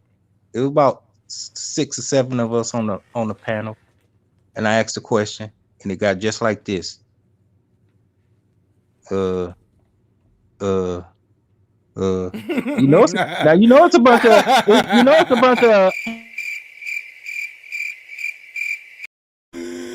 so they're like, well, what you say? So they put me on. I said, man, I see them getting them out of there in nothing more than 4 rounds. Play the cricket sound again. Hold on, let me hit it with it. And they were like, damn, you got that much confidence in it? I'm like, damn, I'm on y'all platform. Y'all the one that was, hey, Haney. I said, then everybody, oh, well, okay, I see 8th round, I see 9th round. And then now as it's getting closer to fight date, and I, keep standing on what I said, now you hear some 5 and 6s now. But you hear that now. You don't hear the crickets no more. It's hey, Agent Mad got that confidence in him. I gotta have confidence, but IB, with the exception of IB, if he's still listening. So accept him because, like, how you calling this one? How you? So what you said? What you was the one who said he gonna put him out there in 5 or 6? No, I said 4. They after. Oh shit! You said 4? Yeah, I said this about a month ago when they first signed the fight. They were back once the negotiation with Mr. Gary Russell Jr. fell through, and then Bill Haney came on the panel and he announced it. But big dog, you make it sound like you like Gamboa about to just lay down and take a check, bro. No, when you say 4 rounds, I'll break it down why I say what I say. He first of all, Tank just did so much damage to him. Come on, man, keep it all the way real. The torn Achilles. You lost by KO. He couldn't dance with him. Well, I was at that fight. He had already got dropped twice. Exactly. When the referee finally stopped it in the 12th, he got hit with a vicious uppercut and he went down. And the referee, he was already laboring in that fight, but he was putting in some good rounds though. So now you're coming into this fight after you done had surgery on your Achilles, against a proven champion in my eyes. People saying, "Oh, that's an email belt." Yeah, but he done defended that email belt. So I don't want to hear. I don't want to hear all that. Oh, he's not a true champion. He defended the belt. That makes him a true champion in my eyes. And then just looking at the eye test, once again the skill set. Well, not even Devin just Haney. looking at the eye test. Look at the record books. The record books gonna forever show he was a world champion at WBC. Well, the reason why I say Um, the eye test because Teofimo Lopez record book does not say he's a world champion at the WBC, and for true whatever that, that's worth at this point. right? You're right. Uh, but when I say the eye test is one thing people try to throw in to discredit Devin Haney is his level of competition, and I'm saying, but still, look how he looked against that level of competition, and look how he looked in training, sparring against elite competition. And if people say, "Oh, well, that's just sparring and all that," man, hey, they was Well, trying to do to him. They was trying to do to him worse than what just as bad. They wasn't like you said with the Mikey Garcia. Oh, he wasn't. They wasn't just coming in there. Oh, I'm gonna let you get yours off. No, they was trying to, impose their will on Devin. And Devin, for the most part, and I think only Shakur Stevenson was, a fighter that schooled. mm, But everybody else that got in there with him, he handled his business. He stood 10 toes down and was like, okay, this is just my prerequisite. When we actually get in the ring, you're gonna see the full arsenal. So that's why I'm saying the eye test and right there. salute to them because that footage is online, and that's a hell of a chess match. And some would say it could go either way, but I think some would agree with you that he might have get the best of Haney that day. Some would say Haney got the best of it. Now you talking about Like who now? Who you? Shakur Steven versus Haney. No, it's footages of him and Tank out there too. Right. Well, It's I didn't. it's I never seen footages that. of him and Teofimo out there. I never seen that one with him and Tank. I always heard it like the one where he quote unquote made Tank quit. Has always No, I been didn't see the private. part where Tank quit at, but Yeah, from what I did nobody see, I seen think that, but that's what Devin Camp is saying. What happened? Same thing with yeah. I mean, Teofimo. it's from reputable sources. I could say that. You know what I I'm agree. saying? I agree. I agree 100%. And I believe So Devin Haney is everything he said he was. And I got him beating Gamboa by murder this weekend. I respect Gamboa for what he's done in the sport of boxing, what but I round? believe um Now look, you said hold on, play your hold cricket. on. Let me keep it a buck with Play you. your cricket. Play your crickets. No, no, no. I'm keeping it a buck Play with your you. crickets, fam. Nah, this for real. This for real, man. You got me, man. You got me. You got me. Oh, you Hey, set look. yourself up. Hold on. Look. Let me tell you why. I'm gonna tell you why. With Teofimo versus Loma Chico, I bet $20 on that fight for Teofimo. Right. This is Right. my first time doing online betting, and I'm trying to figure out how to do online betting. So I hit my boy Mike on Sports. I don't know if you know about Mike on Sports. He has a dope channel. And I'm thankful and I'm grateful to God he let me be a part of his channel because it really helped my audience grow. But I did make the intro for his Did show. he have an actual TV network? Is it that guy that come No, on it's not Sunday that early? guy. Nah, it's not Okay. that guy. He used to be a co-host on the Boxing Voice. Oh, okay. I don't know if you ever watched the Boxing Voice with Yeah, Nestor I heard Gibbs. him. I see it a few times. Well, he You used know to be what? a co-host on that for a long time, and then he branched off. He did his own thing. I did the intro for him. It was a blessing for me, and it just helped spawn things off that I'm doing Okay, yeah, I now think you even you faster. told me about Yeah, him. man, That's bro, I tell the story all the time for the right. people who Okay. never heard it. So All right. I called Mike and I said, "Hey, how do I do online betting here in Atlanta, bro? Because I want to bet on Teofimo, and he's a live dog. So he put me on how to bet online, and I bet $10 on the knockout, and I bet $10 on the win. I just knew he was gonna win though. But my wife kept telling me, she was like, just bet for the win. Why? Just put it all on the win. You think you're gonna win, right? You can win 72 on the win. No, she was like, you can win 60 something on the win. I could win if he won just by knockout, I would have won 72 because he would have won and he would have knocked him out. That would have been 72. So I end up only splitting my bet. So I put 10 on the win, 10 on the knockout. I won $42 off of that $10. You get what I'm saying? Right. So now when people ask me this, now I'm in the online boxing game thing and I'm trying to figure this out. But I really ain't made no money off of it because I don't even know how to get the money out yet. I don't even want to know. I was just like, shoot, I'm playing with house money. Let's bet again. Run it back on another fight. I But think I you believe just it. to your main account. I'm just, giving you tip pointers because you got to set up an account with them, right? Well, I got to set up a Bitcoin account to get the money out. Right. Yeah, so I haven't did that yet, but Oh, it wasn't that much. I put up $10, and I won 42. Then I put up $10 on the knockout, and I didn't win. You know what I'm saying? So basically, I betted a dub. I won right. 42. Right. You know what I'm saying? So I got my money back and $2.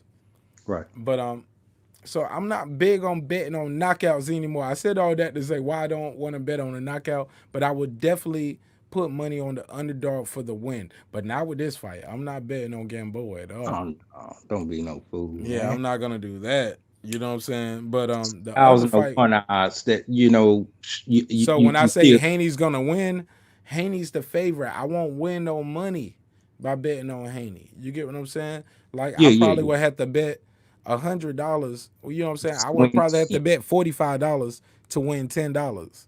Right. Betting on on Devin Haney. You get what I'm saying? 'Cause I play small bets. I ain't got it like that, Asian man. I ain't out here balling like that, and I definitely ain't in the habit of betting on other people's ability. Right. You know what I'm saying? But I do believe every now and then you got a live dog in a fight, and that dog does bite. Hold on, you catch that bar? You heard me? You heard me put the rap skills together? Yeah. Your Hey, game came. look, and I thought Teofimo had what it takes to beat Lomachenko, and Well, I I predicted disagree. Teofimo to win as well. You did? See, cause Yeah. everybody nobody's selling me that, and I still got people arguing with me to this day talking about he won that fight. Lomachenko won that fight. I was like, boy, get out of here. Look, I was like, if you think he won that fight, that means you think Maidana beat Mayweather. All right. You get what I'm saying? Yeah, I definitely get what you're saying, but I mean, the fight is over with, and we got the winner. But still, you got Haney winning by KO, but you just don't want to say what round. So we just go with Haney winning by KO. Unless he hurts his hand. I think if he hurt his hand, because Gamboa is a tough guy, man. He been around for a minute. You mean the arm you had surgery on? Who, Haney? Yeah, Yeah. not even just hurting his arm. Like, I'm not a re-injury. I'm thinking about more of him just, punches land awkward ways sometimes, man. Oh, okay. You know what I'm saying? Like, but aside from that, I also know it's a picture running around with Devin Haney and Gamboa, and he's like a little kid, and Gamboa is hugging him. You get what I'm saying? So I can picture this going the distance, and Devin Haney just putting on a masterful performance. And if Gamboa tries to do something crazy, you know what I'm saying, Devin might go and get him out of there. But I can picture Devin Haney in a perfect world carrying Gamboa and just showing him a lot of respect and putting on a master class of boxing. I know I'm against the grain. I know I'm against the grain with that, but nah, it's different. It's different because it's a picture of Gamboa hugging Devin when Devin was a little boy, a little baby. I saw that. So that's different. I can it's sentiments in that, but I can picture still Devin carrying him at certain points of this fight. Well, he know what the headline's gonna say. Oh, you couldn't get rid of this old guy, this damn near 40-year-old guy, but you calling yourself the Dream and all this, that, and the third. You sure you're ready for Tank? You sure you're ready for Teofimo? Oh shit, Asian man! If I ain't think of that, that ain't what I'm saying. Oh, the pressure is on him to deliver a bigger knockout performance. Yeah, because look what's been going on in the past. That's what you think it is. Well, that's not what. No, look, people gonna look at the playback. That ain't what I'm saying. I know what the headlines will say. That's what I'm saying.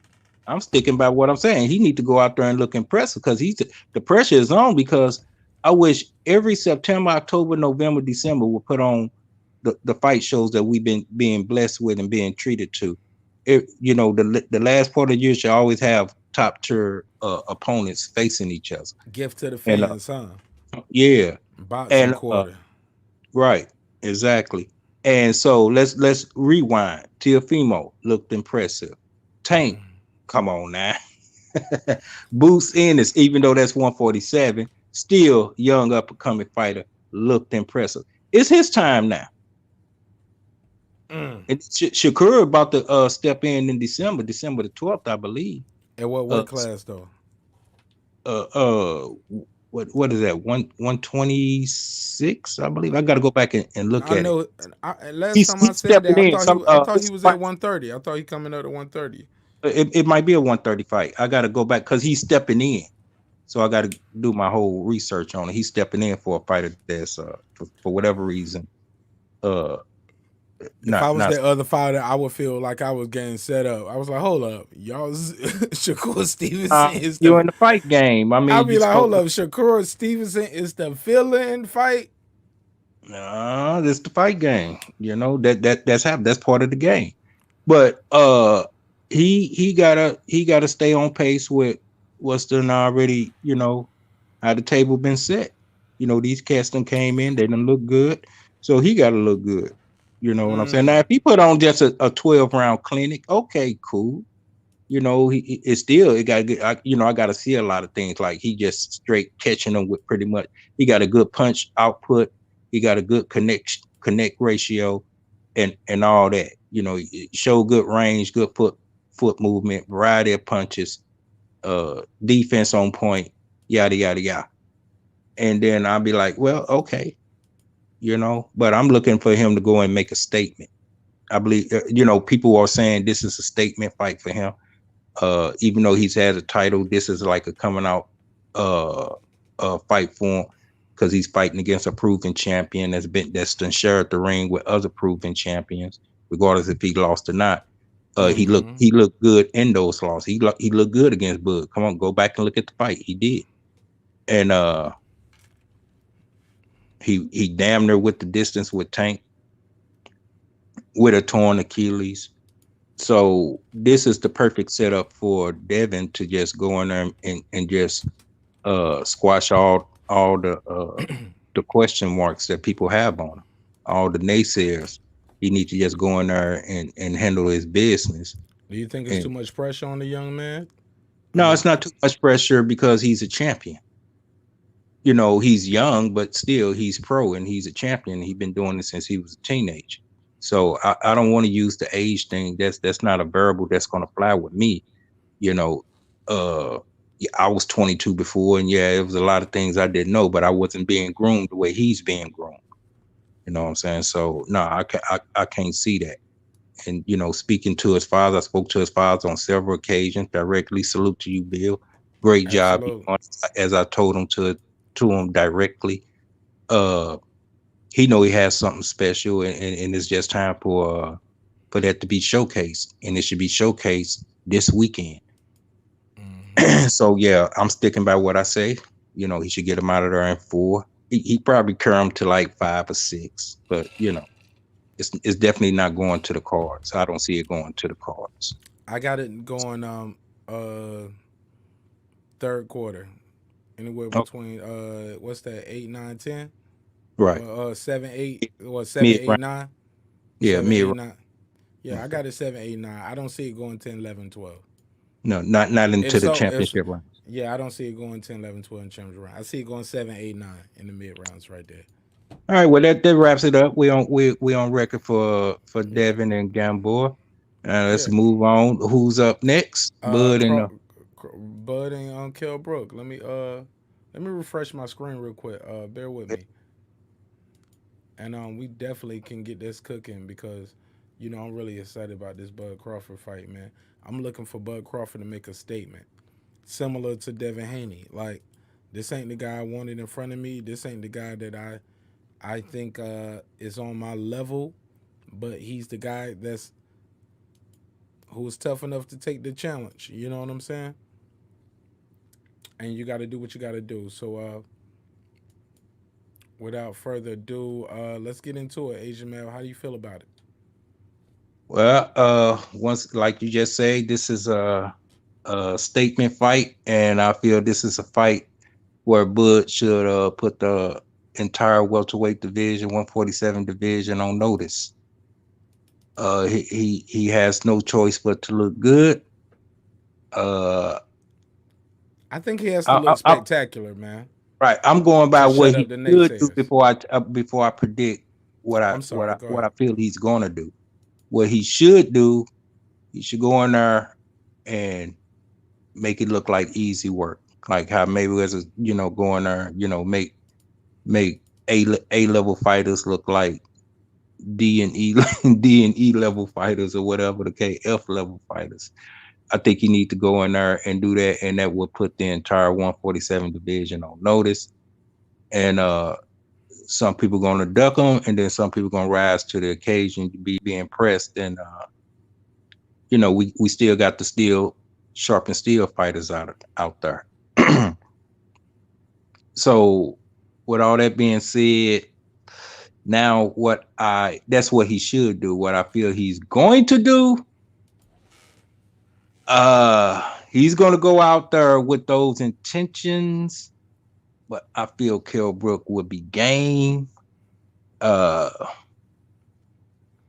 Kell Brook, whatever he has left in his tank as far as his career goes, uh, I think he gonna let his hands go, and he gonna make it a competitive fight.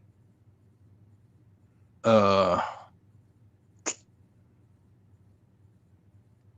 I see split decision, but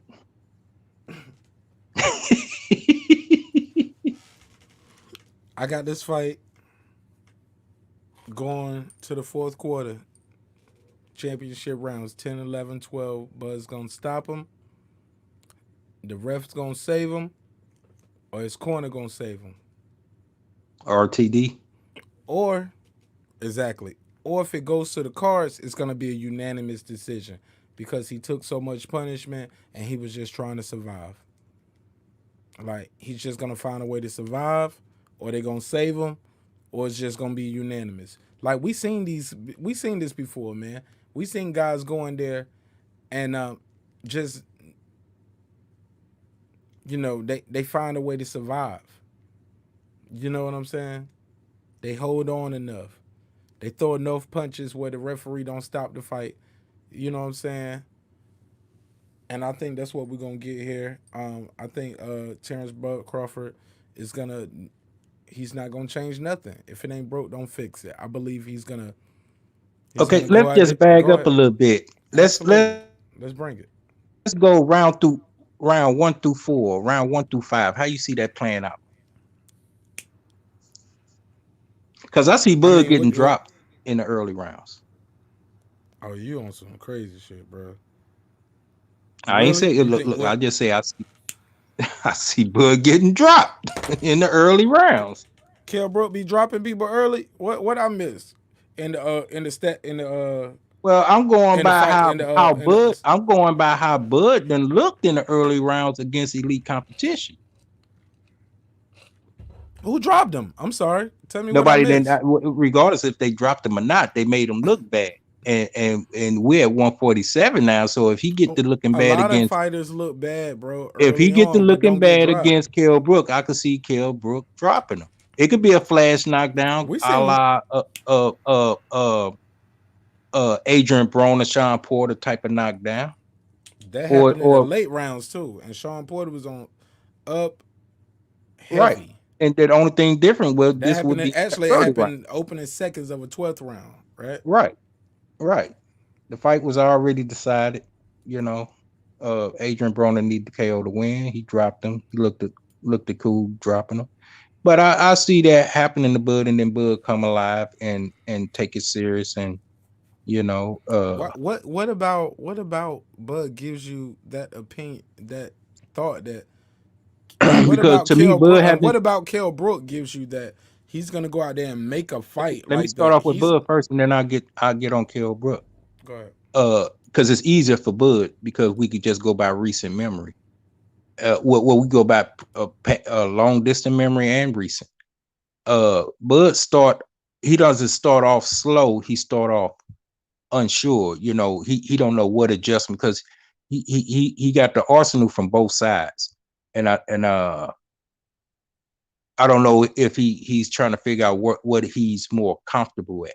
He don't know what the fighter is going to give him, and I think Kill would be that complex of a fighter to where it's going to take him a while to figure him out. And in the midst of that, Kill Brook going to have his moments. Now, I'm basing that on Kill Brook reaching back and just bringing back, even if it's just some remnants of the Kill Brook of old, the Kill Brook that beat Sean Porter. Kill Brook looked good against Spence. Well, fuck Spence. He looked good against Triple G in the early rounds. He did. He held his own until, it got too much for him. So I see, if that Kill Brook show up, I see him having his moments in the early rounds. And he could, have Bud, facing the canvas. I'm not saying Bud would be hurt. Now that'll be wild, but I don't see that. I just see Bud, okay, you got that off. And then Bud make his adjustments and, do what he got to do to get the victory. And because of the knockdown, that's why, they would call it a split decision.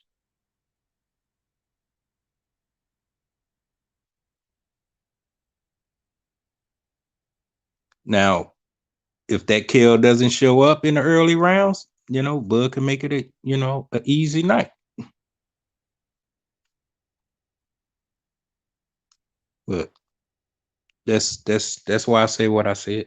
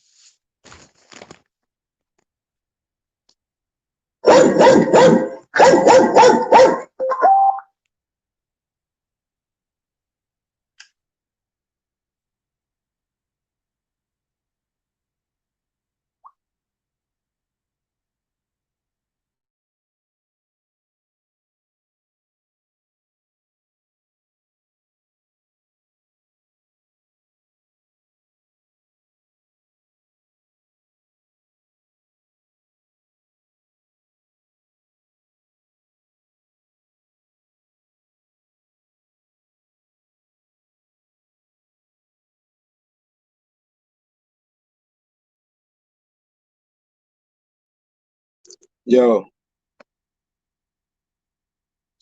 yeah, man, we had a couple of little technical difficulties over here, man. And I had to restart the stream. Yeah, man, we had a couple of little.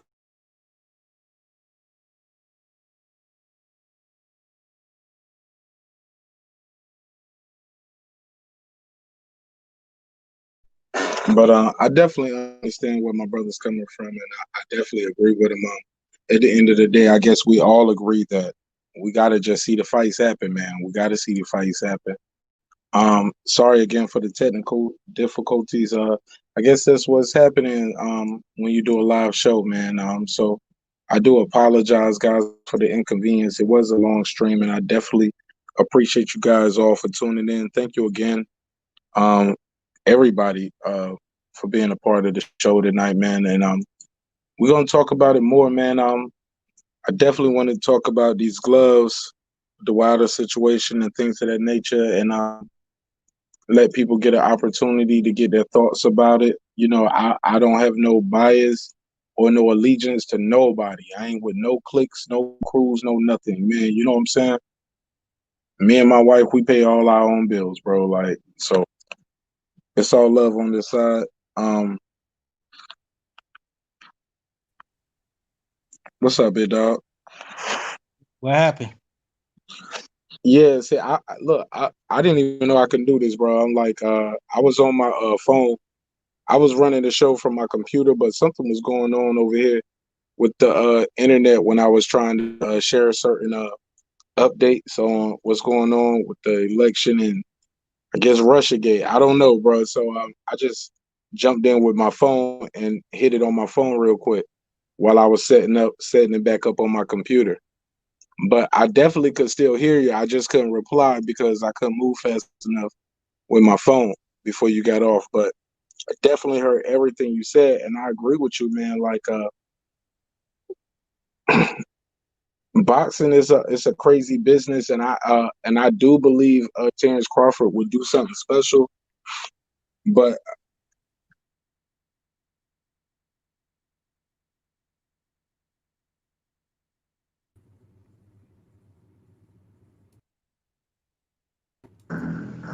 they can't say my name. They don't recognize me as a champion. They try to switch the narrative, make it something that it's not. I ain't about all that talk. I'm about that action. I want to prove all the doubters. I'm up before the sun come.